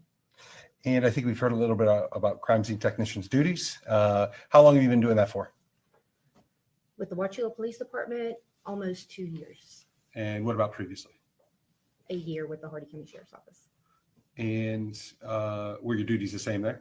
Yes. Now, your year with the Hardy County Sheriff's Office, would that also encompass the date of November 1st of 2022? Yes. And on November 1st of 2022, did you become involved in the death investigation of Uriel Schock? Yes. And I think you've kind of already given us an idea, but what was your involvement? I collected evidence directed by law enforcement that they wanted seized. And would that be physical items? Yes. And how about photographs? I did not take photographs at the scene. That was done by Detective Pfeiffer. But I meant in the case you took photographs. Yes. Okay. Well, let's talk about how did you become involved in this investigation? I was contacted by Captain Drake to respond to 1478 Kazin Road in regards to a death investigation. And if you could speak up just a little bit. And so do you know what time you got out there? I arrived on scene at 1951 hours. So help us out there, those of us that are not familiar with military time. It would be 7:51 p.m. And thank you, ma'am. And so what was going on when you got out there? Whenever I arrived, law enforcement was there. I was briefed by Detective Alvarez. He advised me to stand by as they were waiting on a search warrant. So I stood and waited. Okay. And after you stood by and waited for a bit, what was the first of your duties that you performed while you're out at the property? I was teamed up with Detective Pfeiffer and walked along with her while photographs were taken of the area. And then I assisted her with taking measurements of the car to the barn and also taking measurements of the car seat to the car. And I seized a headband and a car seat. Okay. And well, let's talk about that for a moment, okay?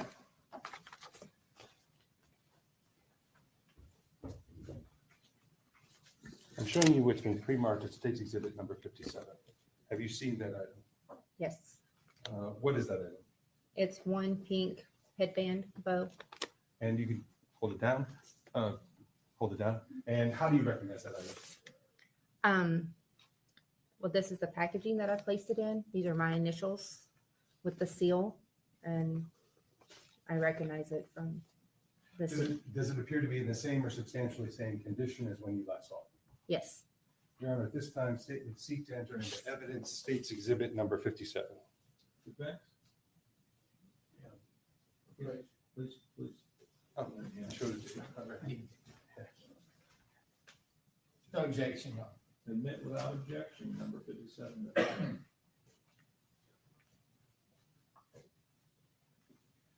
And what was the other item that you collected along with the headband?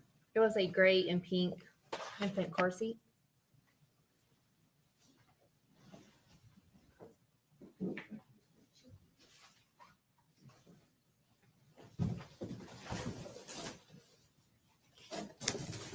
I'm showing you it's been pre-marked as State's Exhibit number 58, and I may need the assistance because we're not allowed to have. Right. Scissors or not.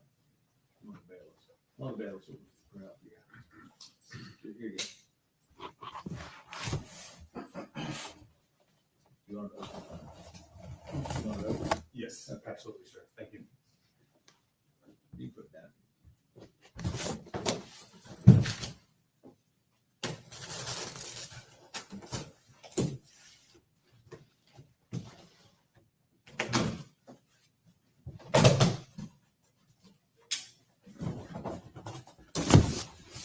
And you may have to stand, and that's perfectly okay.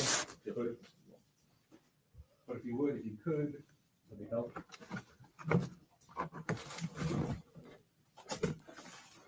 Yes. Do you recognize that? Yes.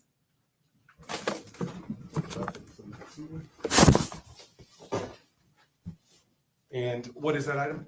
That is a car seat for an infant.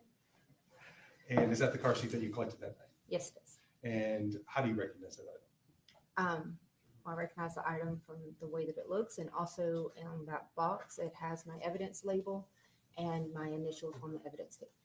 Does the car seat that you collected that night and we saw here today appear to be in the same or substantially same condition as when you collected it? Yes. Your Honor, at this time, the state would seek to enter in State's Exhibit number 58. Defense? Any objection? No, sir. Admit without objection, 58, car seat.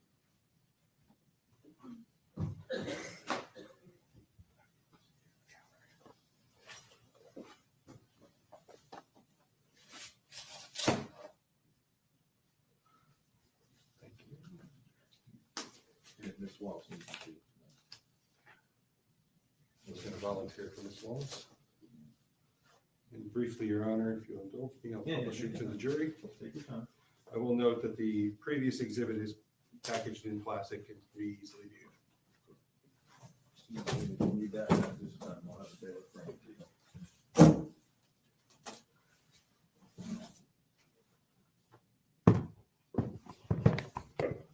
And this is the car seat that you collected Yes. that was on the ground that we saw in Florida.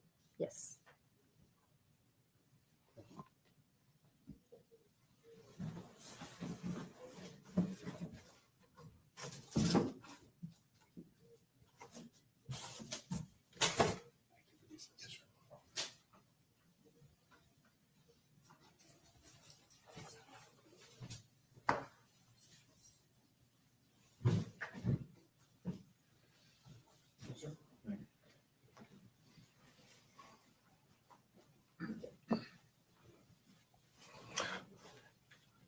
And so what did you do with these items? Once they were seized, I secured them in Detective Alvarez's vehicle and turned them over to the custody of Detective Pfeiffer, and I returned to the Hardy County Sheriff's Office. And when you got back to the Hardy County Sheriff's Office, did you continue to perform some of your duties? Yes. What was the next thing you did in this case, ma'am? At that time, I accepted the Lexus vehicle into the evidence room that was brought in by Robert's Muttrush Towing. I'm sorry? It was brought in by the tow truck. Okay. And so you received the vehicle. Yes. What was the next step, ma'am? Once the vehicle was brought in, I waited for Detective Pfeiffer to return. She brought those items to me. I secured them into the evidence room and locked the evidence room and set the alarm. And what about a onesie? Did you ever receive that into this case? I did. That was received the following day. Okay, and we'll come to that in a moment. So what was the next step that you took in this case? For that night, that was the end of that. Well, then let's talk about that. Did you do anything with the onesie that was collected in this case? Whenever I received the onesie, it was still damp. So I placed it into the dry safe that is located in the evidence room and dried it. And once it was dried, I then packaged it. Okay, so you had to dry it before you could package it? Correct. Now, let's talk about the Lexus. Did you participate in that search? Yes. What was your role in that? I photographed the vehicle and items inside the vehicle, and then I seized items as directed. And let me ask you this. You said you photographed the vehicle? Yes. And you photographed the items that were in the vehicle? Yes. Did you also collect a white blanket and a diaper bag? Yes.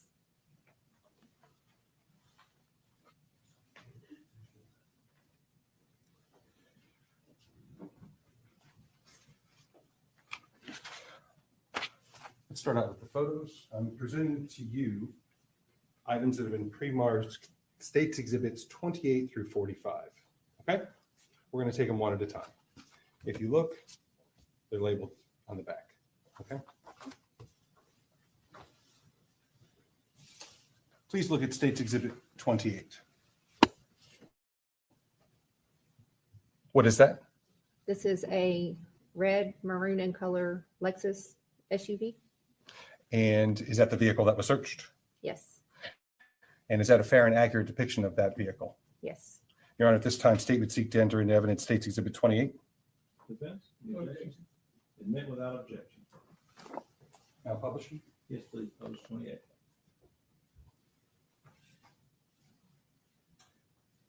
Please look at States Exhibit 29. What is that? This is the rear seat of the maroon and colored Lexus. Does that fairly and accurately depict what you saw that day? Yes. Your Honor, state would seek to enter in States Exhibit 29. I didn't understand what you said. This is the rear seat to the Lexus vehicle. No objection. All right, admit without objection, number 29, please publish. Publishing. Now, in this photograph, what do we see here on the floor on the driver's rear passenger side? That is the diaper bag and blanket that were seized. So the diaper bag would be this dark item with, it looks like some type of tassel hanging down from it. Correct. And then the white blanket would be on top of that. Yes. Please look at States Exhibit number 30. What is that item? This is also another photograph of the blanket and diaper bag. Is that a fair and accurate depiction of what you saw that day? Yes. Your Honor, this time state would seek to enter in States Exhibit number 30. Defense? Any No objection. All right, admit without objection. Publishing. And I guess this is more of a, how would you describe this view? It's a more close-up view, and I was directly next to the seat. Okay. Would you look at States Exhibit 31? What is that a photo of? This is a photograph of the rear seat from the front driver's side view. And does that fairly and accurately depict what you observed that day? Yes. Your Honor, state would seek to enter in States Exhibit 31. Defense, any objection? No, Your Honor. Admit without objection, 31. Now publishing 31. Please. What was the purpose of this photograph? I believe it was just to be able to show the view of the rear seat, that there was nothing in the rear passenger seat. And so from the photographer's position, where would this be? I was standing directly beside the driver's seat. Looking towards what side, what part of the vehicle? That would be the rear passenger seat. Thank you. Would you look at States Exhibit 32, please? And what are we looking at there? This is the blanket that was seized from the vehicle. Is that fairly and accurately depict what you saw that day? Yes. Your Honor, state would seek to enter into evidence States Exhibit 32. Defense, any objection? No objection. Admit without Objection. Publish. Publishing that. And I guess this is just a unfolded view or an uncrumpled view. Yes. Would you look at State's Exhibit 33? What is that? This is a photograph of the gray diaper bag that was located in the vehicle. Is that fairly inaccurate to depict what you saw that day? Yes. Your Honor, state would seek to enter into evidence State's Exhibit 32. Defend? Or, excuse me, 33. 33. Defend? Objection. Admit without objection, publish if you desire. Now publishing State's Exhibit 33. And now this is outside of the vehicle? Yes. And what's on the side of the diaper bag there? That is a baby bottle. Please look at State's Exhibit 34. What is that? This is the diaper bag again with the top zipper unzipped, and you can see items inside the diaper bag. And is that fairly inaccurately depict what you saw inside of that day? Yes. Your Honor, state would seek to enter into evidence State's Exhibit 34. Defend? No objection. Admit without objection, publish if you desire. Now publishing 34. And I guess what you're saying is what type of, how was this closed? It was zipped closed. Okay, and are we unzipped here? Yes. And what type of items are we looking at? There is there was multiple items inside there. In this photograph, you can see, I believe that is a baby diaper and the top of maybe some wipes. So we're looking at baby related type of things. Yes. Okay. Would you look at State's Exhibit 35, please? What are you looking at there? It's a photograph of two baby bottles that were located in the diaper bag, and one of them still had milk or formula in them. Is that fair and accurate to depict what you saw that day? Yes. Your Honor, the state would seek to enter in evidence State's Exhibit 35. Okay. No objection. Admit without objection, publish as you desire. Now publishing. I guess you said there were two bottles there. Yes. Please look at State's Exhibit 36. What are you looking at there? It is a more open view of the main compartment to the diaper bag, and you can see miscellaneous baby items. Is it a better view than the one we saw earlier? Yes.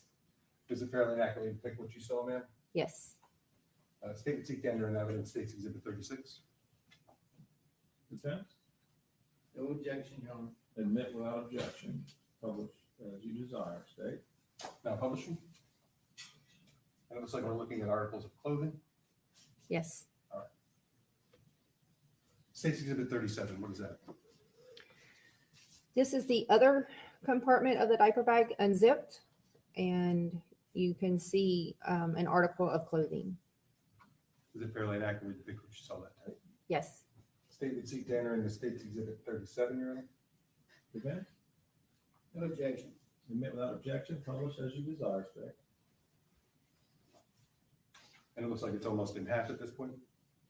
Yes, the diaper bag had multiple zipper compartments, and the last photograph we looked at was the larger compartment. And this was like the front compartment to the diaper bag. When you unzipped it, it would lay down flat. And are we looking at what, more supplies? Yes. Would you look at State's Exhibit 38, please?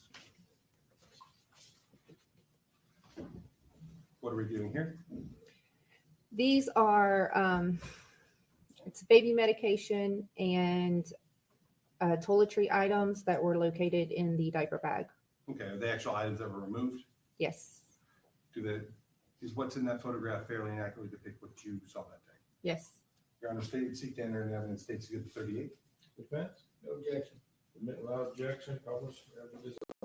State. Now publishing. Please look at State's Exhibit 39.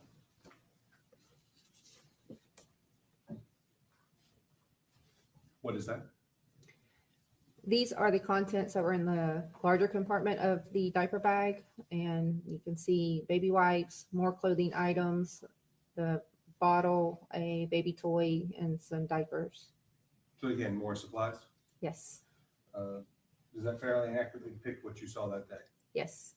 Your Honor, state and seek to enter into evidence, State's Exhibit 39. Present. No objection. Admit without objection, publish if you'd like, state.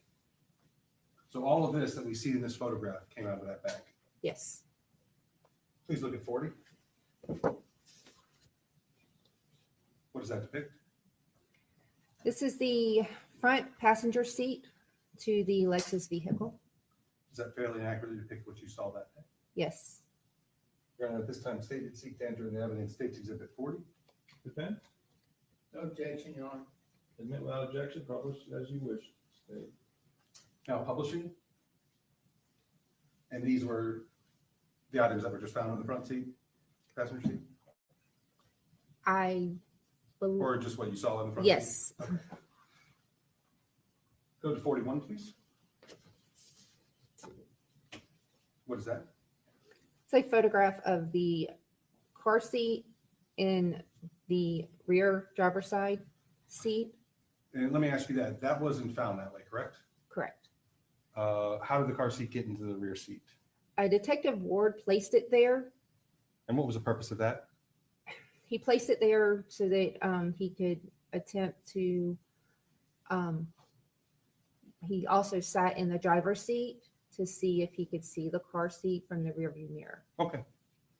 And does that, once you placed, so that isn't, like I said, the car seat wasn't found in that location, but it was placed there. Correct. Was that for an investigative purpose? Yes. Okay. And does that fairly, once that car seat was placed in there, does that fairly and accurately depict the scene the way it looked once the car seat was placed into that rear seat? Yes. Your Honor, state and seek to enter the evidence, State's Exhibit 41. Defend. No objection. Admit without objection, publish as you wish, state.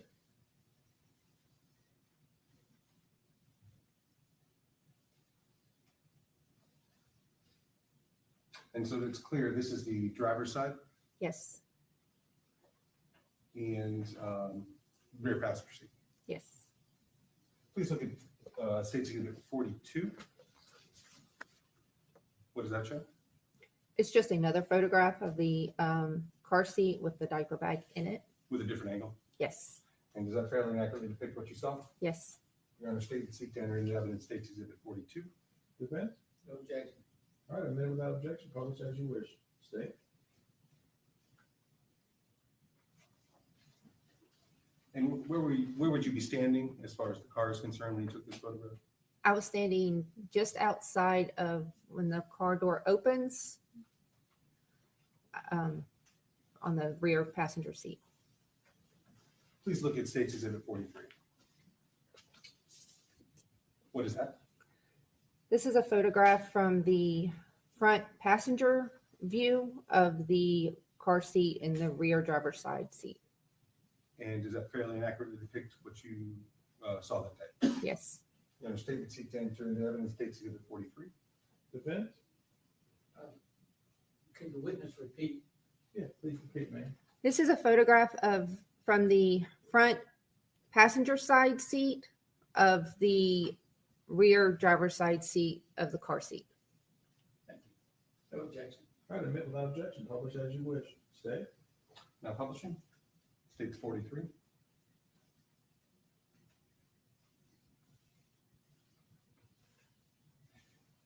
And from these photos, is that the handle to that? Is the car seat rather close to the driver's seat? I did not measure, but it was within close proximity. Okay, thank you. Would you look at State's Exhibit 44? What is that? This is a photograph of the rear seat from the rear view mirror. It's taken from the front seat of the rear view mirror looking into the back seat. Does that fairly and accurately depict what you saw when you took that photograph? Yes. Your Honor, state and seek to enter into evidence, State's Exhibit 44. Defend. No objection. Admit without objection, publish as you wish, state. Now publishing 44.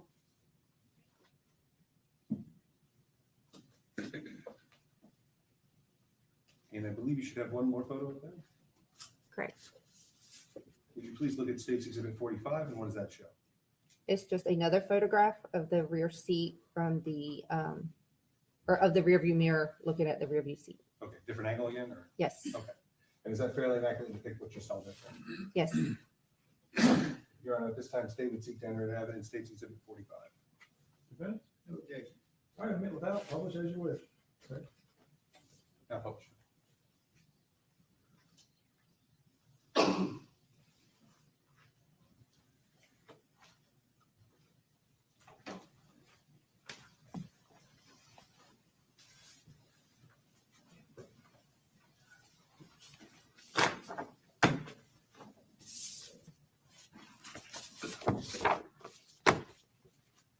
Thank you. Thank you.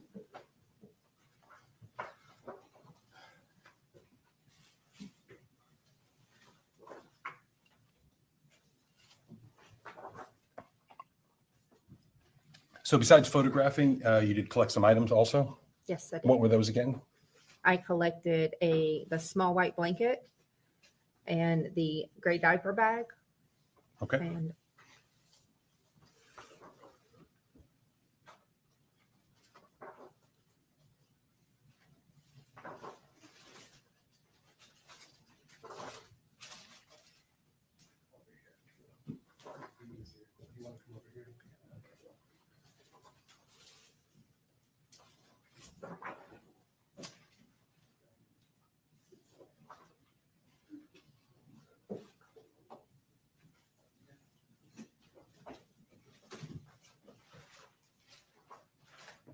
I'm approaching you with been pre-marked at State's Exhibit number 59. Would you please look at that?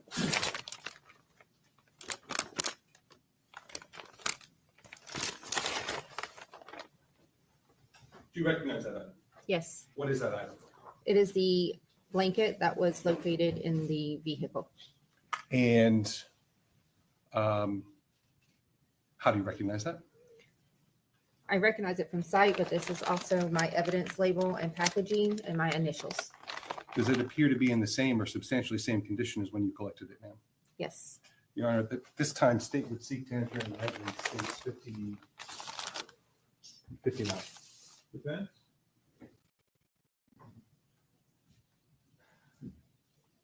Could I board here and just very briefly? One question?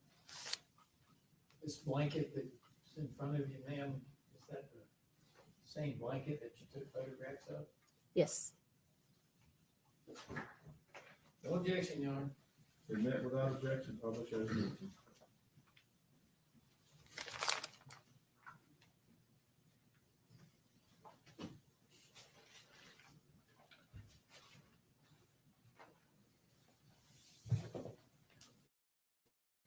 Showing you it's been pre-marked at State Exhibit number 60.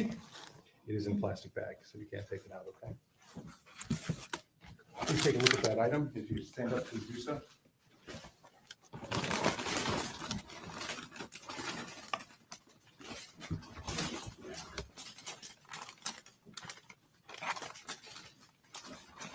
Do you recognize that item? yes. What is that item? That is the diaper bag that was located in that vehicle. And how do you recognize that item? I recognize it by sight. This is also the packaging that I placed it in along with my initials. And does that appear to be in the same or substantially same condition that from when you collected it? Yes, Your Honor, at this time, State would seek to enter into evidence State's Exhibit 60. Defense?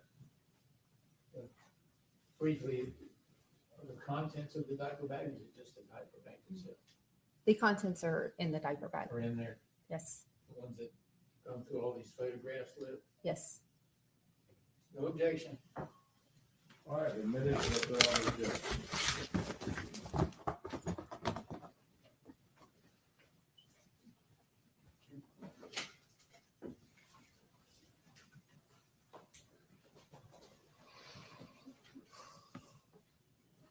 Other than that, ma'am, did you perform any more of your duties as far as this case was concerned? I downloaded the photographs and submitted them into evidence. Other than, it sounds more of an administrative thing. Other than that, anything else? No, sir. Thank you, ma'am. I have no further questions. Thank you. Defense, Cross? Yes. And you had all the items you photographed, you actually had over here. Sir, You had the actual items over here of those photos, the items depicted in those photos? Yes. When you took those photos, can you tell us about what time of day it was? It was approximately the search warrant began at approximately 2:16 p.m. and I seized the diaper bag and the blanket at approximately 2:55 p.m. Okay, of what day? of November 4th. November 4th. Okay, and this incident occurred when? I'm sorry, The incident we're here about, what day did it occur? November 1st. Okay, so it was 3 days later.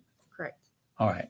So you don't know where any of these items were, we'll say at the time that all this happened.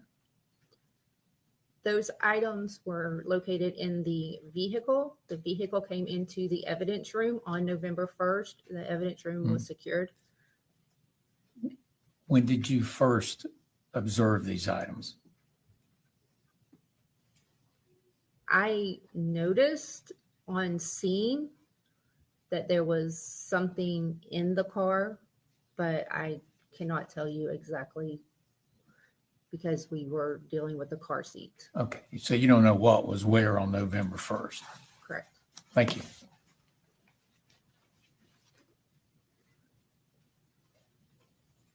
Can you read your app? Briefly, Your Honor. Please.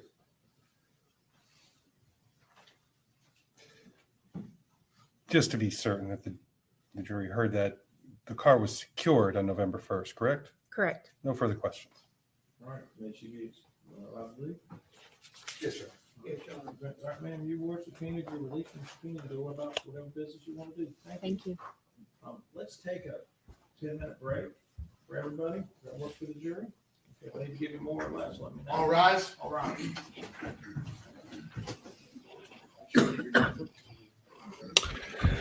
So the 3-day delay, from what I gather, it was seized. It was seized on the 1st, the day of the incident, but they weren't allowed to search it for 3 days because of warrants and stuff. So, oh, hang on, what's this saying? For today, however, one witness has a significant amount. Hello, Danielle.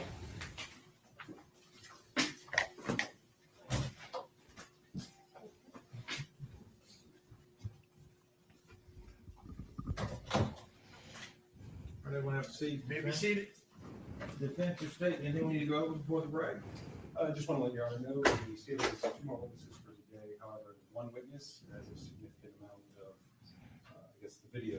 We're looking at about 2 hours of video. All right, so how long is your next witness? Very short. Okay, so we should be good. Finishing around 4-ish today is what you're thinking? Yes, Your Honor. I just wanted to make the court aware there is an hour and about 40-minute long statement, and then there's probably around roughly 15 to 16-minute body cam footage. You want to do, I mean, okay, we'll do it, and then maybe we get to a point in statement after about an hour and a half, we break for another break. That's why I was up. Yeah, so what we'll do is this, we'll do the short witness, we'll do the long witness. At a certain point in time, we're going to stop, take a break, okay? Yes, sir. I'll let you decide when that's good. I plan on publishing these matters while the witness is on the stand. So I just want to take a break. Don't want to keep the jury in the chairs for more than about an hour and 20 with videos. All right, all rise. All rise. I'll see everybody about now. So yeah, so it was so just to reiterate, the car was seized on site on the day of the incident, but they weren't allowed to look in the car for 3 days for whatever reason that was.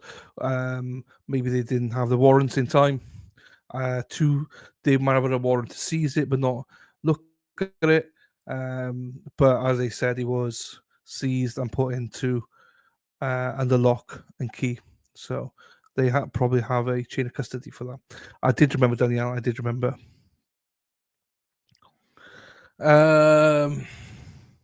Yeah, so there we go. That's everything, I think, up to date. So 2 more witnesses today, but long witnesses. So another few hours tonight. Then I'm not sure how many witnesses they got tomorrow. This this should only be a couple of days, this trial.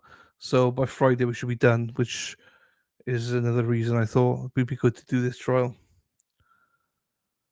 Danielle is called Chloe Bites. Her new name is Chloe Bites. It took me a while as well to understand it, but her name is Chloe Bites, Les, so that's why you don't see Danielle F. No, you're not blocked, Les. You're not blocked.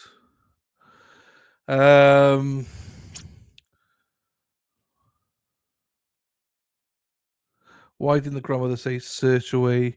Maybe maybe she did. Did she not? Was she asked? I didn't think that she was asked. Or was she asked? I must have missed it if she did.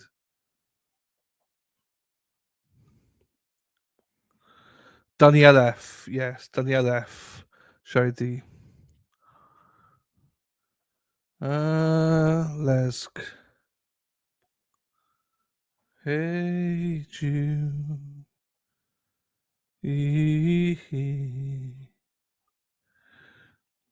I do think this is interesting. I do. We don't get to see anything though. That's the only. Well, I mean, I'm not sad about it though. I'll be honest with you. I'm not sad that we don't get to see anything. To be quite honest with you, I'm quite happy. There's nothing there that I would be like, oh, I want to see this.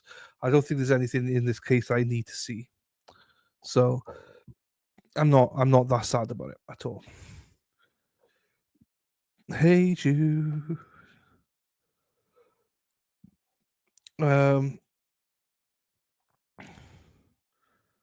Sarah P Sarah P Sarah P P P P P Sarah P Sarah P Sarah P P P P P.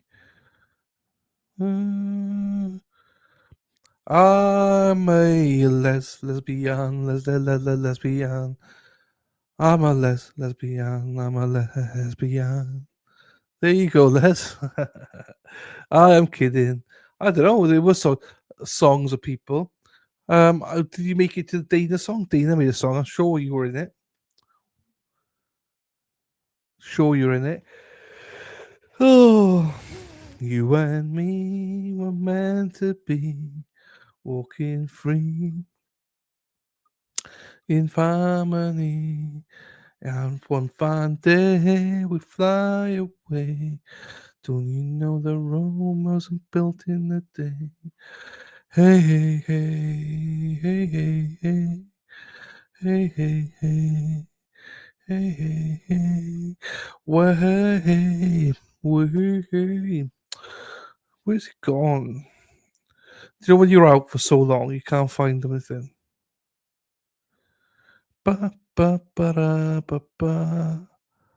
Where's it gone? Where's it gone? Oh, there you go. Josie, I'm of turf. They aren't as lovely. Fuck around and find out I'm joking, they're lovely.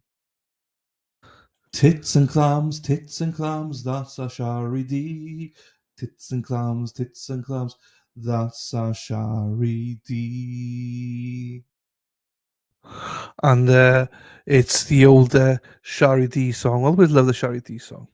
It's one of those things that brightens up my day. I try not to play them anymore because it's so hard to remember to play them in sequences and stuff. So I don't really play them.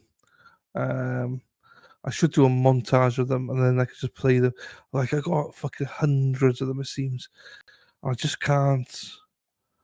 Oh, you see, I'm struggling now. Where's the one for the boys? Where's the one for the boys? See, I can't freaking find it. Oh, here we go. Dane and Dennis walking down the street. Dane and Dennis, the kind I'd like to meet. Dane and Dennis, they used to wear these tight old thongs. They didn't like them, so they're gone. Dana and Dennis walking down the street. Dana. Oh no, did that finish? Dana and Dennis walking down the street. Dana and Dennis, the kind I'd like to meet. Dana and Dennis, they used to wear these tight old thongs. They didn't like them, so they're gone. Dana and Dennis walking down the street. Dana and Dennis, the kind you'd like to meet. Dana and Dennis, these two who look at them, they're definitely growers, not showers.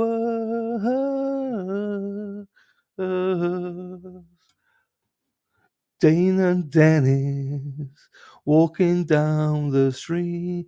Dana and Dennis, the kind I'd like to meet. And I can't wait to go to meet these two Speedos Pro.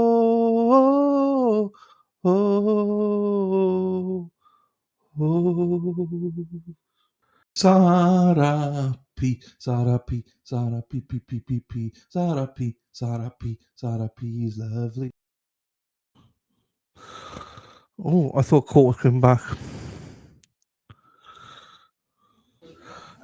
I'm just so rusty. It's literally really hard to get back into streaming. You don't.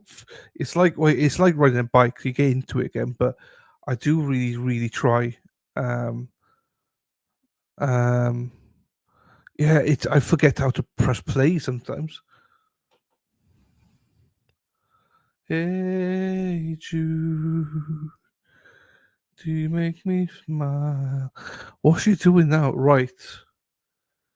Who's she looking at? I wonder what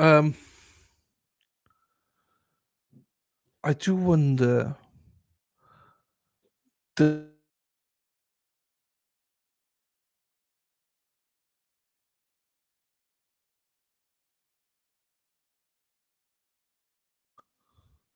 my mic got cut off.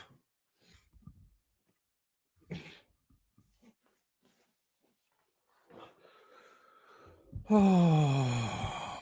Hey, sassy bartender's in the house. Hello, my darling.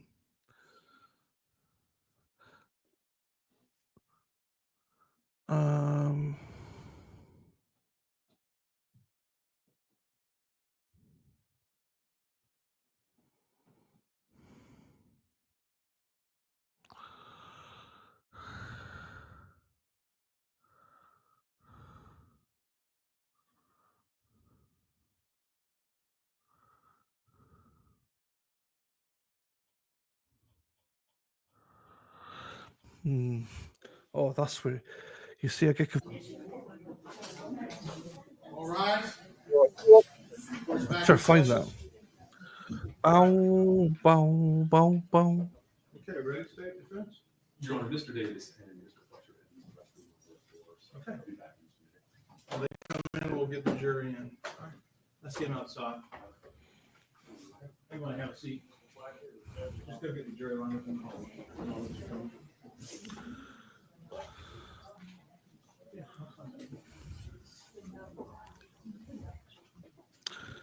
I do wonder what the defense are going to do here.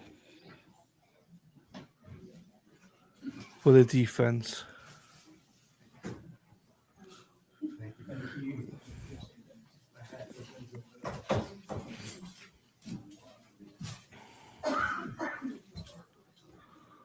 Oh. So what's the time now? It's in Florida, so now it's 2:00, yeah? Nearly 2:00 in Florida, 10 to 2. So, okay, 4:00, okay. All right. Just rise.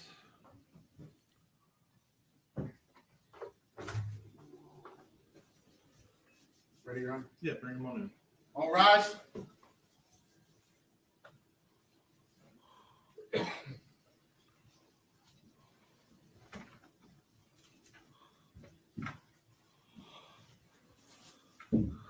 Tits and clams. Sorry, tits and clams. Denise. Have you changed your name again, Denise? Members of the jury, everything's good? Nobody talked about anything while we're out about this case? No, sir. All right, thank you. No, sir. Go ahead. State, you ready to come back with us? Yes, Your Honor. The state would call it Detective Octavio, or excuse me, Sergeant Octavio Alvarez. All right, bring him on in. Depends what you're into, Chloe. I.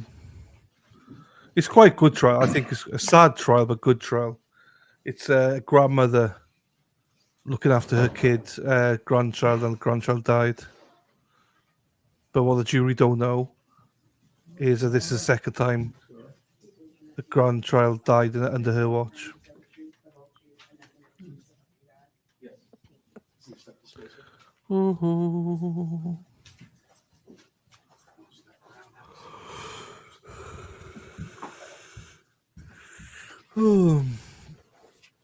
All right.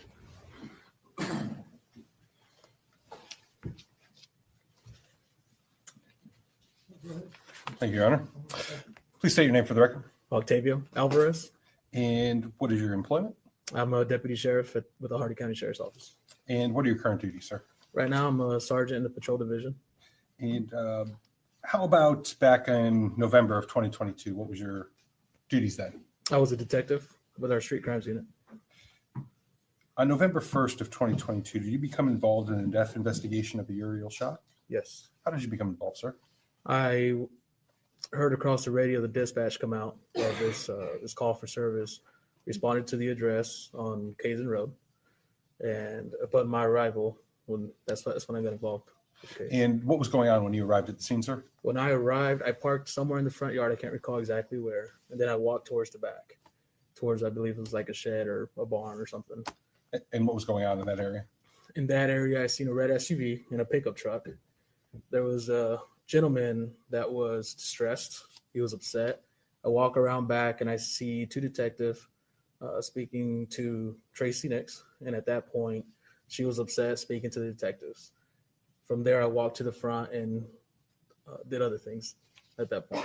Okay. What was the, as far as what other things are you referring to? So from there, I went and I was instructed to translate for Detective Ward. There were some workers on the roof that were working during this prior to our arrival. And I interviewed or assisted in interviewing for different workers. So as he's asking the questions, you're just translating. And I'm assuming, do you speak Spanish, sir? Yes, sir. Is that what you were doing? Yes. Okay. And were you translating for his questions to them? Correct. And how about their responses? Correct. Yep. I was translating back. Yes. Okay. And then what else, if anything, did you do in this case as far as the investigation was concerned? I also assisted in interviewing Uriel Schock, and Lieutenant Nicholson was also present there, and I just stood by the rest of the scene. And I believe maybe some items were stored in your vehicle also? I cannot recall that. I know it was in a report, but I cannot recall myself. Okay. Other than that, sir, did you have any further involvement in this case? Not that I recall, no, sir. All right. I have no further questions, Your Honor. Thank you. Go ahead. Good afternoon. Good afternoon. You indicated when you got there, you saw a gentleman who was upset. And who was that gentleman? I think it's pronounced Noon Nix. Last name was Nix. Correct. I'll say, at least compared to you, an older gentleman. Correct. Okay. And you said he was upset. So can you be specific for the jury? I do recall that he was crying. And I believe he was near a pickup truck, I think it was, or one of the vehicles that were in the back, but he was crying that I can recall. Okay. And had EMS gotten there then? I believe they were gone at that time. They're already gone? Yes, sir. Okay. And then I think you mentioned Mrs. Nix by name. Correct. Okay. And you said she was upset. Yes. Can you be specific? How do you know she was upset? I do believe she was crouched down as detectives were trying to talk to her, consult her. She was, I know she was crying as well. And you know what detective who was trying to console her? Yes, at the time it was Detective Samandel, with now Detective Fletcher and Detective Ward.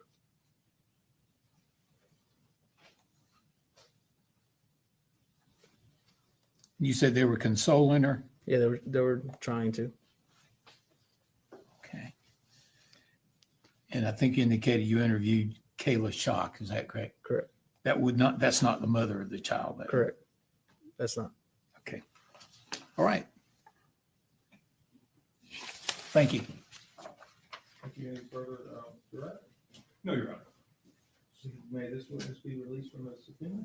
Yes, Your Honor. Yes, Your Honor. All right, sir, you're released from the subpoena. Go back to whatever business you have. Yes, sir. Thank you. State, next witness. State would call Detective Alice Fletcher. All right, so you have Detective Fletcher, come on in.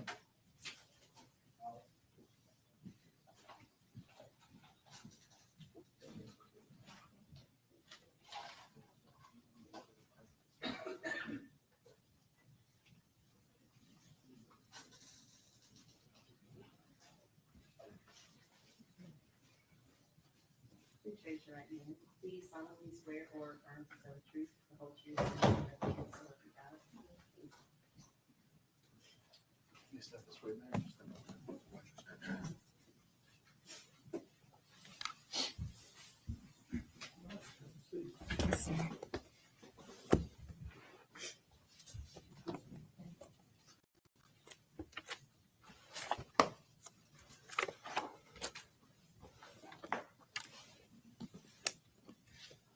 Please state your name for the record. Alice Fletcher, And how are you employed? as a detective with the Hardy County Sheriff's Office, And how long have you been with the Hardy County Sheriff's Office? about 12 years. What are your current duties, ma'am? I currently serve in the Criminal Investigations Division as a detective. What's the Criminal Investigations Division? We investigate crimes, specifically more felonies, And how long have you been doing that for? about 5 years. Okay, sorry about that. I think I've already asked you that. And are you, so that would, it'd be safe to say that your duties now are very similar to back in November 1st of 2022. Correct. Is your name the same? No, Okay, what was it back then? Alice Samandel. So if we've heard Samandel throughout this, they're talking about you. Correct. What is your name now? Fletcher. All right. Now, on November 1st of 2022, did you become involved in the death investigation of Uriel Schock? I did. How did you become involved? A call came out over the radio of a cardiac arrest at 1478 Kazan Road at about 5 p.m. on November 1st of 2022. So I jumped up and reported to the residents. And I think we've already covered this, but I just want to make sure that address is at where, what city is that in? Wauchula, Florida, And what county? Hardy County. Now, you said approximately 5 p.m. Is that what you said? Correct. When did you get out there? I got out there as soon as the call came out. I responded. So shortly after the call came out is whenever I arrived.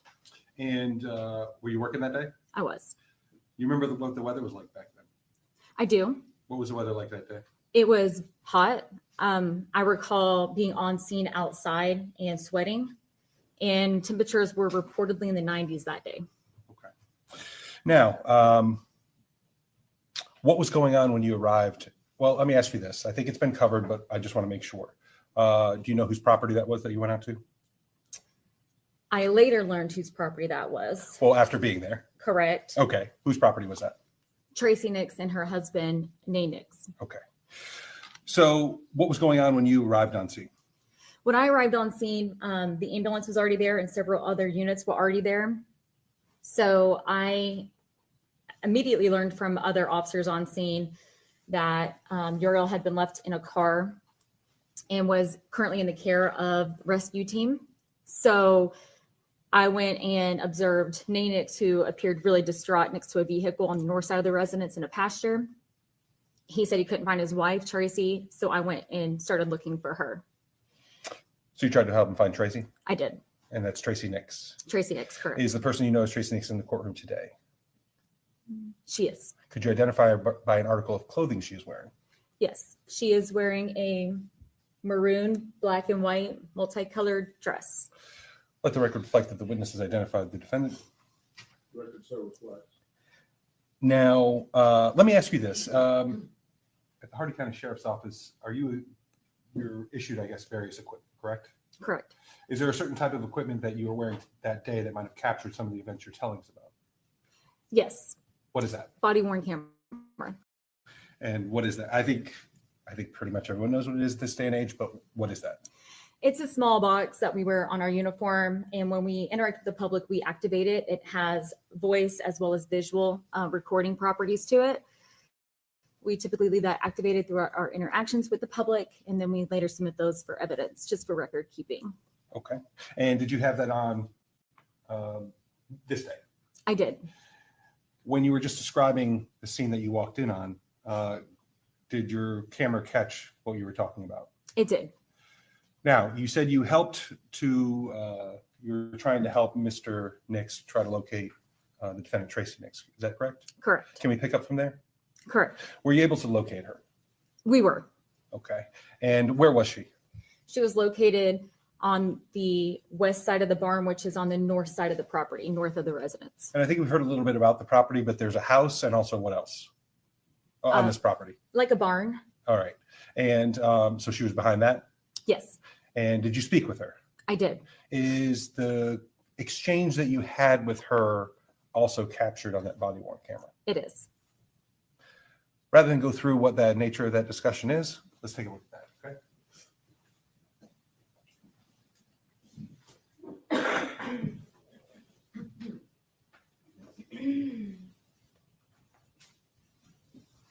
I'm showing you it's been pre-marked as State's Exhibit number 56. Do you recognize that? I do. And what is that? This is the evidence entry of my body worn camera from that day. And does that appear to be and everything that's on here, is that a fair and accurate depiction of what you described and also your conversation with the defendant, Tracey Nix? It is. Your Honor, at this time, state would seek to enter into evidence States 56. Ms. Benson, any objection? No objection, Your Honor. 56, body worn camera admitted without objection. Publish if you wish. And at this time, the state would request to publish State's Exhibit 56. All right, let's go ahead and publish. Thank you, Your Honor.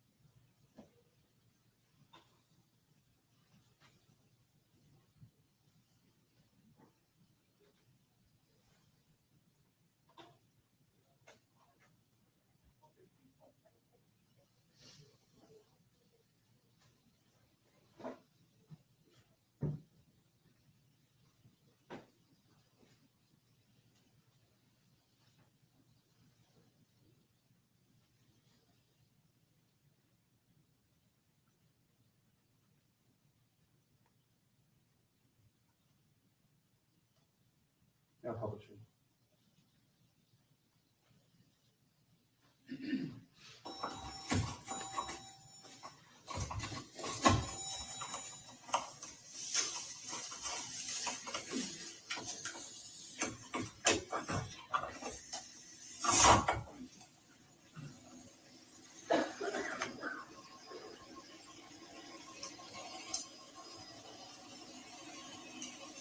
Party SO1.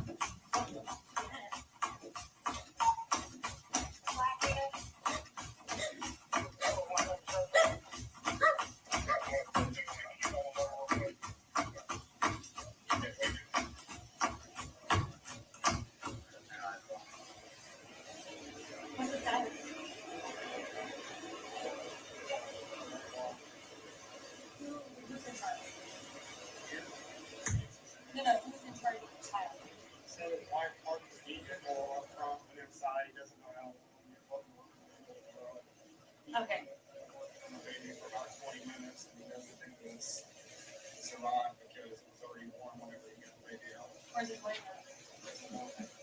That's what I'm trying to get figured out.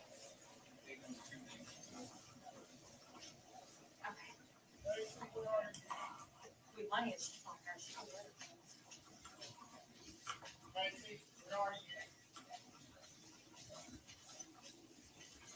Is that her name, sir? Tracey. Tracey, do you know where she could be? No, I have no idea she was here. That she.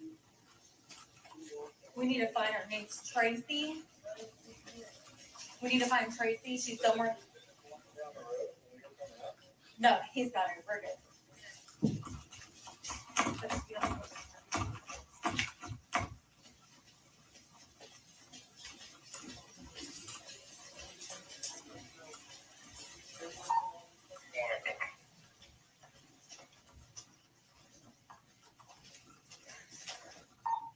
Tracy, do you have any idea maybe how long it's been?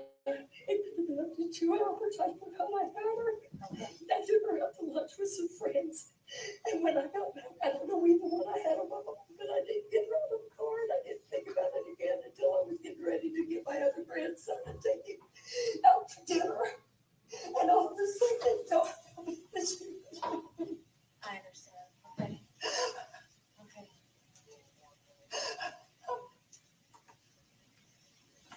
I need to drive in my car. I need to go somewhere. I can't do this. It's hard to be here. I cannot do this. I understand. Well, we also don't want to get in their way, so we're just gonna stay right here for right now, okay?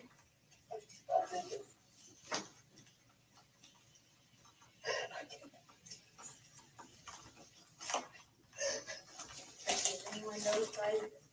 I can't do this. Okay. I don't want to be here when she comes. I can't do this. Okay. I'm gonna get in my car. I need to just go somewhere. Well, Unless you're gonna arrest me. I need to get a statement from you though, okay? Are you okay to do a statement? Do you want to go back to the sheriff's office and sit with me? Would that be better? I can't let you drive like this. I cannot stay here. Do you want to get in my car? I cannot stay here. I have to go. So is that okay? If you get in my car and just go with me? I don't want to face anyone. Okay. I can't face my daughter. I can't do it. I cannot do it. I cannot. How can I help you right now? I don't know.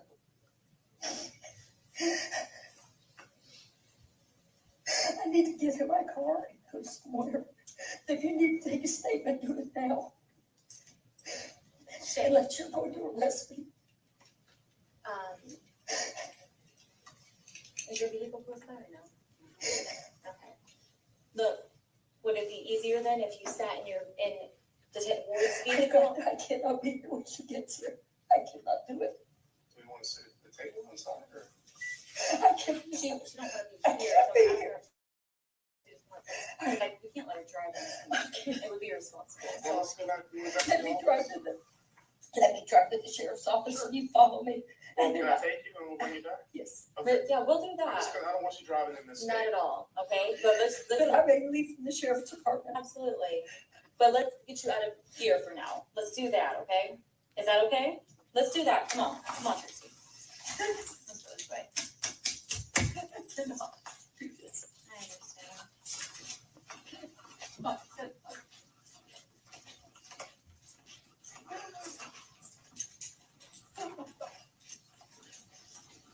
I cannot. I got to be gone before they come. I got to be gone before they come. Yeah. Tracy, are you okay to walk to the front or can? Here's my car right there, the red one. I cannot do this. Tracy, Please drive me. Take my car. I don't want to be. I can't drive your car, Tracy. We're gonna leave your car, I okay? cannot. I don't want to come back Stay, here. stay right here with me. I don't want to come back I here. get that, but I can always have your husband come get you. to the sheriff's No, I don't want to come back here. office. Okay, I mean, I'm serious about getting my car and going somewhere. yeah, do that.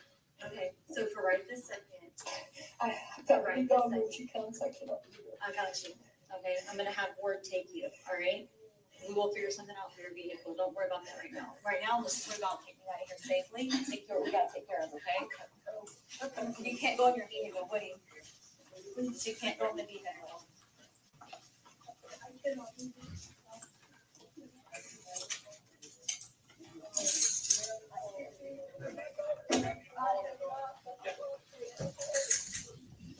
was here. I called up one. Please, let's not stand here. Let's go somewhere. I don't want to be here. Shane's going to car. We're getting people up there to make sure no one's. It's gonna be her. That's what we're doing. Shane's getting his car and pulling it back. Yeah, I'm gonna be. Yeah. Text Captain Drake, let him know this call in case we're going to call him. Please, please give me a hand. Please. Please.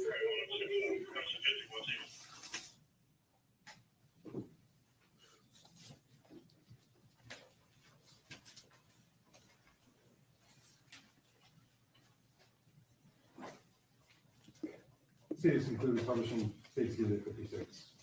All right, thank you. Your Honor, the department's approach briefly, please.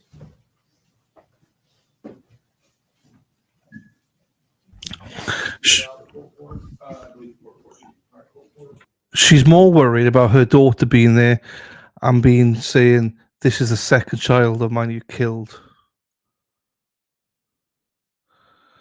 The defendant's in her 60s, Dana. The child that the first child that died was like, I think, a year and a half. The second child was 7 months. And no wonder she wants to get out of there because she can't face her daughter to say, this is the second child of yours I've killed. Fucking hell.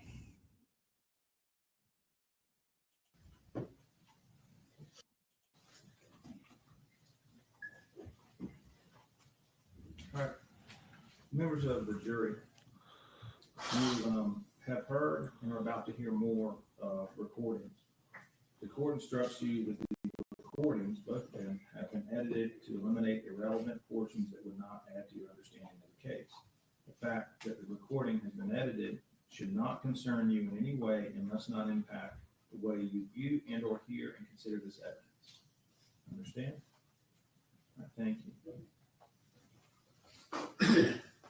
All right, Mr. Coleman, please proceed. Thank you, Your Honor. Now, Detective, we just watched your body cam footage. I believe that was what you were talking about with the jury just before that, right? Correct. Now, there was some discussion that Ms. Nix had with you regarding arrest. Was she arrested on that property? No. So at any time, did you tell her she was under arrest while she was there? No.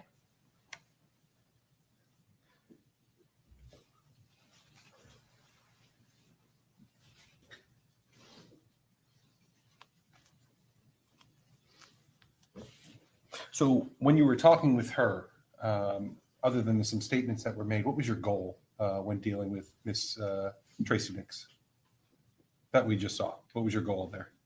To make sure that she was okay and would remain safe. Is that one of the reasons why you wouldn't let her drive? Correct. So what was the offer of going back to the station? Why did you make that? I needed to get a statement from her of what had took place. And she also stated numerous times that she didn't want to be where she was. So the alternative was to take her from that place to get the statement. And I think it's clear on there, but did she agree to go with you? She did.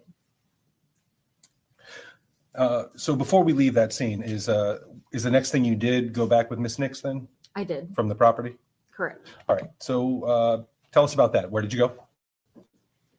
We went to the Hardy County Sheriff's Office and we went into the interview room, which is audio and video recorded. And that is where I spoke with her. And as far as speaking with her, prior to speaking with her, did you take any steps as far as your role as law enforcement is concerned? I did, just because at that point she was with law enforcement in a unfamiliar building. I did read her Miranda warnings. And are those, let me ask you this, we'll kind of foreshadow a bit. You said everything was audio and video recorded? Correct. Were those warnings that you gave her also recorded? Correct. So what you exactly said to her, we'll hear if we hear that recording? Yes. Excellent. So At this point, did you just immediately start questioning her about the incident? No. And again, we'll be able to see it, but what was your initial goal when you first got her there? When I first got her there, I wanted to provide her with whatever she needed, tissues, water, anything of that sort, a few minutes to kind of catch her breath. So that's what I initially did, was offer her. And as a matter of those fact, things. during this whole process, didn't she in fact have somebody else show up on her behalf? She did. Who's that? Kathy Walker, And what was that, her relationship to Tracey Nix? longtime friend. So was Kathy Walker prevented from contacting Tracey in any way? She was not. Now, did you actually speak with her about the incident? Miss Tracey? Nix. I did. Sorry, there's two she's. I should have been more specific. So with Miss Tracey Nix, you did speak with her about the incident. I did. Prior to reading her Miranda, or even after that, at any time in order to get her to speak with you, did you promise her anything? I did not. Did you threaten her in any way? I did not. Leading up to before she was making the statements, was she arrested She was not. or restrained in any way? She was not. Did she ever tell you she did not want to speak with you? She did not. And did she ever try to leave? She did not.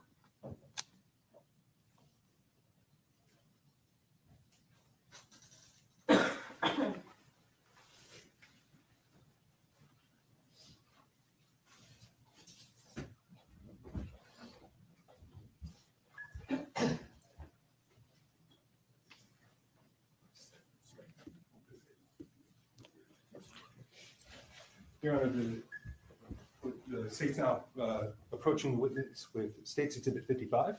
Would you please look at that item? Mhm. Do you recognize that item? I do. What is that item? It's a statement of Tracey Nix that I took at the sheriff's office. And is this video and audio? It is. And does this fairly and accurately depict the conversations that you had with Ms. Tracey Nix that day? It does. Your Honor, at this time, state would seek to enter into evidence State's Exhibit 55. Defense? Mr. Fletcher? Objection. I don't have any objection. All right, admit without objection. State published? Yes, Your And Honor. then we do want to make it about probably 3-ish, make a break, okay? Yes, Your Honor. All right. For the benefit of the courtroom, it's about an hour and 37 Right. minutes. roughly. Just counting when you get to the, get to about an hour, then we'll break. Yes, sir. So George, we're gonna go until about 3:15, and we're gonna find a stopping point, and give you a break, okay? That's where we're going.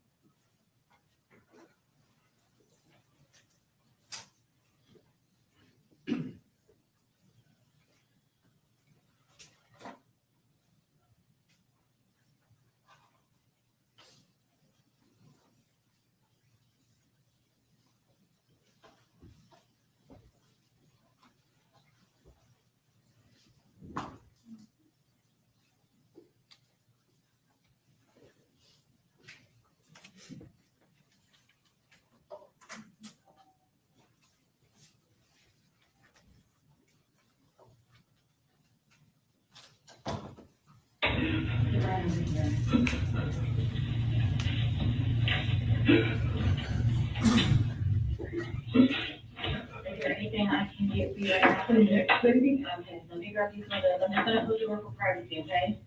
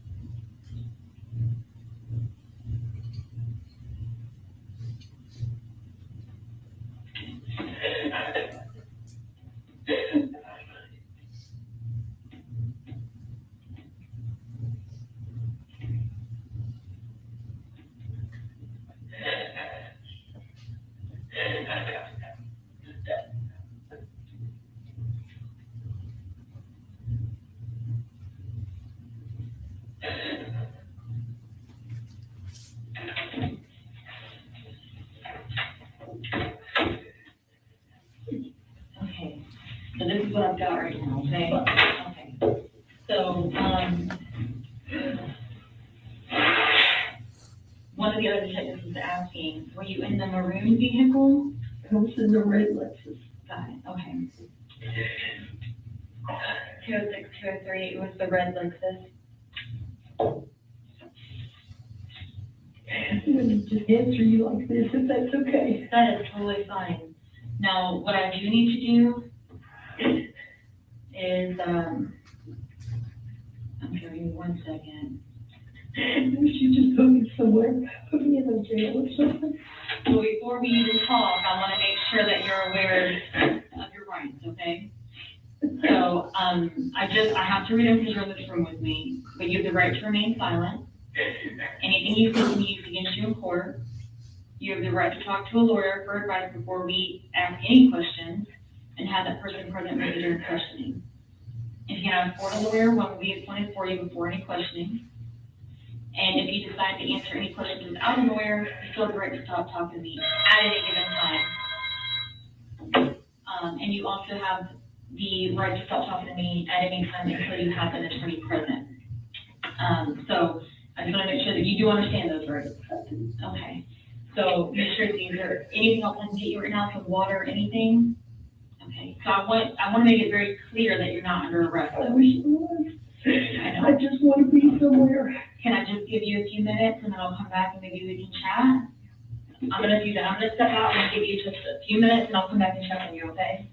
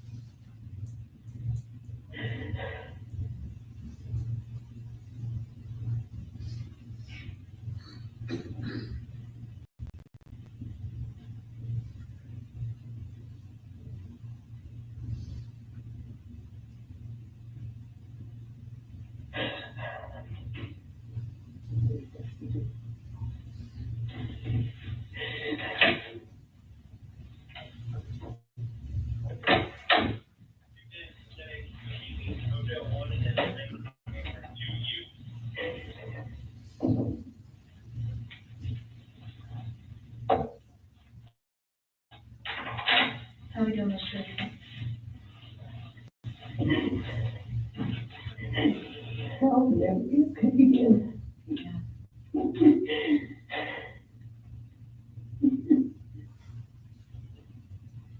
Is there anything I can do for you?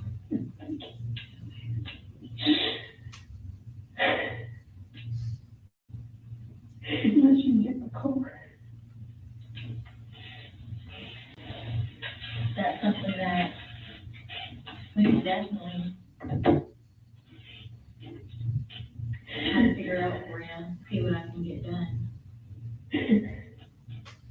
Can I stay here?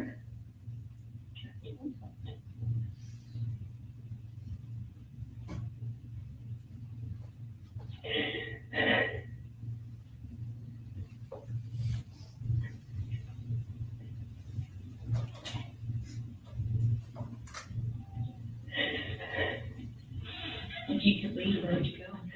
Do you have any other family? I do. I have family up in Ohio. Okay. What part of Ohio? Between Dayton and Cincinnati. Okay.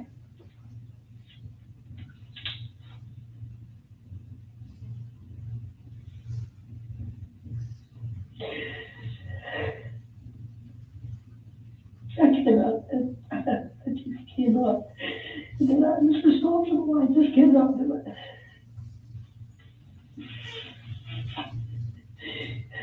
Do you keep her child often? Last week I had her 4 days out of 5. And typically I just have her once or twice a week. Was there anything different about today? So, except that I didn't expect to have her, and I picked her up and took her to eat with some friends.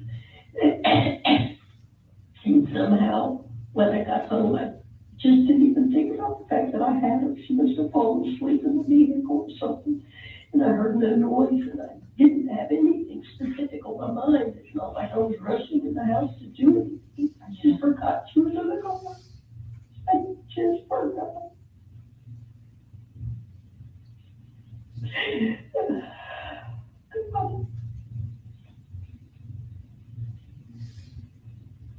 I cannot do this. I know my limits and I cannot do this. What does that mean, you cannot do this? I can't watch everybody be in such pain because of some action of my own. What's the alternative?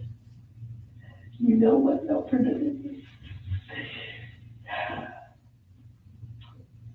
Either that or just drive until I just can't go any further.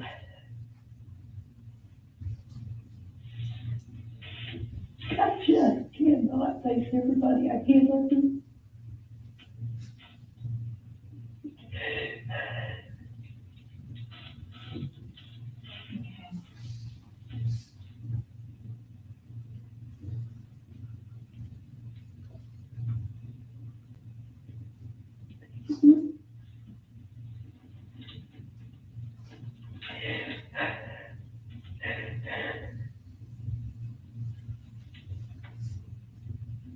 What's her name?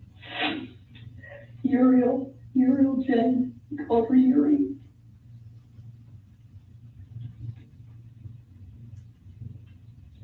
She was the most precious child. What's your favorite thing about her? She's just precious. She's just precious. I don't know. Okay.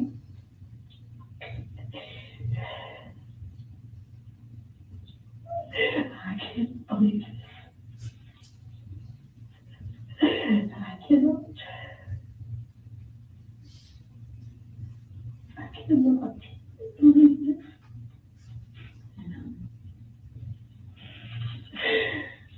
I cannot face anyone. I cannot do it. I can't.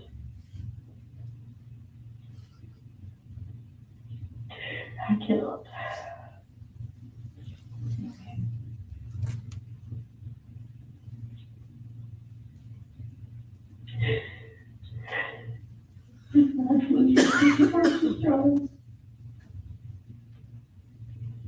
I can't imagine Caleb. Your daughter's name is Caleb? Yes. It was. Okay. But who could do that? Who could do that? Who could have, who does that? What do you mean?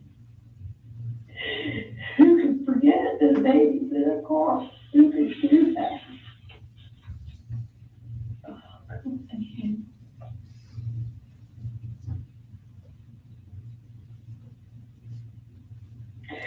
Oh, God.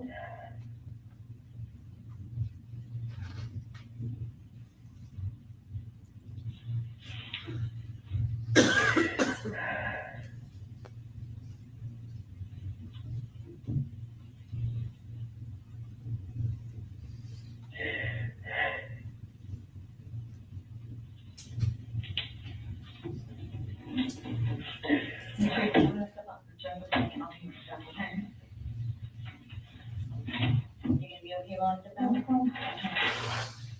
I'll be right back. Is there anything else I can get you?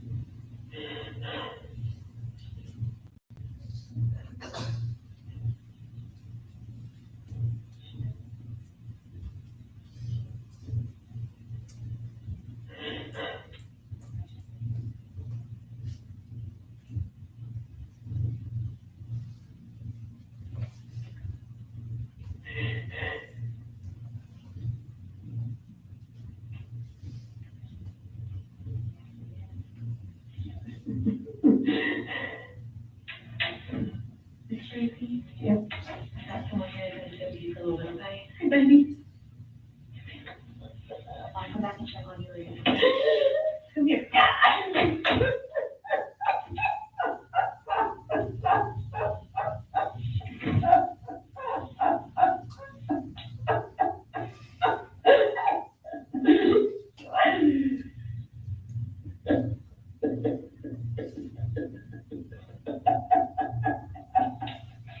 Are you sure you have a minute?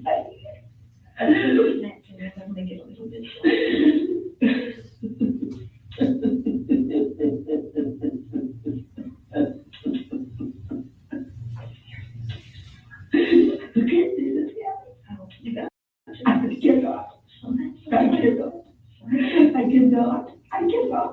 I can't do it yet. I can't do it. I can't. I cannot do this. I can't do it. I can't. You can't. No, I can't. And I can't do it here. I cannot stay here. I cannot stay much longer. I cannot. I don't know where I'm going, but I thought that was a car because I'm not staying. I cannot. I can't do it. I can't do it. I can't do it. I don't know how I also. I don't know.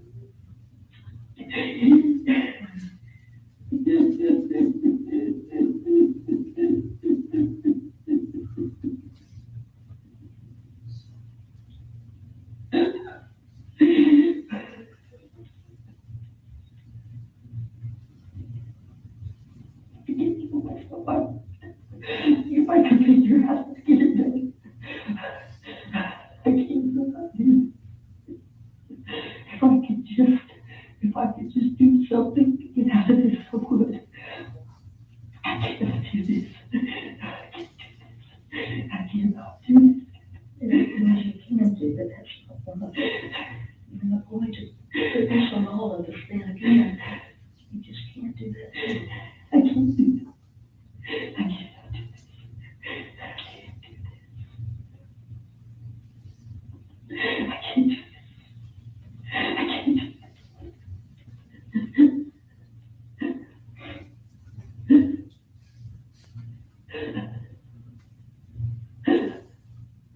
I can't do this.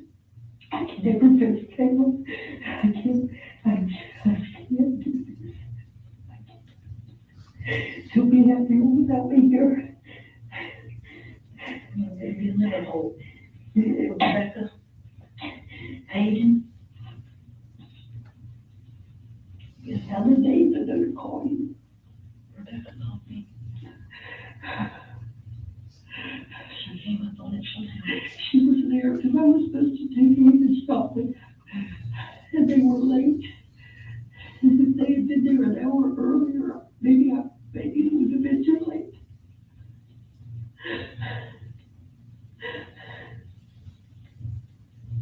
But it was just my fault. I just. And you hear about it all the time. About me, that's why. They're two completely different things.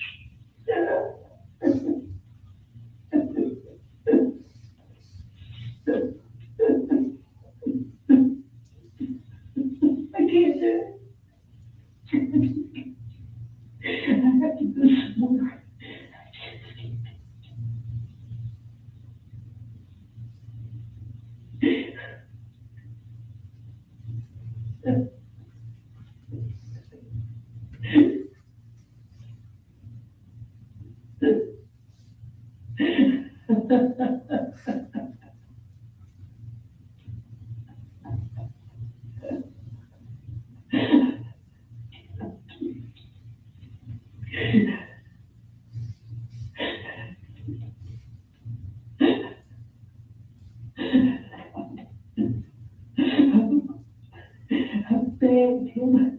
I begged him to just have a miracle. And just deserve to keep going. I forgot to deserve it. You don't deserve it. Nobody deserves it. Oh God. You're going to have to take me somewhere, Kathy. I cannot stay here.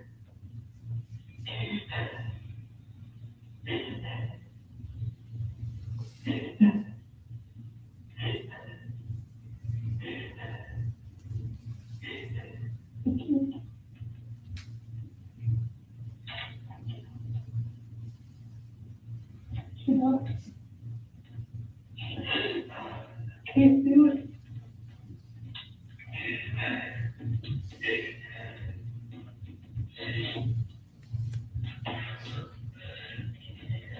It's terrifying.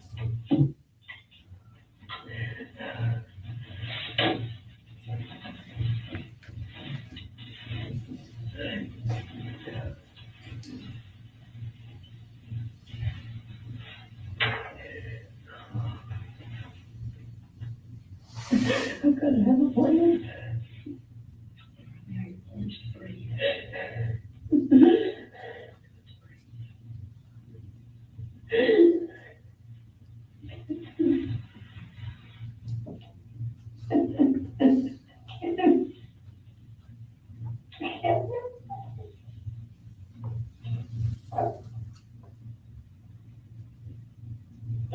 It's gonna take care of it.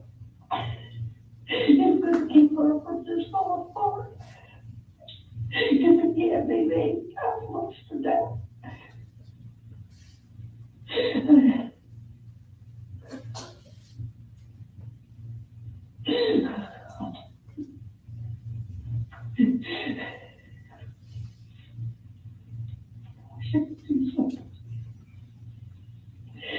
don't want, I don't have any idea what. But I cannot stay. stood up.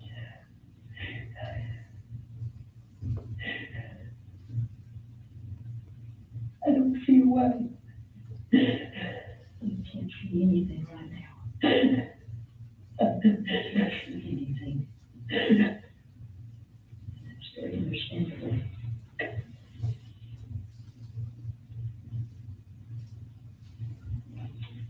I don't want them to come. See, I can't face any of them.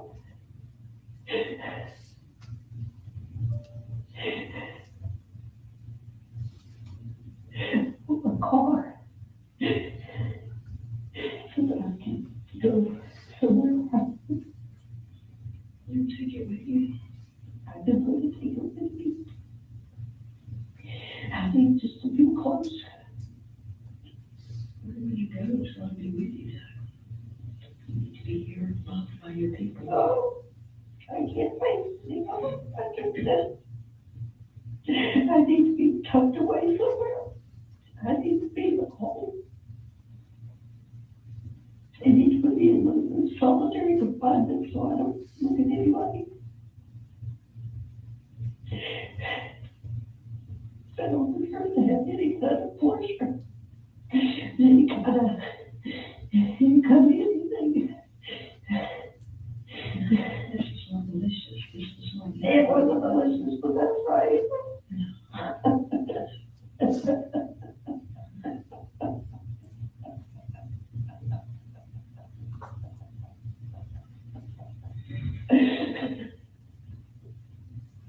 Can't do it.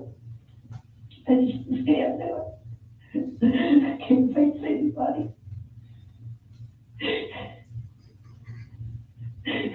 God.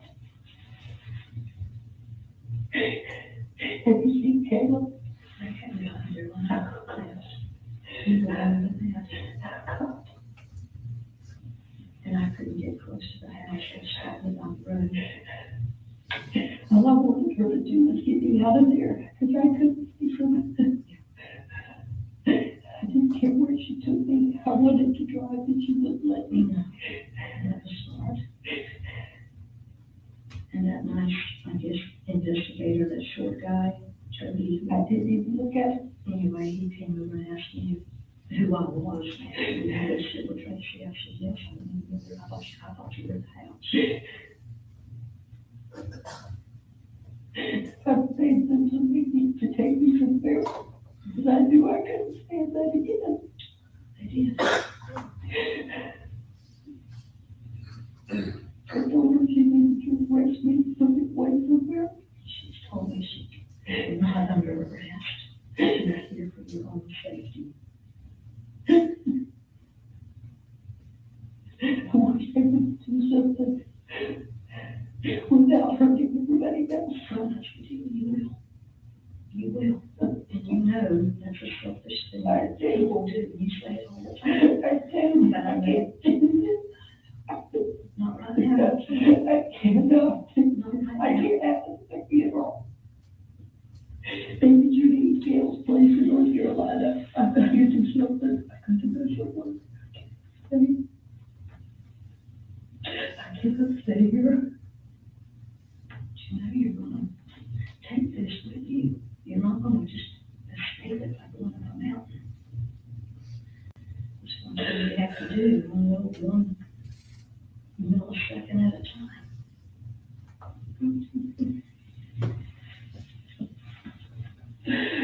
Oh, God. How can I be this quiet?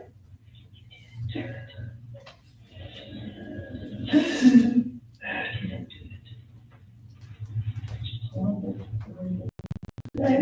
It's been how many times? How many times? This is too many. But we don't get that choice.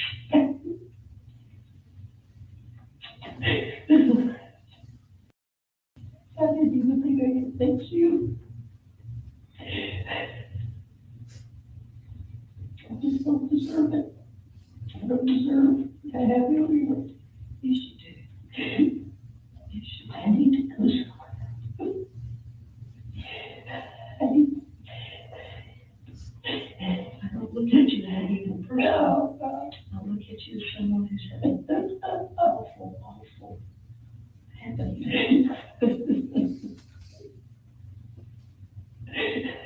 You would intentionally only hurt a mosquito.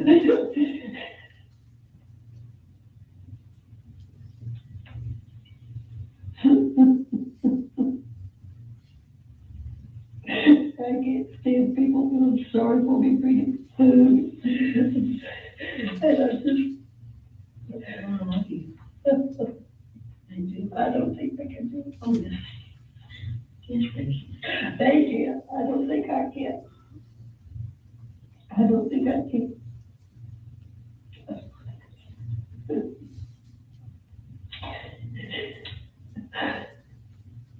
Oh, God. What's he think?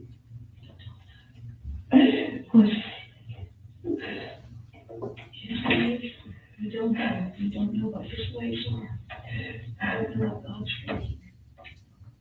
It's just terrible, terrible. There's no rhyme, there's no reason. Nobody will hear this, what they call an actress. No. You don't wish to have that.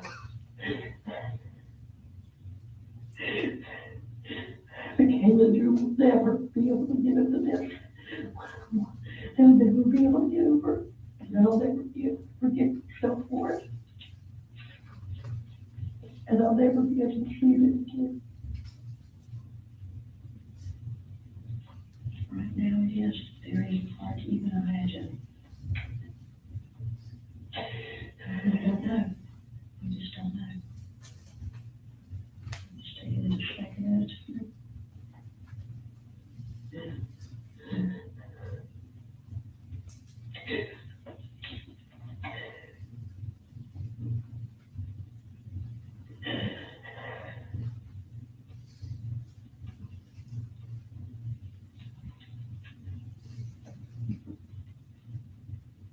Ms. Tracey, you feel up to answering a couple questions for me? Sure. Yeah. So that I don't have to go get you. Yes, you don't have to. Tracey, you know about what time it was you picked up Uriel?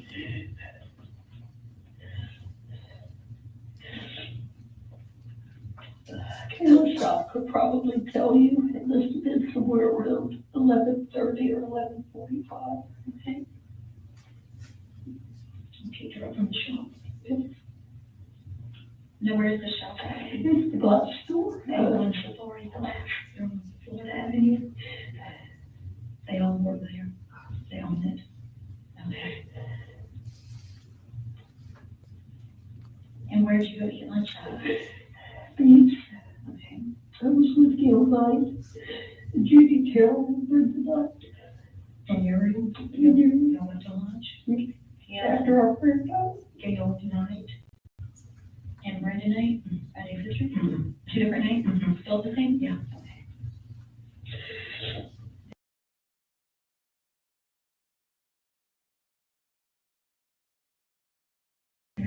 Two of them in her Sunday school class. And they just had prayer. What an oxymoron. These prayers are going to come in handy. And who was the third one? Brenda Knight, Gail Knight, and Chiefy Terrell. And we saw Bill Stallings and Brenda Roberts. He's got the signs. Do you know about what time he left these?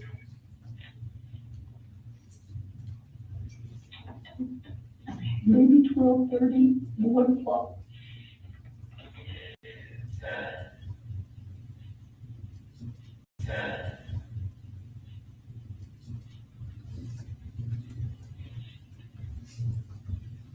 Is it just you and Uriel in the car?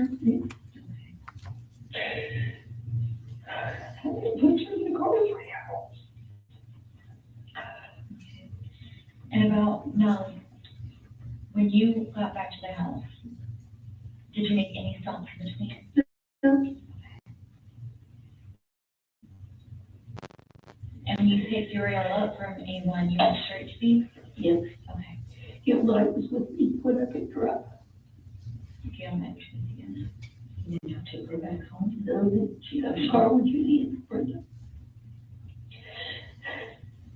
And when I got out, I saw Lacey and I started talking to her, thinking of her. And I worked out there. Okay. And I played my piano. I practiced for a long time. I can't believe I didn't even think of.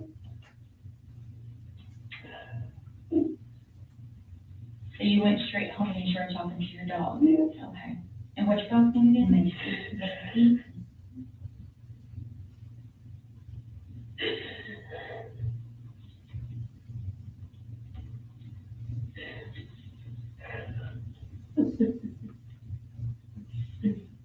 Whose idea was it for you to get Uriel for lunch? Kayla asked me if I would because she was getting her hair done. Got it. And he near Uriel was at the shop and everybody was busy. Okay.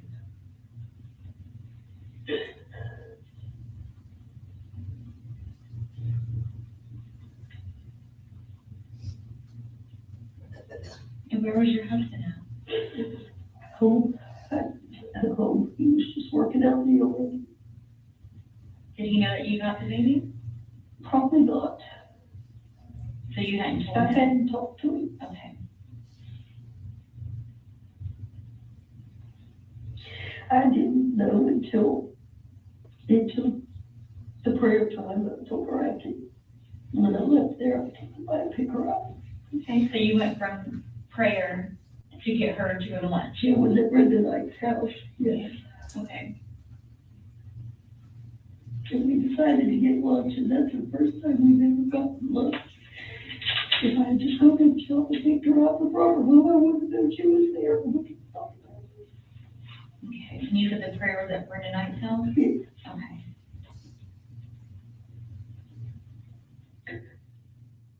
Where does she live? She lives on Crosby. On Crosby? Out the fourth or fifth house down on the right.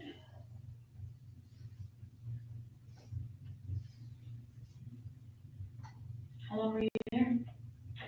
Probably an hour and a half. We started at 10 and we didn't leave till at least 11:30.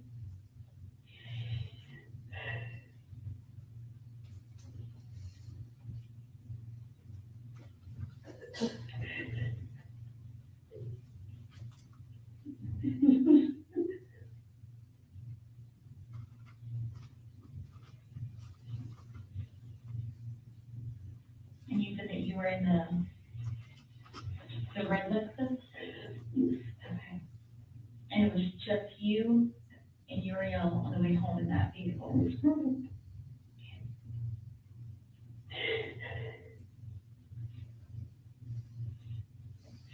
And when you went inside after getting home, what did you do? I went and started practicing the piano.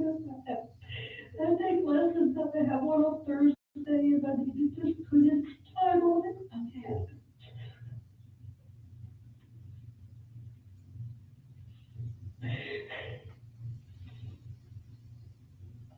I never gave it another thought.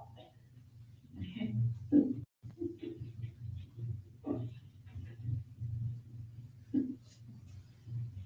It was so quiet. I didn't even.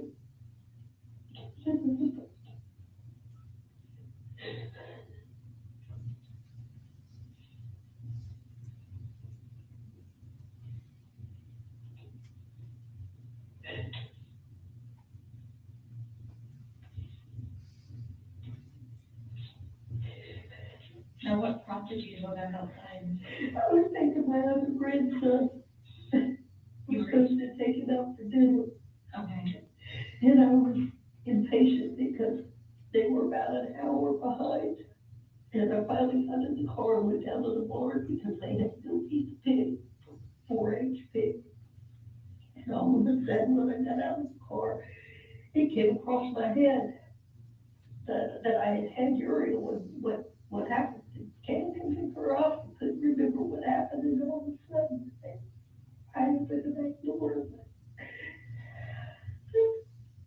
And so over there.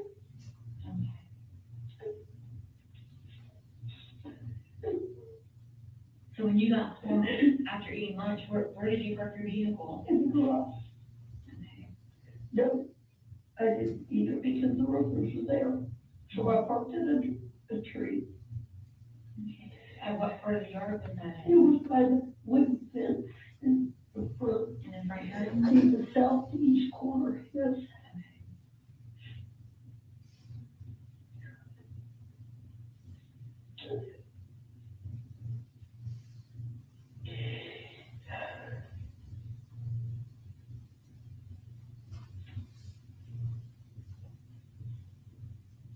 Is that true?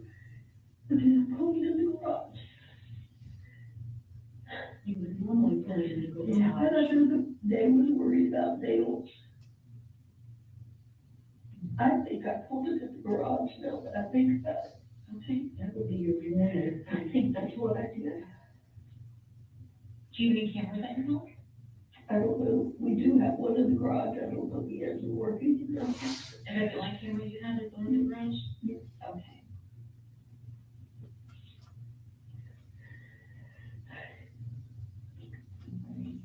Did you talk to your husband when you got home? He was out, I guess, on the lawnmower. Oh, God.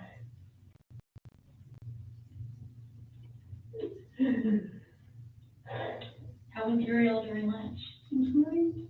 Okay.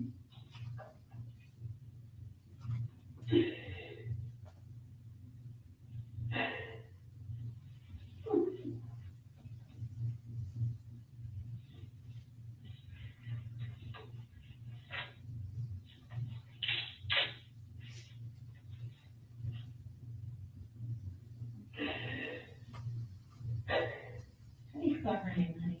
U-R-I-E-L-L-E. And you said her middle name is Jane. Yes. What's your last name? Shock. S-H-O-C-K? S-C-H-O-C-K. Do you know when her birthday is?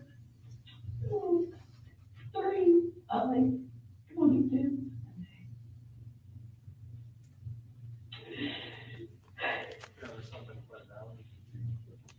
Now, just so I understand correctly, Ms. Tracy, you said that you're ready to meet your other grandson for dinner.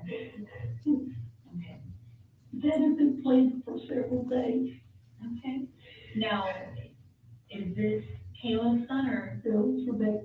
Rebecca? And is Rebecca your daughter? Yes, I have 2 girls. What's Rebecca's last name? Tucker. Tucker?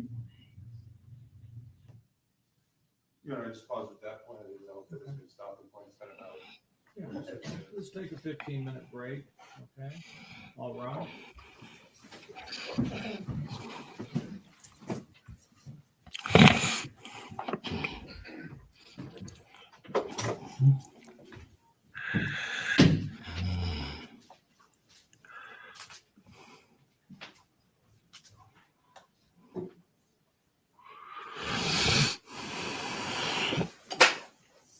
All right, state or defense, anything we need to go over? Okay, go ahead, let's see. Sidebar. There's no jury here, you want? Oh, I think that's what he does. You want to go outside? Yes. All right, let's go outside.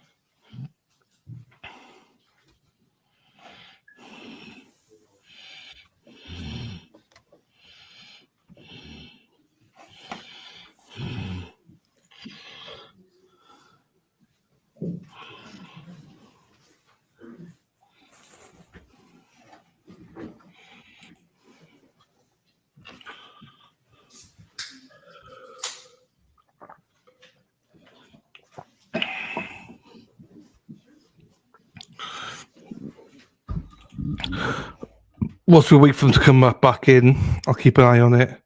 2 seconds. Where's it gone?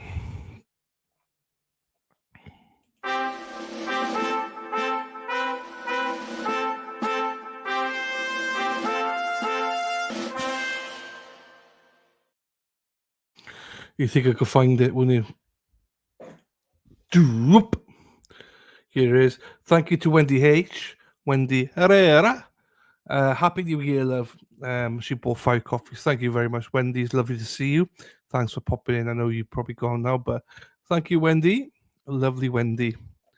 I appreciate you, my darling, for that. So again, thank you to Leslie, Shari, Wendy H for the coffees. Thank you to Dennis Sweeney for that junk in my face right now. Right, let me get. There's no movement in court, so we're all good. We're all good. She hasn't moved. Judge wanted to speak in front of everyone. The defense attorney wanted sidebar outside the presence of the room, which I think is bullshit and not very transparent. Hey, hey, hey, hey, hey, hey, hey.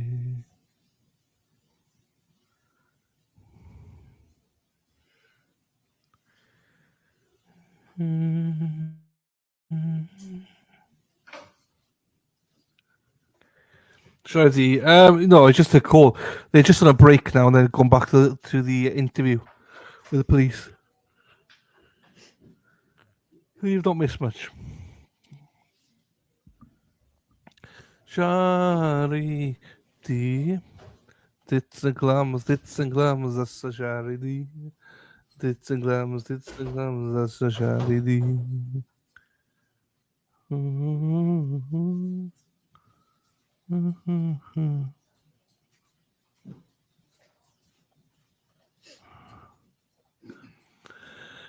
So she's facing, if found guilty on this charge, between 12 and 30 years. I think it's the same kind of trial as Ashley Benefield. Same state anyway, so.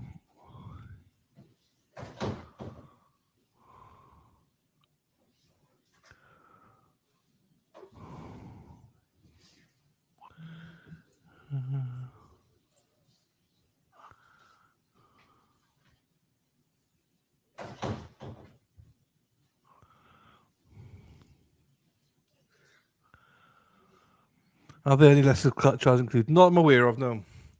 Not that I'm aware of, Sarah P.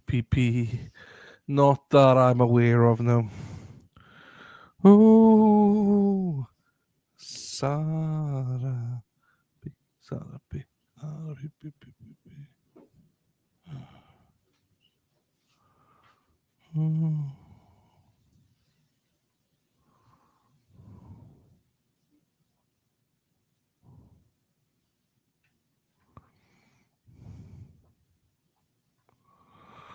Come on.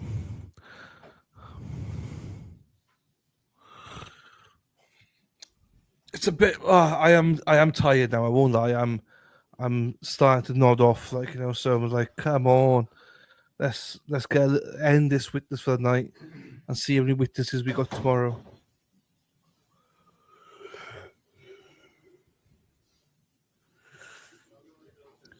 I'm gonna have to stretch now, aren't I?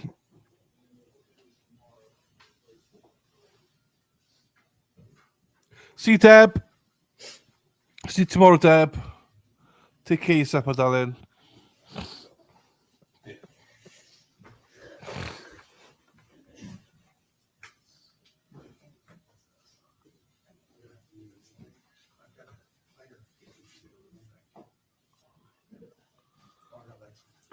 Oh.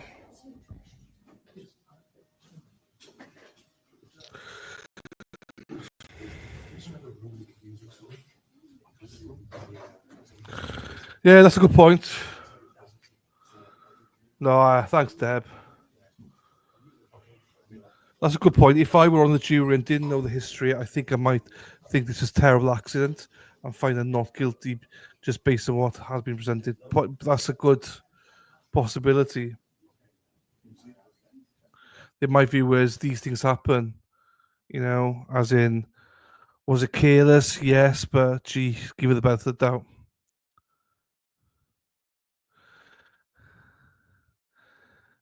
And on that note, Seth, I hope you got the award for the most patient boyfriend of the year award. Sir Seth, potty mouth esque. How are you doing, Seth? Hope you're well, my friend. Hope you're looking after Heather. Because somebody has to.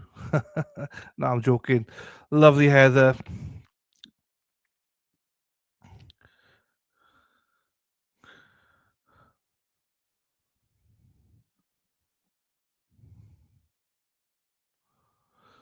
Oh, don't worry, Les. I won't overdo it. It's all good. I'm just stretching here. I just might need to just turn my camera off more often because I'm falling asleep. So, it's a very good point that Sarah makes, which she doesn't normally make good points. I'm joking. She always makes good points. The jury will only know about the one death, and I am aware of from my personal life some deaths of children that's happened, obviously accidents and stuff. So they might think it's a bit harsh as she's been brought up for criminal charges. There might be lower charges introduced later on that they might go to compromise, or they might just say, "No, this is too harsh to give a prison for something like this." And in a lot of people's minds, like, well, she has to live this for the rest of her life. That's enough of a punishment. But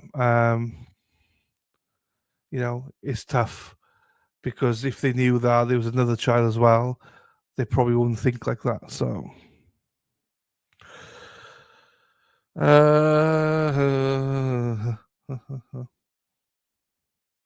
thank you, Gary.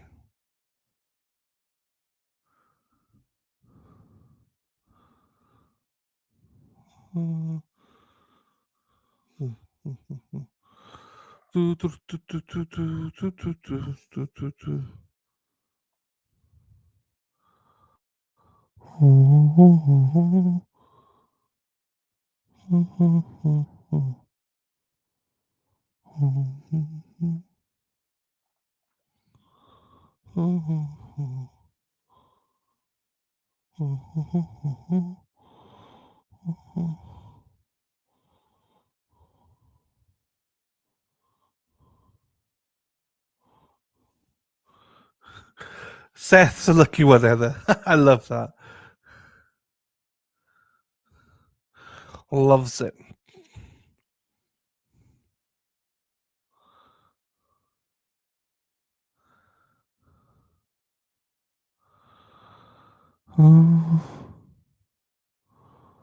I do, Robin. I have my stream for. I said I will stream this because this is not going to be a long trial. I told you last week I'm going to stream 3 times a week, and that's already gone out the window. I'm doing a full stream. So, do you know what? I have to do something. I was saying to Josie yesterday, I've lost over 1,200 subscribers in the last month and a half. So you remember the day we celebrated 11,000 subscribers? We're now got 9,900, I think. We've lost 4 today. So I'm hoping to get that back in time. But yeah, we've been on a spiral. So I miss you guys, and I wanted to come back and see what happens. Mark your calendars.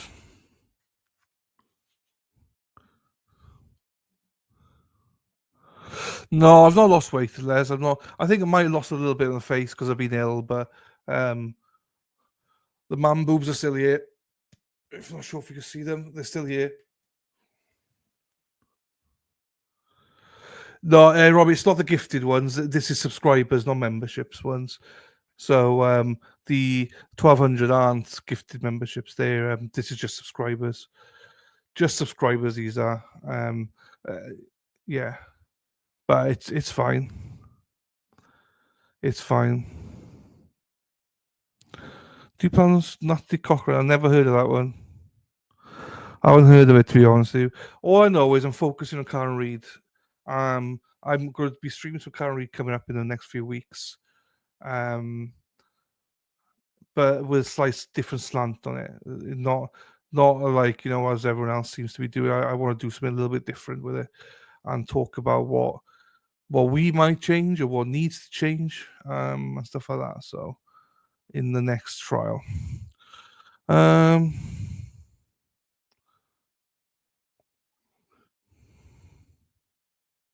Oh, thank you, Les. Maybe there was active. You're right, Gary. I know it's just weird. 1,200 gone, over 1,200 now. I'm not even fussed about it, to be honest with you. I mean, it is what it is. I don't get upset about it. I think I was upset at the start, but I'm not anymore, because it's one of those things. I'd rather have people that want to follow it, if you know what I mean. So it helps with the algorithm.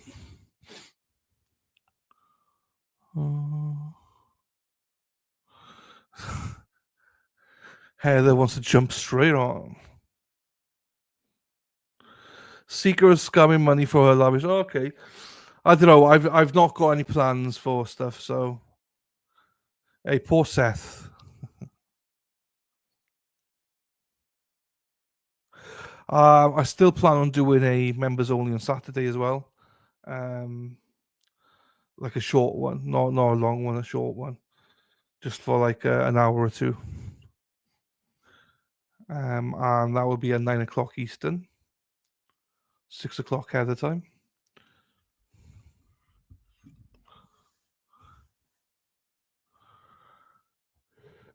Oh, she's on the Pepsi. She must be on bail because she just keeps walking around. So.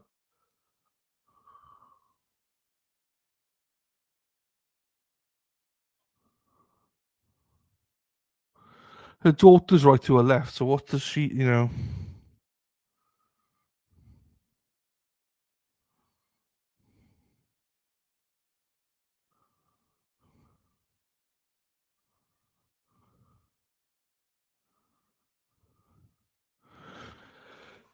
I think they're hanging their hats on the fact that, they don't know. They should get sympathy votes, hung jury or something. I don't even know what the right outcome is here.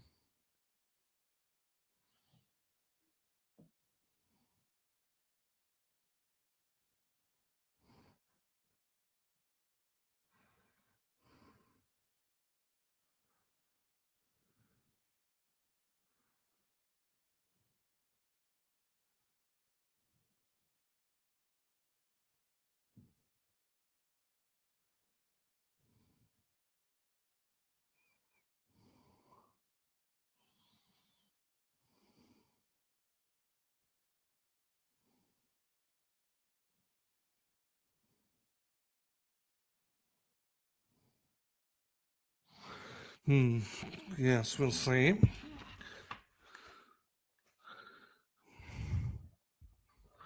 Just put that on just so I can see if I can hear anything. She's going back forward, just don't get to see it. That's all. So I'm not sure what she's looking at until she's talking to.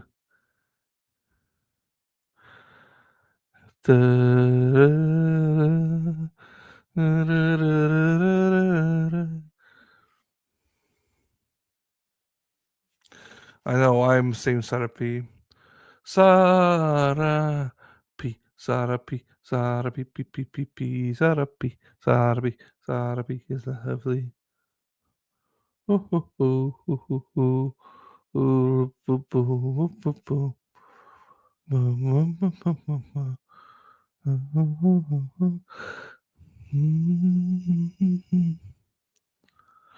Yeah, I know. I don't know how I feel about any of this. I feel for the daughter, the mother.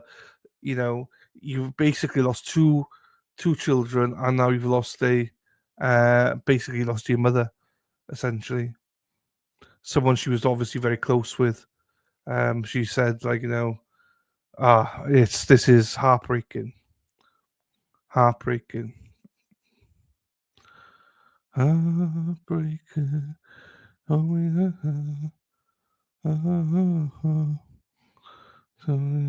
the daughter is in a no-win situation here. No-win situation at all.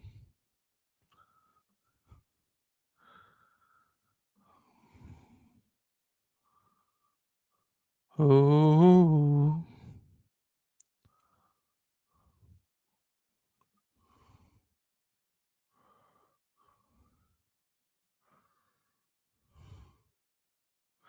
My understanding is that the daughter who lost two children, she's now got two children. One's about 5.5, I think, and one is recently born, or something like that. So,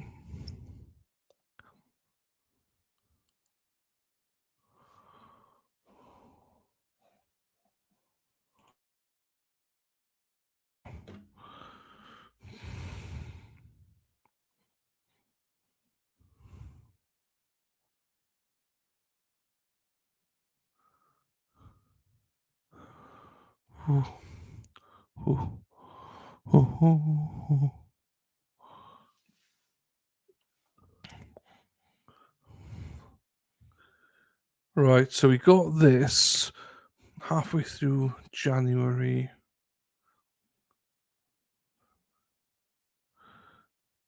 I'm trying to work out how many weeks we got left until Karen Reid.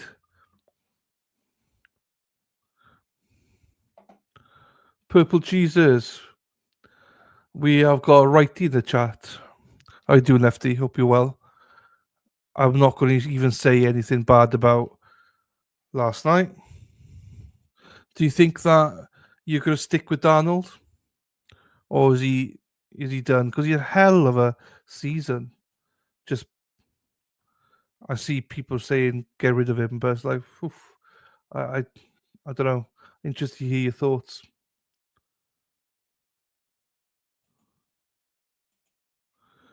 Four, 5, 6, 7, 11 weeks to today until the start of Karen Reid. Yeah, the Vikings. Yeah, like I think you've had a hell of a season.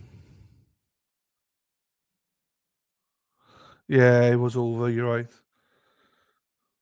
But I think the Vikings had a hell of a season. Just obviously not the. Yeah, lots of people say that about Sam Darnold. Some people think he's going to the Colts. He had a hell of a season, mind. Hell of a season.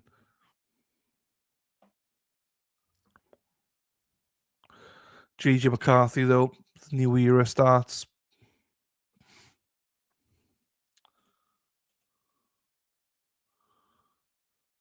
Mark Cunningham, yeah. Mark, how happy are you with Vrabel?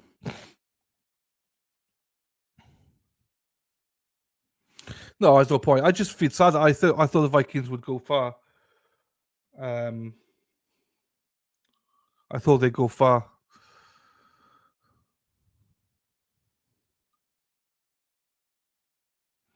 Yeah, that's true. 3 hours better than 3 minutes, as normally happens. Oh, yeah. Mark Cunningham must be over the moon with Vrabel, though. Right. Seth laughed and said, "Not with Darnold." Seth, does he support the Cardinals? Yeah, no, I think that once they got the playoffs, I didn't have a good feeling. But throughout the season, I had a good feeling about them. As soon as they got to the playoffs, I was like, "Oh shit, they shit the bed."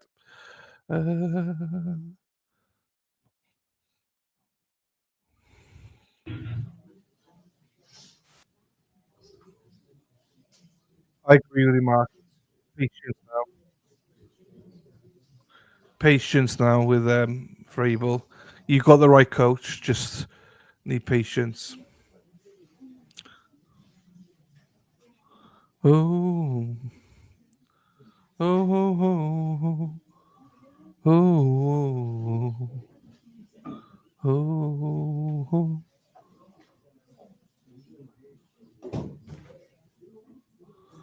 No, I thought they were back. They're not. I thought she stood up for the jury. They're not. Interior of the old line is terrible. Defensive line can stop the run but can't generate pass rush. Oh, well, it was fun. Better luck next year. JJ McCarthy era, you've still got, one of the best attacking wide receivers, tight ends. I think you got a great foundation. I think a good team. You got a great head coach, I think. Fuck the Cardinals. They're a bunch of busters. Seth, diehard Seahawks. Oh, well, I mean, RIP to Seth. Sorry to hear that, Seth. I didn't realize that you were a Seahawk. I mean, someone has to be. But yeah.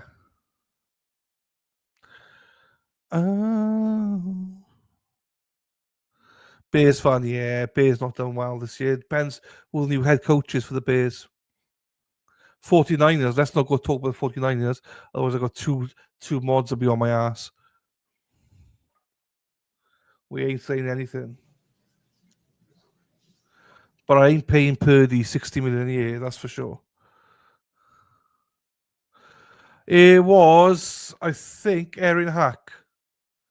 I think it was Erin Hack. I think it was. It was either Les or Erin Hack. I believe it was Erin Hack. There you go.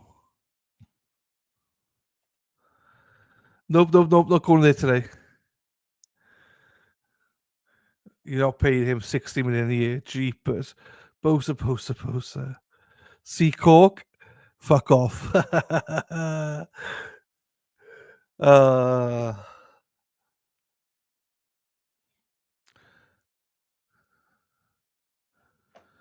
I don't know, people.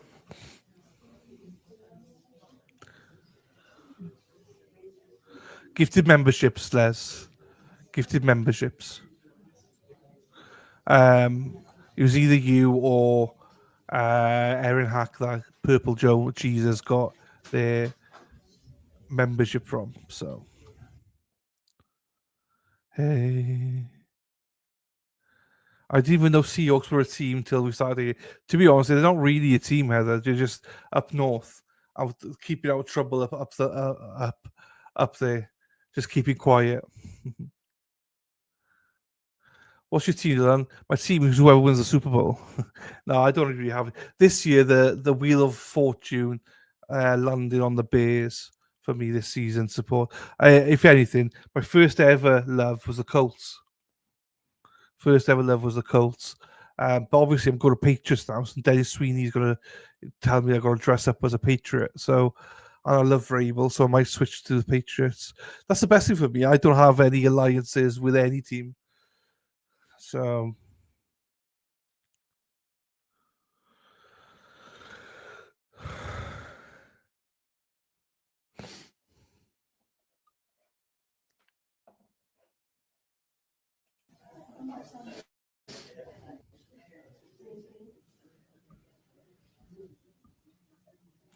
no worries, Denise. Yeah, say hi to Carol for us. Hey. Daffodils rutting for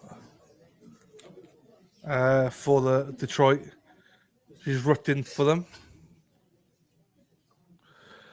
Bears let me down every year. We're trying to find in New England. I can imagine Robin G. Yes, Gary, I got favorite teams and players, but I don't. All right, everyone have a seat. Are we ready for the jury? Oops. Yes, sir. Okay. So give us the jury. I mean, Sarah P, you will either make the Super Bowl or you have a shit season. It's like every other season. What's the time on that one? 10, The 49ers. 6:19? Yeah. Whoop. What time are you asking for that? The top, it's military time. Oh, yeah. 6:19. Oh, God, I love milk chocolate. I'm not keen on dark chocolate. Oh, wrong one. Jury's about to come.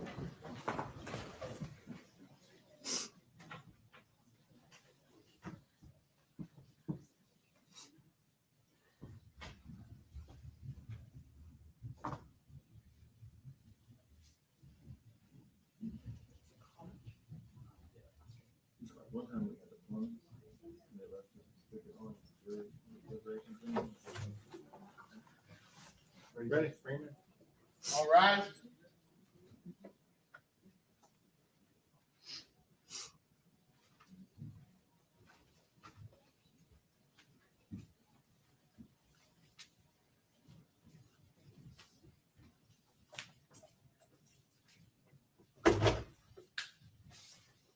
All right, everyone have a seat.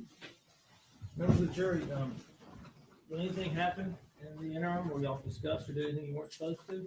No, sir. All right, I didn't think you did. I just gotta ask it. We're gonna get you out of here probably a little over an hour, okay? So we're gonna knock out this remainder of the testimony and then call it a day. State, go ahead. Thank you.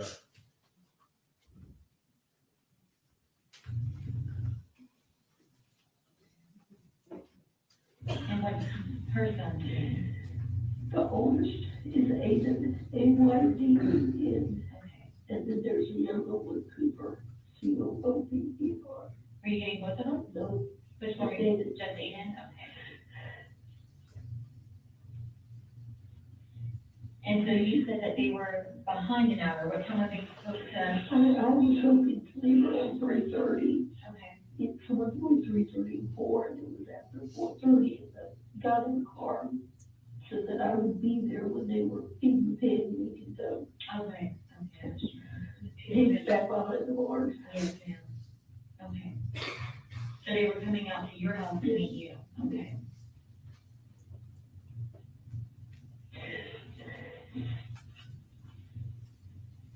Because they were there when I found them, when I realized when it happened. So they were there? Okay. And who all was there? Then he come around and was talking to me. He stopped the mower, and I was just sitting in the car before I realized that she was still in there. And Rebecca and Ada had started feeding the pigs. And then there were roofer men at the new roof on her house.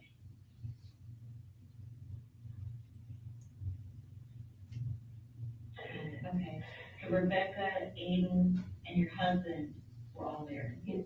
And then Rebecca took Ada home real quickly. Okay.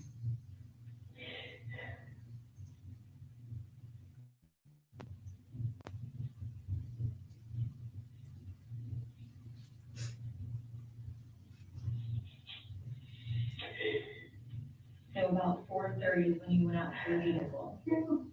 About how long after 4:30 did you realize that she was in the car? I sat and talked today for probably 5 to 10 minutes with him sitting on the mower and me sitting in the car. And then I got out because Rebecca and Aiden had come up, and I was going to see if I could help them. And all of a sudden, I realized I just had that flash of what had happened a year ago. And then all of a sudden, I realized we opened the door. Maybe like 15, 20 minutes? 10, About probably. 10? Okay.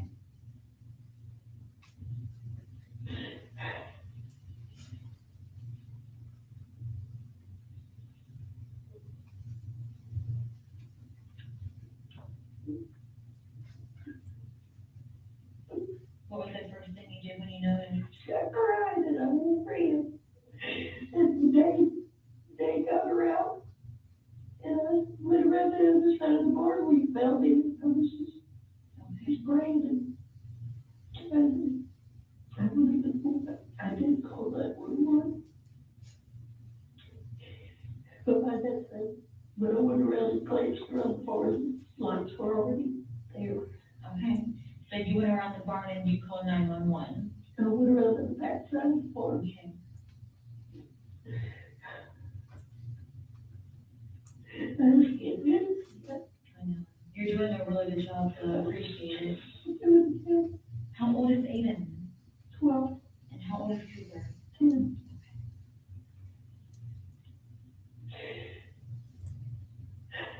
And does Kayla have any other children?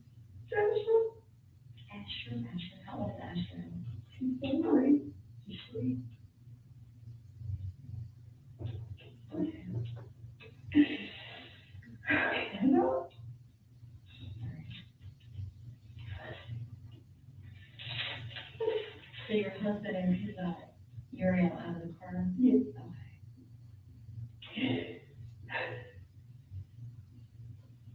Did he say anything? He panicked like I did. He started giving the CPR.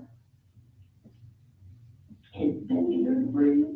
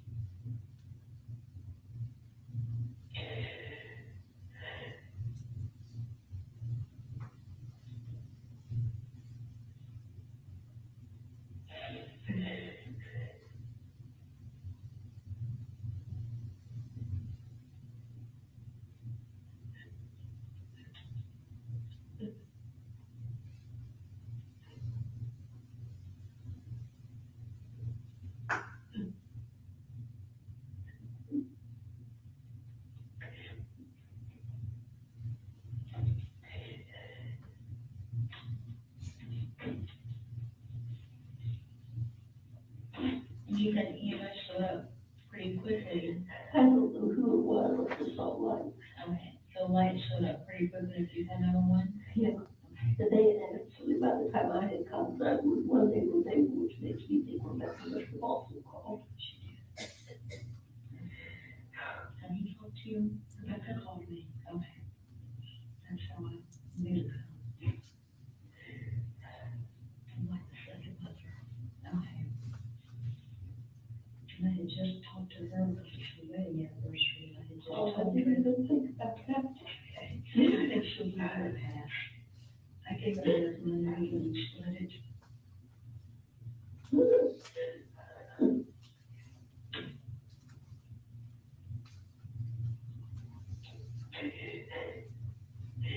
Oh, it's very crazy.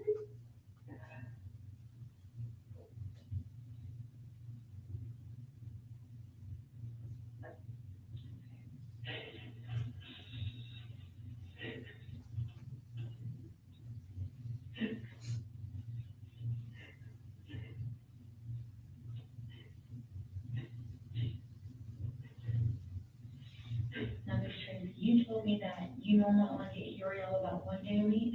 Usually once, maybe twice. And last week I had it 4 times because Kayla's not been well. Okay. Now, is it always the same day or sporadic? Often it's the first of the week, but it's sporadic. Okay. Often it's Monday or Tuesday.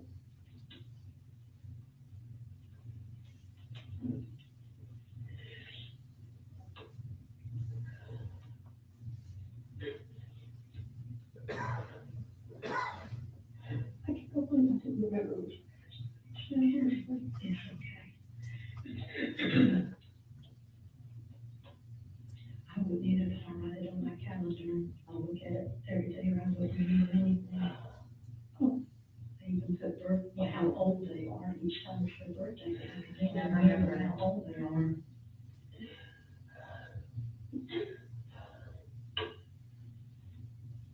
I'm certainly didn't know it's her birthday, and neither did, what's his name, Jonathan's other friend.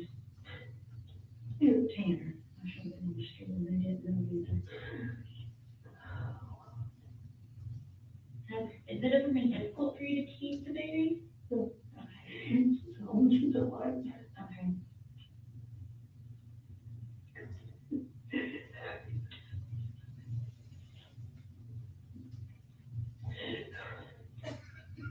Do you think there's anything else that might be important for you to know? Okay.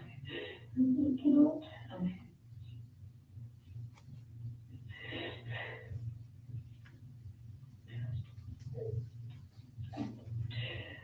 I'm gonna step out for just a second. Yes, take your time, okay? And I will.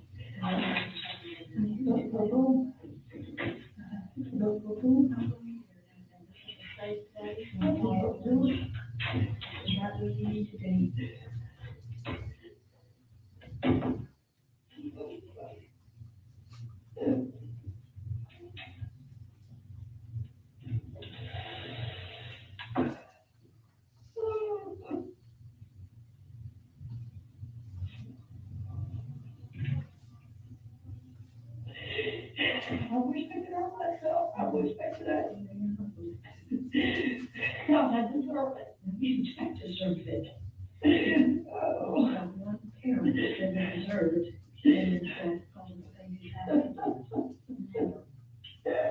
Nothing was malicious.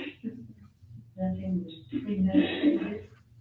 Nothing.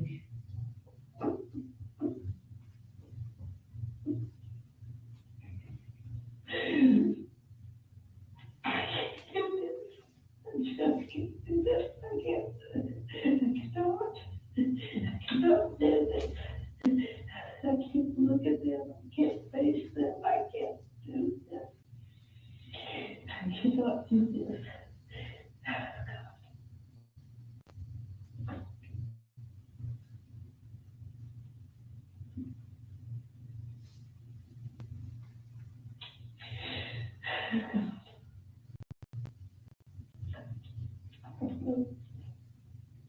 I have never not known what to do anymore, and I don't know right now what to do. I don't think I'm gonna know a year from now. Well, we've done any factors in any of this, you can take it and trust. What Caleb will be able to do.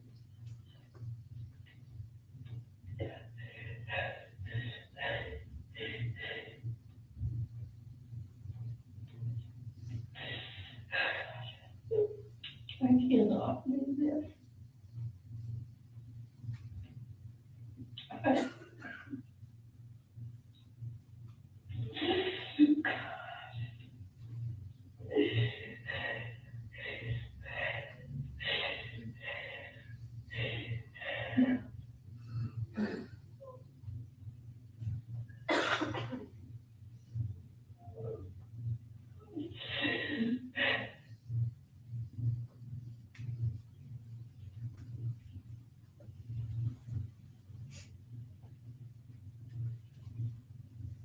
I don't run any script in my head where I can do this.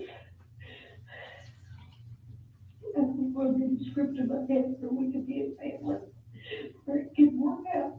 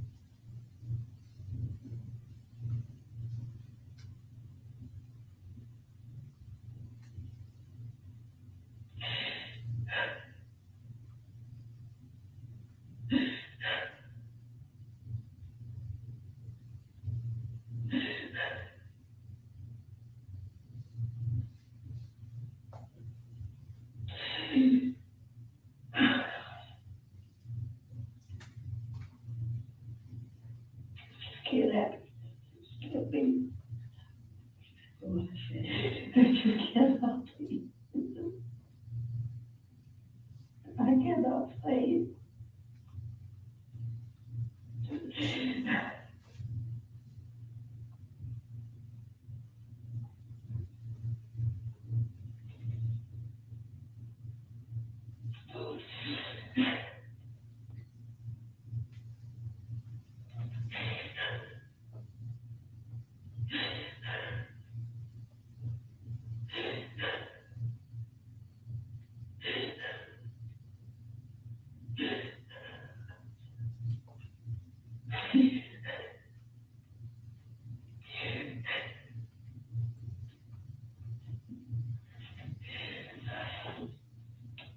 I can't even see myself going back to my house.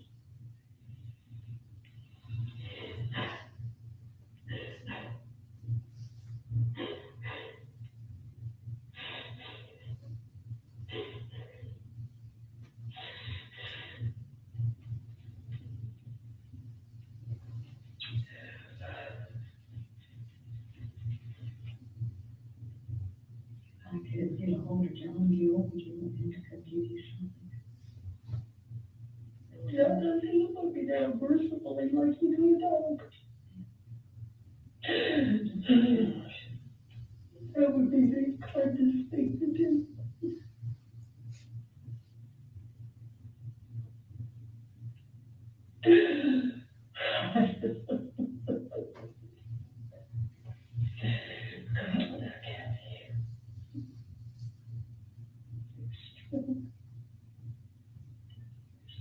Yeah.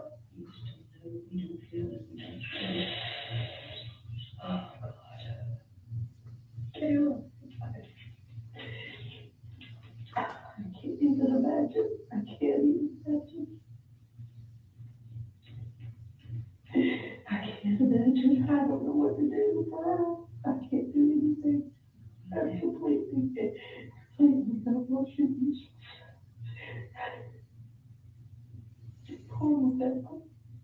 It's always in the middle.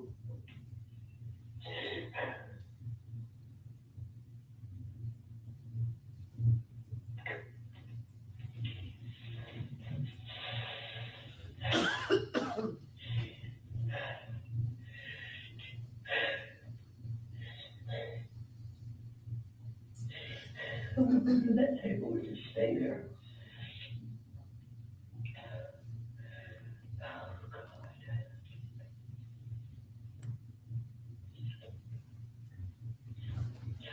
Just give me. Oh, God.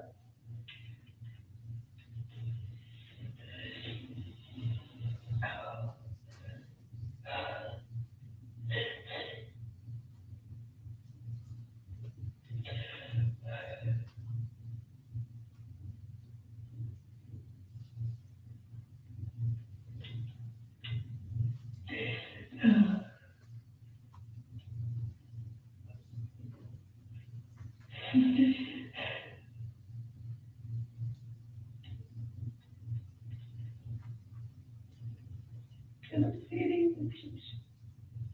No, you don't. I don't see a way out. One big cobweb right now. I don't see a way.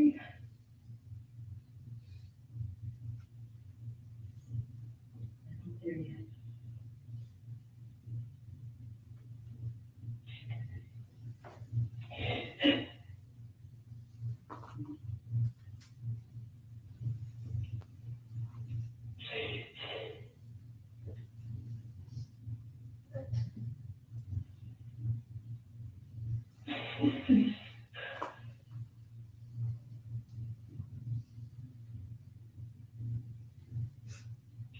I've always run from the things that make it just right. It's just not enough of a person to face it. I can't face her. I can't face it. Unfortunately, she's a lot like you. And they're running.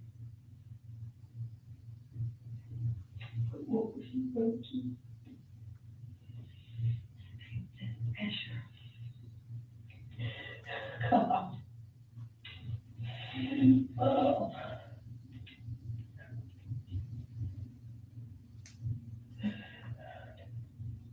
How in the world are they going to survive it?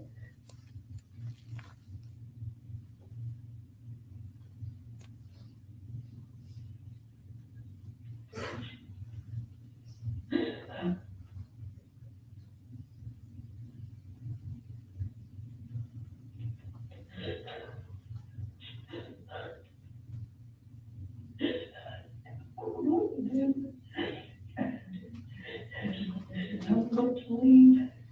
I want to go somewhere.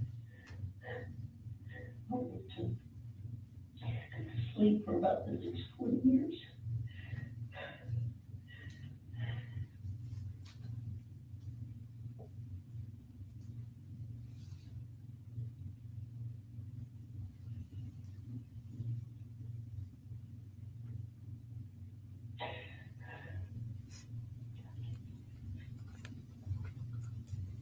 I can't believe this. It's not fair.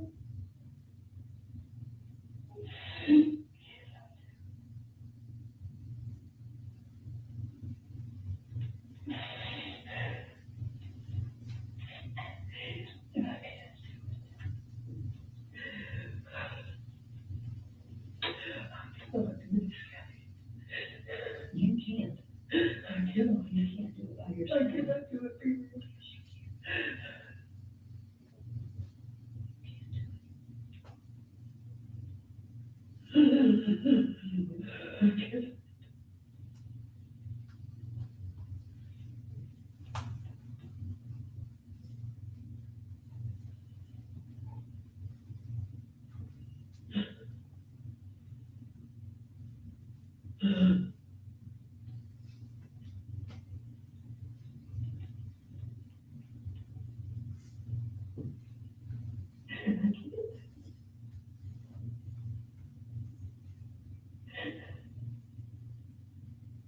I told Mr.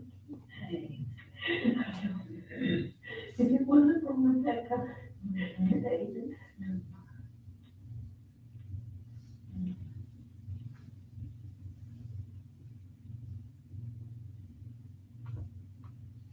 why do I keep hurting people like that? We don't do it.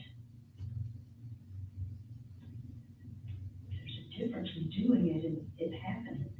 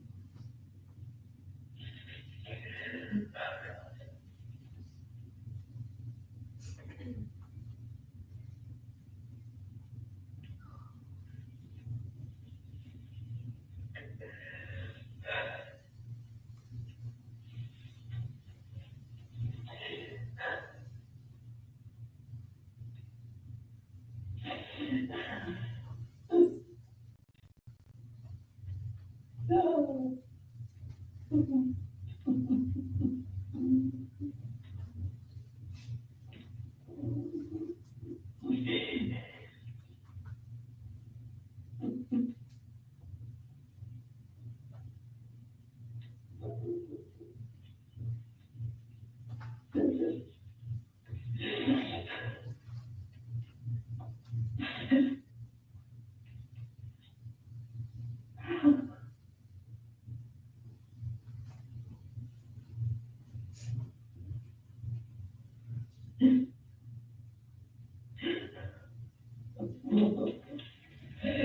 She just had her to suffer, and she just boiled to death.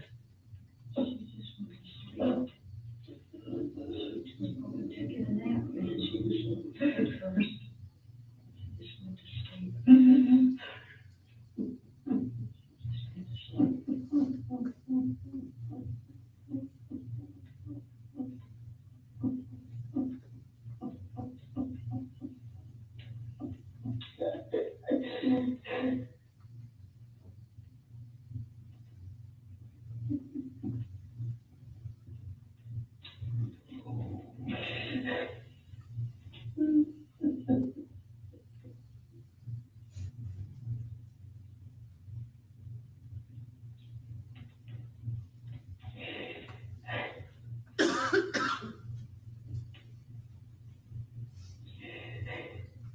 I don't know what to do, okay?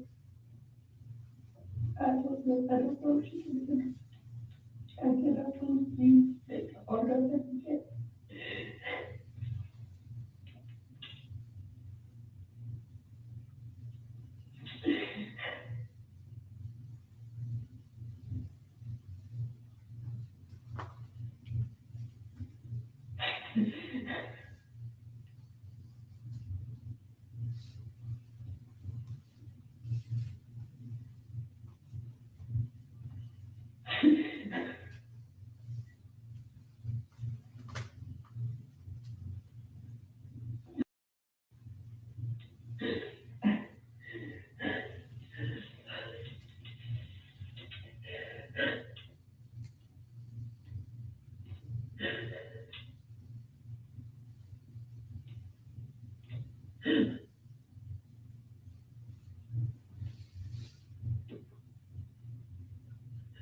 What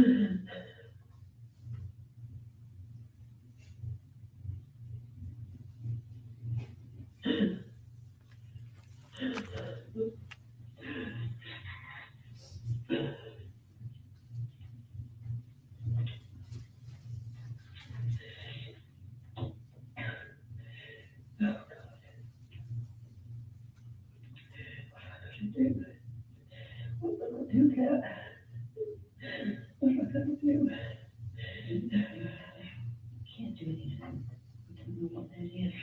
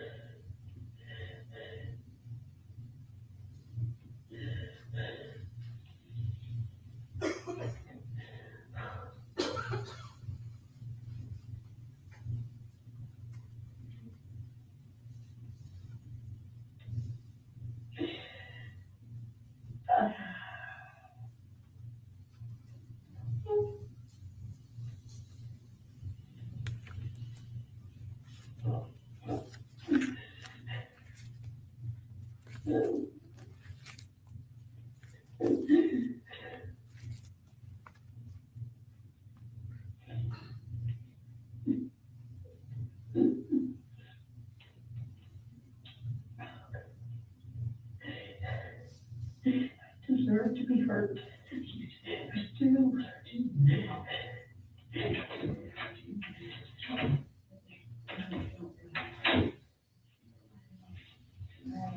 Tracey, I got one more question. Well, I have like 3 more questions for you then. All right, so when you came out of the house and you were going to get the car to go around back, did you carry anything outside with you? Not that I can think of. My purse was already in the car. I had my cell phone in my back pocket.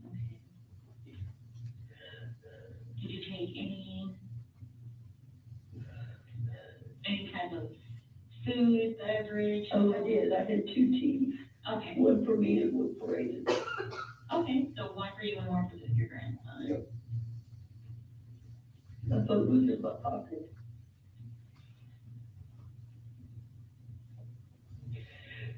All right, and I know that there's a timeline and we want to get good times. Did you talk to anyone on the phone during any of this time? After I realized what was going on? Before? No. And I had texted Rebecca and asked her if they were about to come. And then I called her and she didn't answer. And I texted Aiden and asked him, I took her phone home, please. Texted Aiden and asked him how far away they were. I was just getting impatient. I was ready for this to come on. Yes, ma'am. I understand.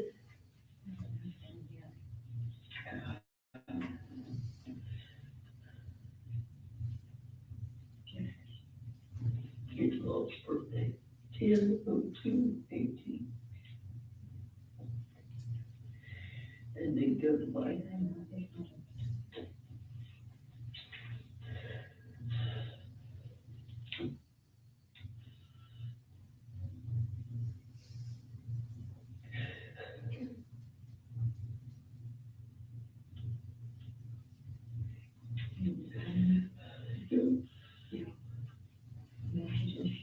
Rebecca and Aiden both. Okay, I'm gonna take a couple of snapshots real quick, okay? Fine. Okay.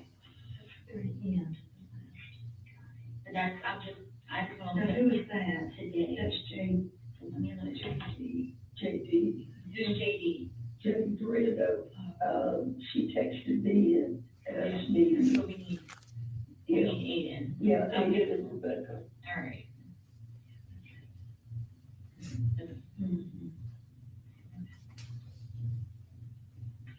Now I see though that JD, Jane Dorando, she texted you. She did. And And I read it, but I don't think I responded to her. okay, and I see in the first text that said it in the morning. I understand. Okay, so just for, I'm gonna fill in, didn't see it. All right, and then I'm just going to go into your call log, because you said you called, right? I did call Rebecca. She didn't answer. I see that, okay. So I'm just gonna do that.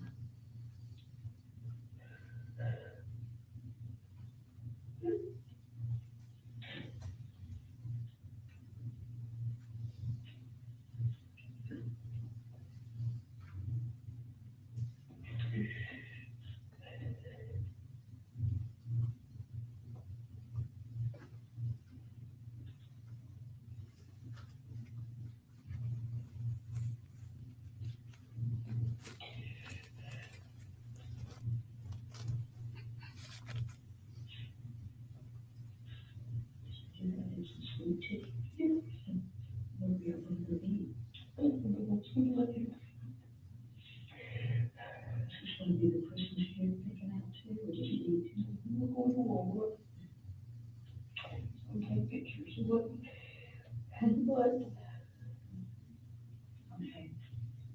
So what I'm gonna do, we're gonna get out of here shortly, okay? I'm not gonna take you home. I'm gonna take you from one safe place to the next, all right? So I want you just to give me a couple minutes to get something ready. And we'll get out of here, okay? I had asked her if she needed to talk to her doctor for any reason. I don't know any kind of protocol, and he's up on everything until today. And her medication and all of that. Okay. It's John Gill. John Gill, okay. Okay. I just don't remember in the beginning of anything that John was approved of.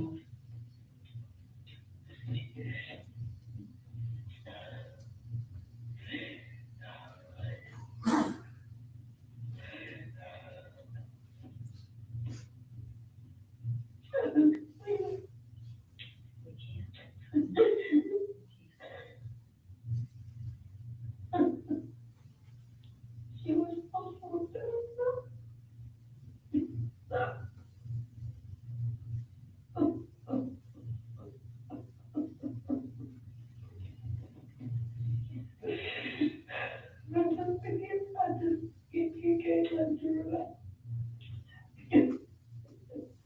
I'd do anything to make it better, including giving my own school.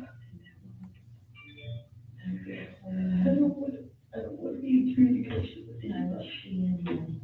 You can turn it off.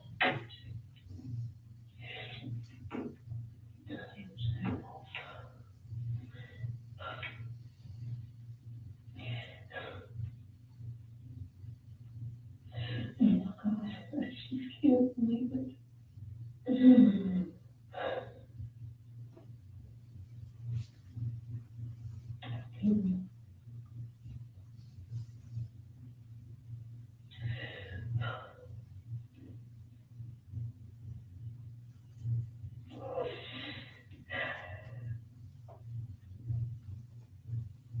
You can't do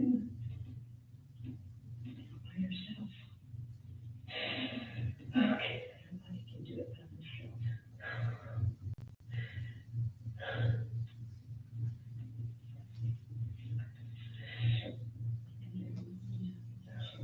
Whatever you know what you're doing and what you need.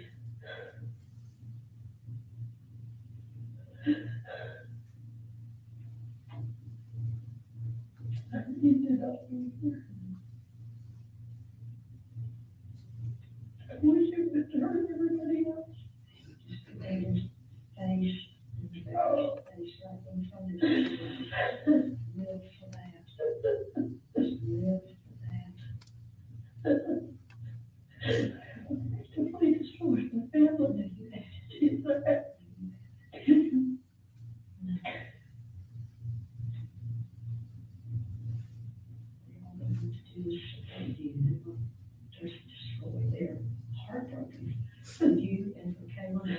He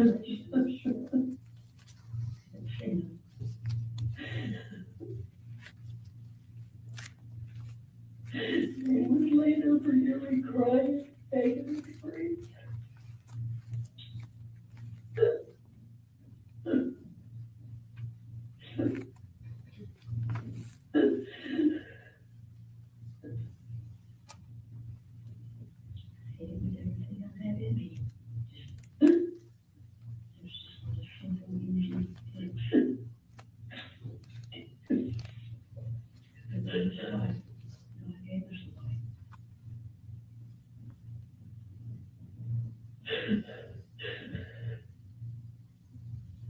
One of the first times I don't see it. When it somehow felt like we could come through. But I don't see a way. It's something that you don't see around here. The rest of us keep reminding you.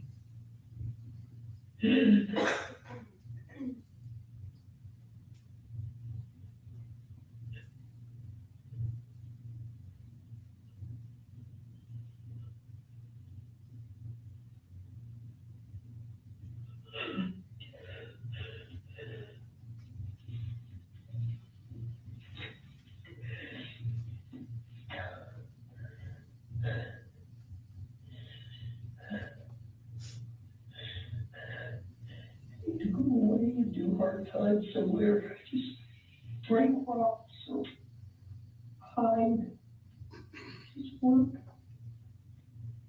But see,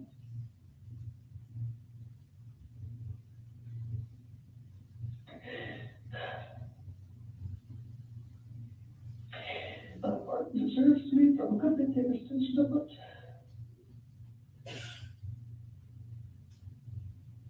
My thoughts are broken. I know, but I don't think so. But that's okay. It's happened. It has happened.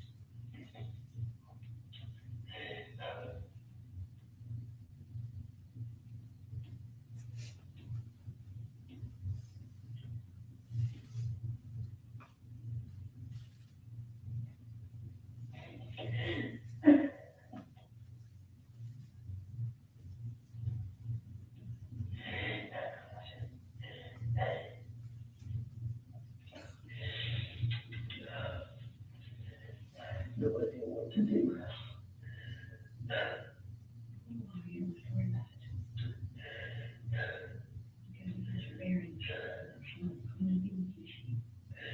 And quick.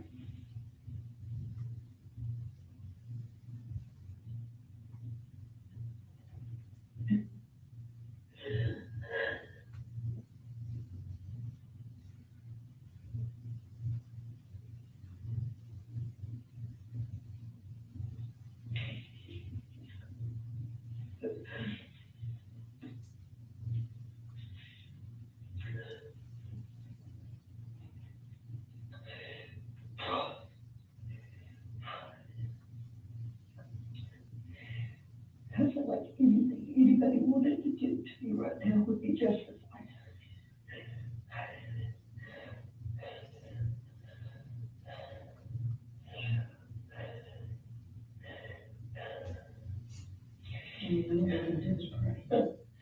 You're gonna have to pray for me, because I can't. Everyone's gonna pray you through it.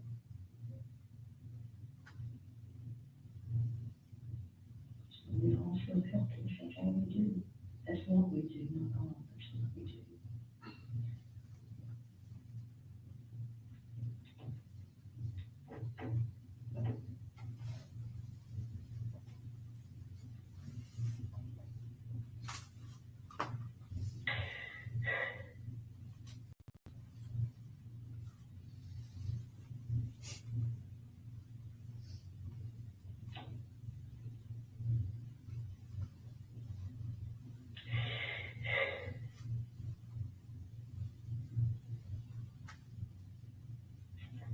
Anybody?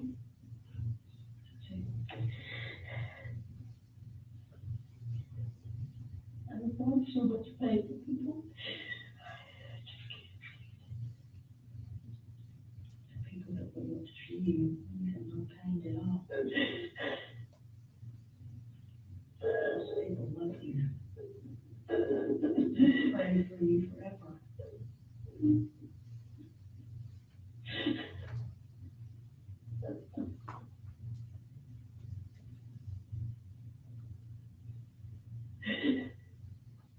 I don't know what I'd do if you were in the jury. The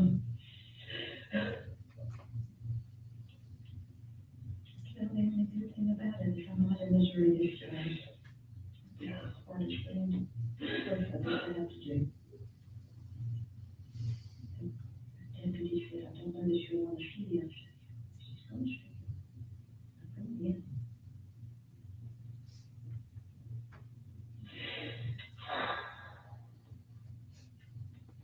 And it's her deputy that told me to come. I was getting so panicky. They weren't going to take me away, but the panic came.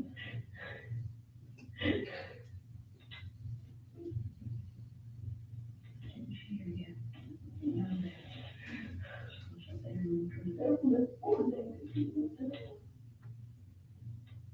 He's just a different animal than you are.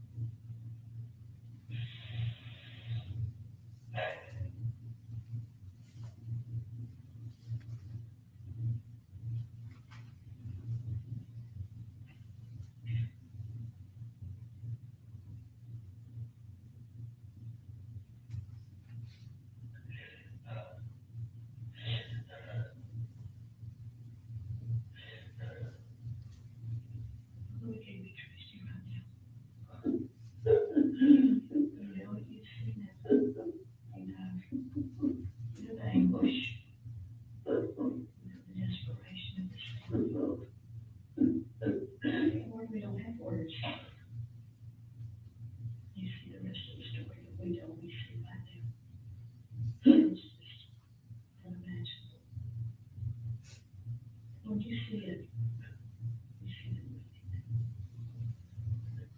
But I just pray because we don't know what to do. We don't know what to say. We don't know what to pray. We don't know what to pray.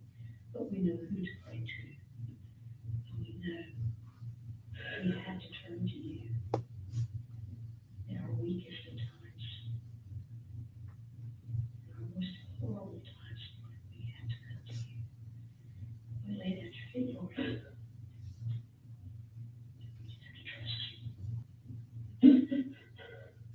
Watch over Kayla.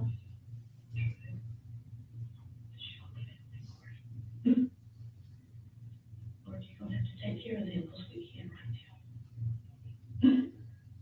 Even they, we know he's a strong one, but you got to help him. You got to help Rebecca, Hayden, Jonathan. Lord, I just pray that we just show us the way, Lord. You show us what we need to do, how to make these steps, Lord. Carry us, Lord. Because we trust you and we love you. And we don't have any place else to turn. You are our Savior, you are our Lord. And you give us our strength and our peace that passes all understanding at just the right time. I just pray that you'll be with these next days, Lord. These next seconds, Lord. Just help us. Help us know what to do and how to do it. Amen.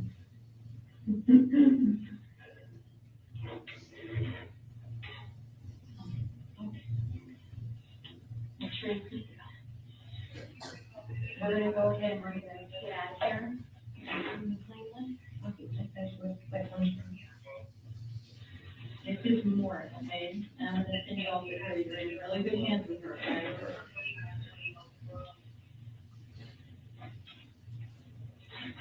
You have your glasses and your phone, so you don't have to worry about carrying anything for sure. If you want, you can walk out with them, and I'll walk with you guys, and I'll let you back in, okay?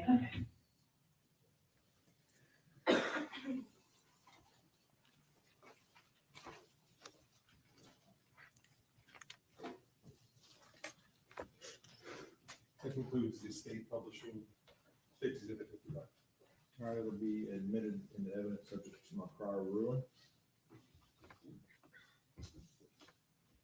May I continue, Your Honor?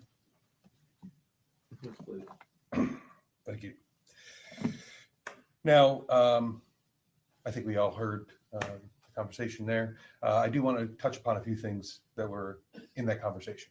I want to point your attention particularly to when you were talking about a timeline. Do you recall that? I do.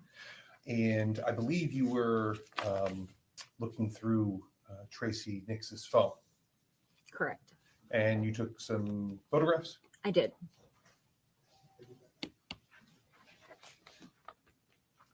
I'm showing you that the pre-marked spaces, it was 46 for 54. Once again, well, not that you would know this, but would you look at these one at a time? They are labeled on the back, okay? Starting with 46, please. Sure. Thank you.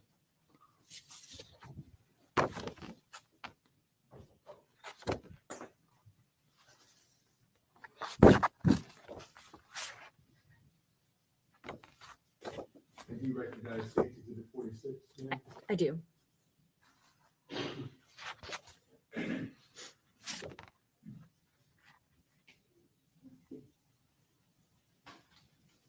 And what is State 46?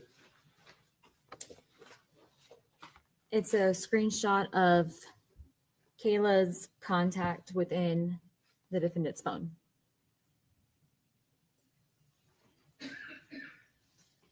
And does that fairly and accurately depict what you observed on her phone when you took that screenshot? It does. Your Honor, at this time, State would seek to enter into evidence State's Exhibit 46. Defense?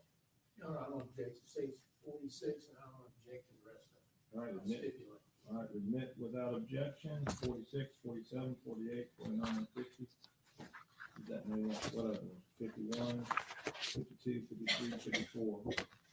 All are admitted into evidence, published as you so deem appropriate. Okay. Thank you. So what was 46 again? It's the screenshot from the defendant's phone of Kayla Schock's contact, as well as showing a missed call at 11:08 a.m. Thank you, ma'am. If you wouldn't mind, would you go to State's Exhibit 47?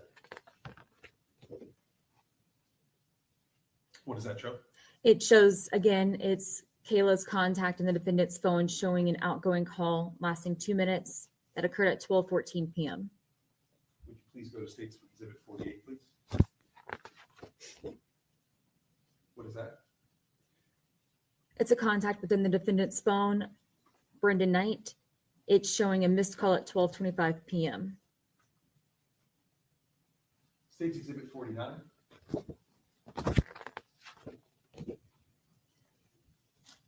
And this is a screenshot of the recent call log in the defendant's phone. And it shows some of the calls that we talked about earlier. From that day, correct. The missed call from Kayla, the answered call from Kayla, missed call from Brendan Knight, call from Rebecca, and then the 911 call. And Rebecca has 3, I guess, next to it. Yes. Okay. What about State's Exhibit 50? This would be a screenshot of the defendant's text message with her grandson, Aiden. And the time of that first message? It's 4:43 p.m. when she's asking if the pigs have been fed yet. State's Exhibit 51. This would be a screenshot of the defendant's phone and text messages between her and Rebecca. And what's the bottom message there? The very bottom message is the defendant saying she's ready to go. Is he about finished at 4:33 p.m.? And when it says today, what day is that? That would be on November 1st, 2022. Thank you. State's Exhibit 52. That is the text message thread between Jane Durando and the defendant. And once again, why did you screenshot this one? It was just within the time frame that she was active on her phone during that time frame of when the incident took place. And so what's the last message that was at least that she received on this phone from that individual? 4:53 p.m. State's Exhibit 53. That would be the contact between the defendant's phone and Rebecca, showing the calls that she had that day with her. Outgoing and incoming. Correct. And what was the last one down there? She had an outgoing call for 43 seconds at 4:50 p.m. And that would be on November 1st. November 1st, 2022. And finally, State's Exhibit 54. This would be a screenshot of the call log of the defendant's phone calling 911 at 5:05 p.m.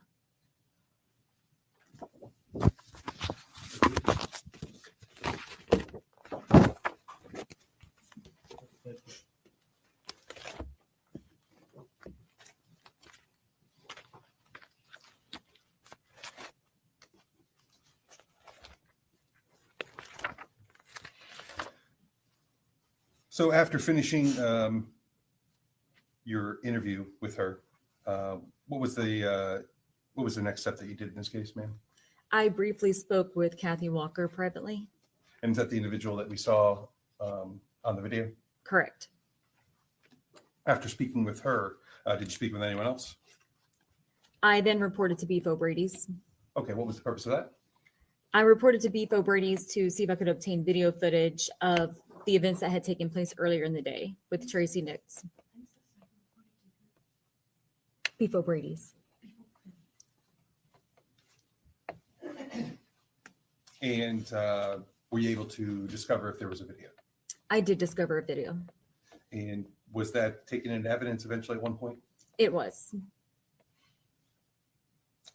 Following, speaking of the Beef O'Brady's, how long have you been with the Hardy Sheriff's Office again? About 12 years. Are you rather familiar with Wauchula? I am. How far is the Beef O'Brady's from the defendant's house? Approximately between 3.5 and 4 miles, depending upon route. Sure. Average amount of time? In between 7 to 9 minutes. So following obtaining or at least discovering the existence of that video at Beef O'Brady's, what was the next step in your investigation? The next step was the next day. I went out the following morning and spoke with Mr. Nix. Mr. Nix, is that, how do you pronounce that? Is it Noon Nix? Nix. And so, so you went out and spoke with him? I did. And did he speak with you? He did. And I guess you might have spoken to some other people also. Who else did you speak with in this matter concerning the investigation? I then reported to the victim's residence and spoke with her father, Uriel Schock. And he spoke with you? He did. And so you've spoken with several people at this point. What was your next investigative step in this case? I then reported to the medical examiner's office to speak with the ME. And what was the purpose of that? To collect evidence and for her to brief me on her investigation. And did she do that? She did. And when you got there, did you collect evidence? I did. In particular, what items did you collect? I collected photos of the victim, footprints, x-rays, the onesie that she had on, multicolored blankets, multicolored teddy bear, and other biological evidence. Okay. I want to focus on the onesie and the blanket. Okay? Okay.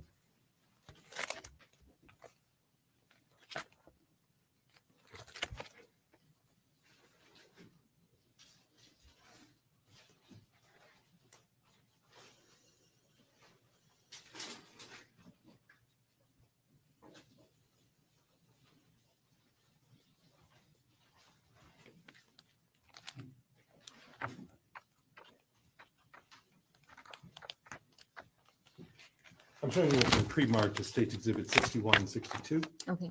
Would you please take a second to look at these? And we'll talk about 61 first. Okay? Okay.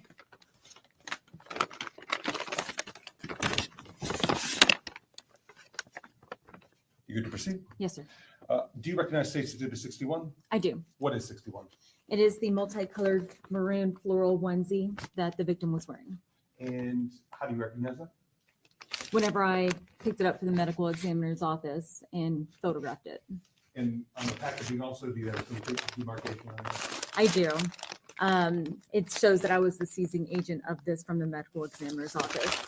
And does that appear to be in the same, substantially same condition as when you collected? It is. The statement contained in evidence States Exhibit 61. Okay. All right, admit without objection, publish as you see fit. Okay. Yes, Your Honor. And if you would, turning to States Exhibit 62, what is that item? It's going to be a multicolored crochet blanket. And how do you recognize that item? I did seize this item also from the medical examiner's office, and I did collect it and seize it according to the label. And does that appear to be in the same or substantially same condition as when you collected it? It is. Your Honor, state would seek to enter into evidence States Exhibit 62. Okay. No objection. Admit without objection, state publish as you see fit. Thank you, Your Honor. I'll go ahead and initial these then. I'm sorry, I'll go ahead and initial these. Yes, Your Honor.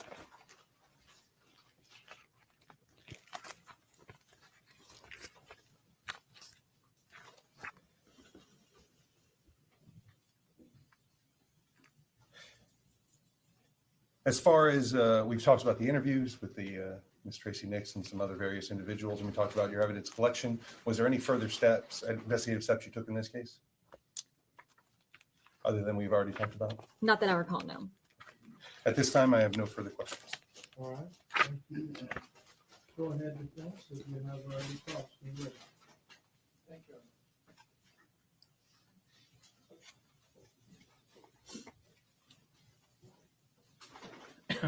Good afternoon. Good afternoon. This first question is for your benefit. We're no kin, are we? No, sir. Okay. Did your investigation reveal that Uriel passed away shortly after being left in the car? Correct.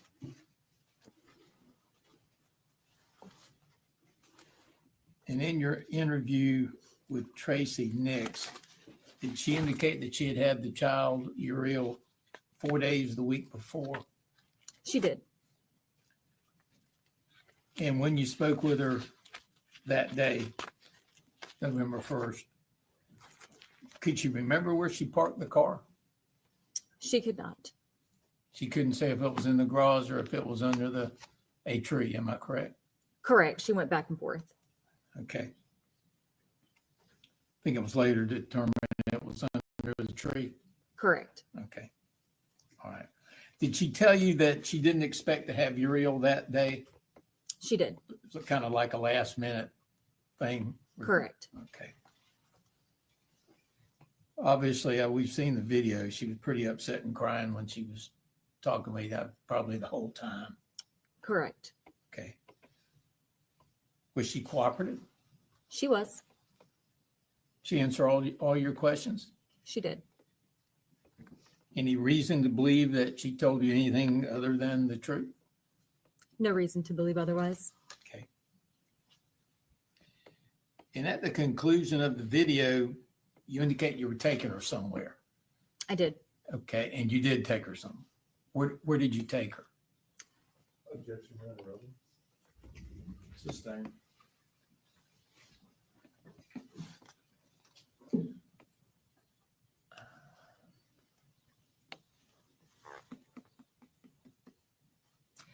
When she was in the interview room, you did not tell her she was being recorded. Is that correct? I do not recall. Don't recall if you told her that? I don't recall. Okay.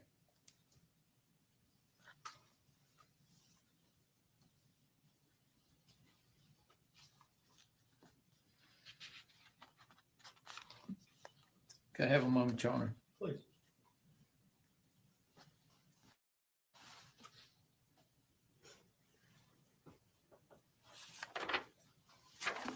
That's all I have. Thank you. All right, thank you. Hold on a second.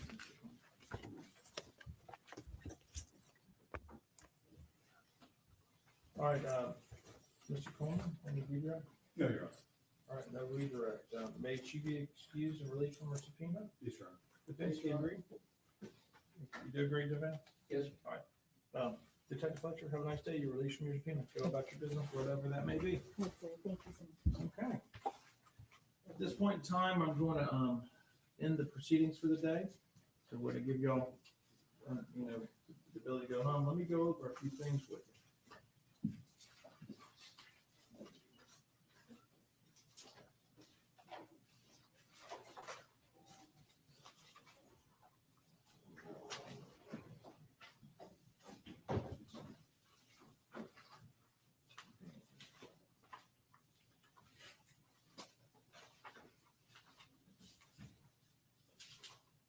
All right. As I indicated before the trial started, you as the jurors will decide the case based solely on the evidence presented in this courtroom. This means that after you leave here for the night, you must not conduct any independent research about this case, the matters in this case, the legal issues in this case, or the individuals or other entities involved in the case. This is important for the same reasons that jurors have long been instructed to limit their exposure to traditional forms of media and information such as television and newspapers. That's why you're not going to be going on to any social media or news or other sites about this matter. You must also not communicate with anyone in any way about this case, and you must ignore any information about the case that you might see while browsing the internet or your social media feeds. Do what you do in the evenings, get some rest. We're going to start back in the morning. I had you here at 8:15. Does that work for y'all? Yes, sir. Okay, let me speak with the defense and the clerks real quick, and we're going to give you a set time. I'll let you know specifically what time. But with that being said, I'm going to adjourn for the day. I'm going to release the jury, and I'll speak to the defense and the state. All right. All rise. All rise. Leave your notepads on the chairs. Step this way, please.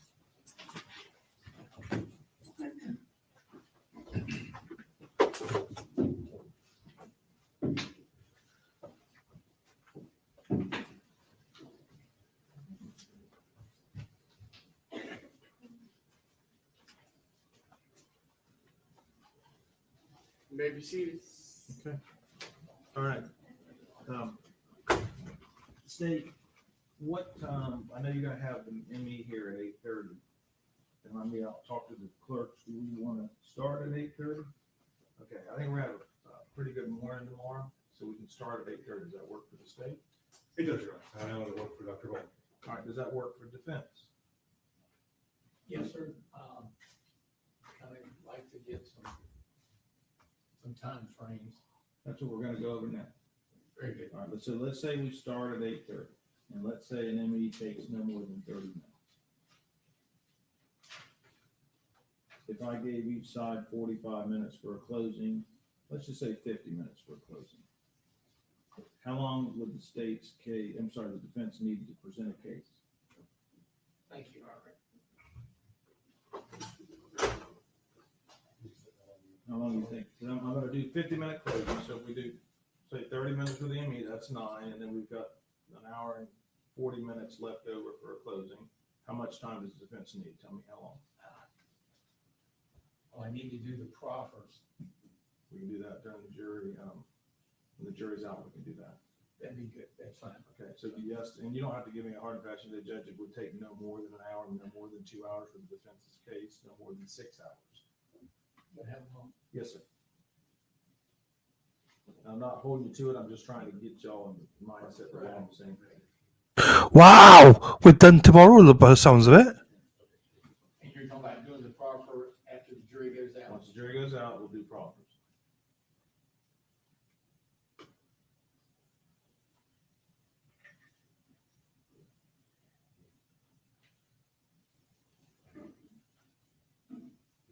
Hour tops. Okay, so I'll look at the defense case for 1 hour. So the way I look at it is we go to 9, we go to 10, we do closings. Then I would, charge the jury, send them to lunch in here to start deliberations while they eat lunch. Unless y'all want me, if it goes longer than that, then we'll reevaluate and decide do we want to do closings on Thursday. Can y'all be prepared for closings tomorrow? Yes, sir. Absolutely. Okay, so if it goes 2 in the afternoon, then we may call it an early day and just do closings Thursday, but if it looks like we're done with everything around the 12:30 mark, then we'll start, okay? Is that agreeable to the state defense? I'd like to be able to call the experts tomorrow, have them maybe at 1 o'clock. That's fine. I gotta work with their schedule. I understand, let's see where we end up and go from there, regardless, if we're still going at 2, then I'll just probably adjourn you and let you do the closings on Thursday, and then you can do your experts Wednesday afternoon. But if we're done in the early, 12-ish or so, then we'll get them into the jury deliberations room with lunch and let them get started. All right? Yes, sir. And I think the Annie will be well under a half hour. So I would She's plan usually on about that long. 15 minutes. Yeah, sure. I would say that 15 minutes is probably more appropriate time. I've dealt with it for years. All right, that point in time, there's nothing further for the court to deal with. I do want to go over some of the charging instructions. You ready for that? You want to do it in the morning? Prefer to do it in the morning. Okay, let's get here at 8 o'clock. Okay. All right, lawyers get here at 8, we'll go over the charging instructions in the morning, okay? You want to do the charging conference before the state's case? I was just saying, I think we're gonna have a lot of time. I didn't know if he said his witnesses were gonna be here, the experts are gonna be here. Experts are prompts. Well, the proffers, I thought he said only they were gonna be here at 1 o'clock in the afternoon. But I gotta do the charging before I send out the jury.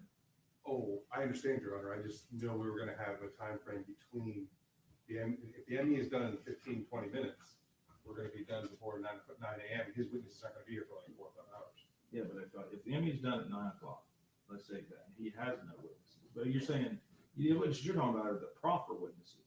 But you have another hour of other witnesses. We do have one. Correct, so he's gonna have an hour for his witnesses. Okay.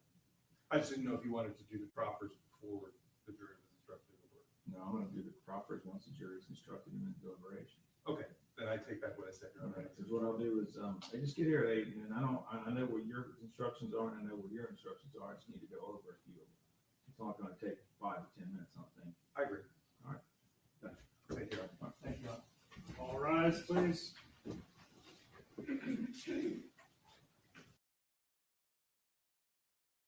So, by the sounds of it, they're going to be done by about 10 tomorrow. Closing arguments and whatever, 2 hours. So, 12 potentially. 1 o'clock, they'll be done. Then proffer. Whew. I don't think the jury can be out for that long. She's out on bond, yes. Daffy, I don't watch many. I watch cows and hoofhorns and stuff on YouTube. There's too much drama on YouTube for me. Twitter and YouTube recently been just too much drama. I want no part of it. So right. So yeah. So we got this and that. Well, there is a. You see, I put a picture of Dennis's dong on there, and Heather's like absolutely drooling. As soon as Dennis's dong is out, Heather's drooling. Yeah, nasty hoof trimming, love it. I cannot get enough of it. So I don't. You know what? I haven't got a clue why they would do proffer for experts. I don't. I've no idea, to be honest with you. But it'd be interesting to see. So what that does mean, though, if it is live tomorrow, there is another trial. It is the Natalie Cochran. She allegedly killed her husband because, for money and whatever. So we might watch that if that's the case. Because I think that starts tomorrow, I think. So we'll be a little bit behind, but not much. So I might watch that. Because that does look like quite a nice little trial. So if they do play it, we'll do it. Movies, I don't really watch movies. I don't have much time for many things. Right,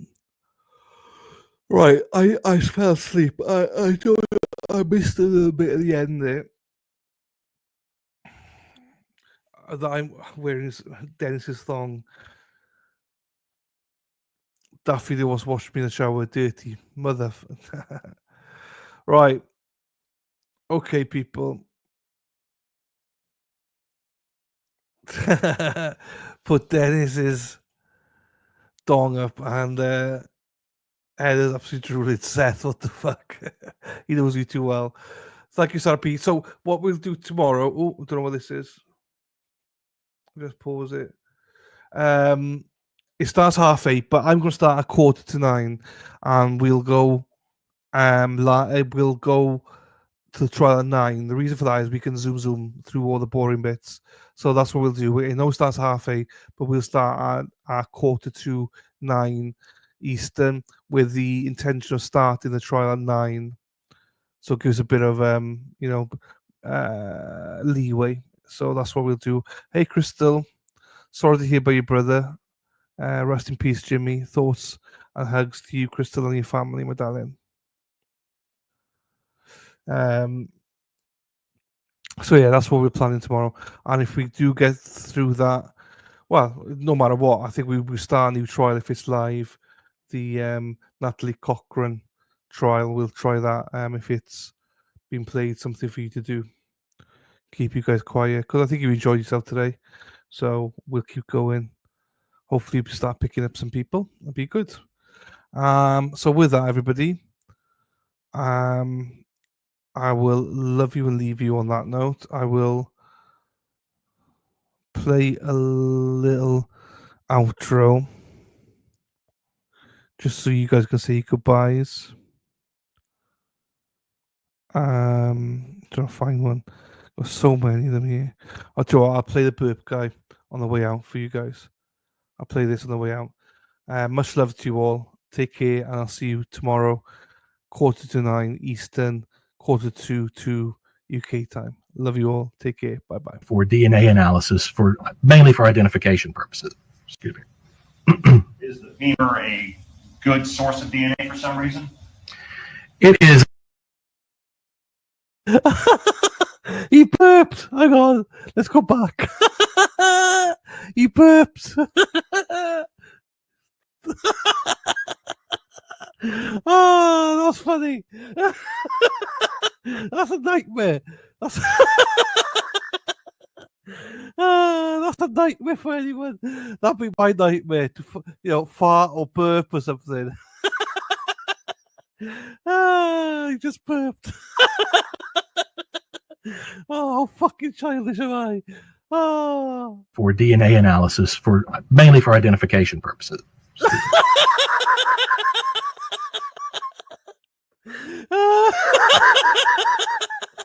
If you don't find that funny, I can't help you.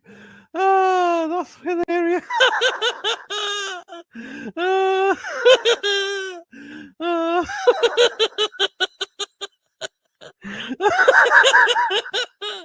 Oh, fuck. I'm sorry. Go back and watch it again. That bone, release it to law enforcement, and law enforcement would then send it to a laboratory for DNA analysis, mainly for identification purposes.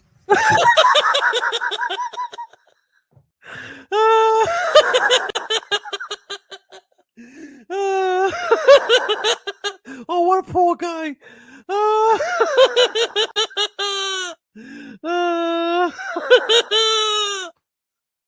Oh, poor guy.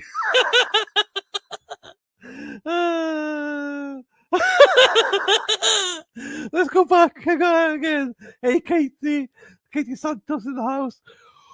Oh, Katie, watch it. He burps. Hang on. That bone, release it to law enforcement, and law enforcement would then send it to a laboratory for DNA analysis, mainly for identification purposes. Excuse me. What's going through his head right now? What's going through his head right now? He just burped. He must be so embarrassed. Oh, that's funny. That's funny. Oh, I think that's hilarious. I think that's hilarious, everybody. He just fucking burps. That's just a fucking nightmare. Anyway, sorry. I'll get back.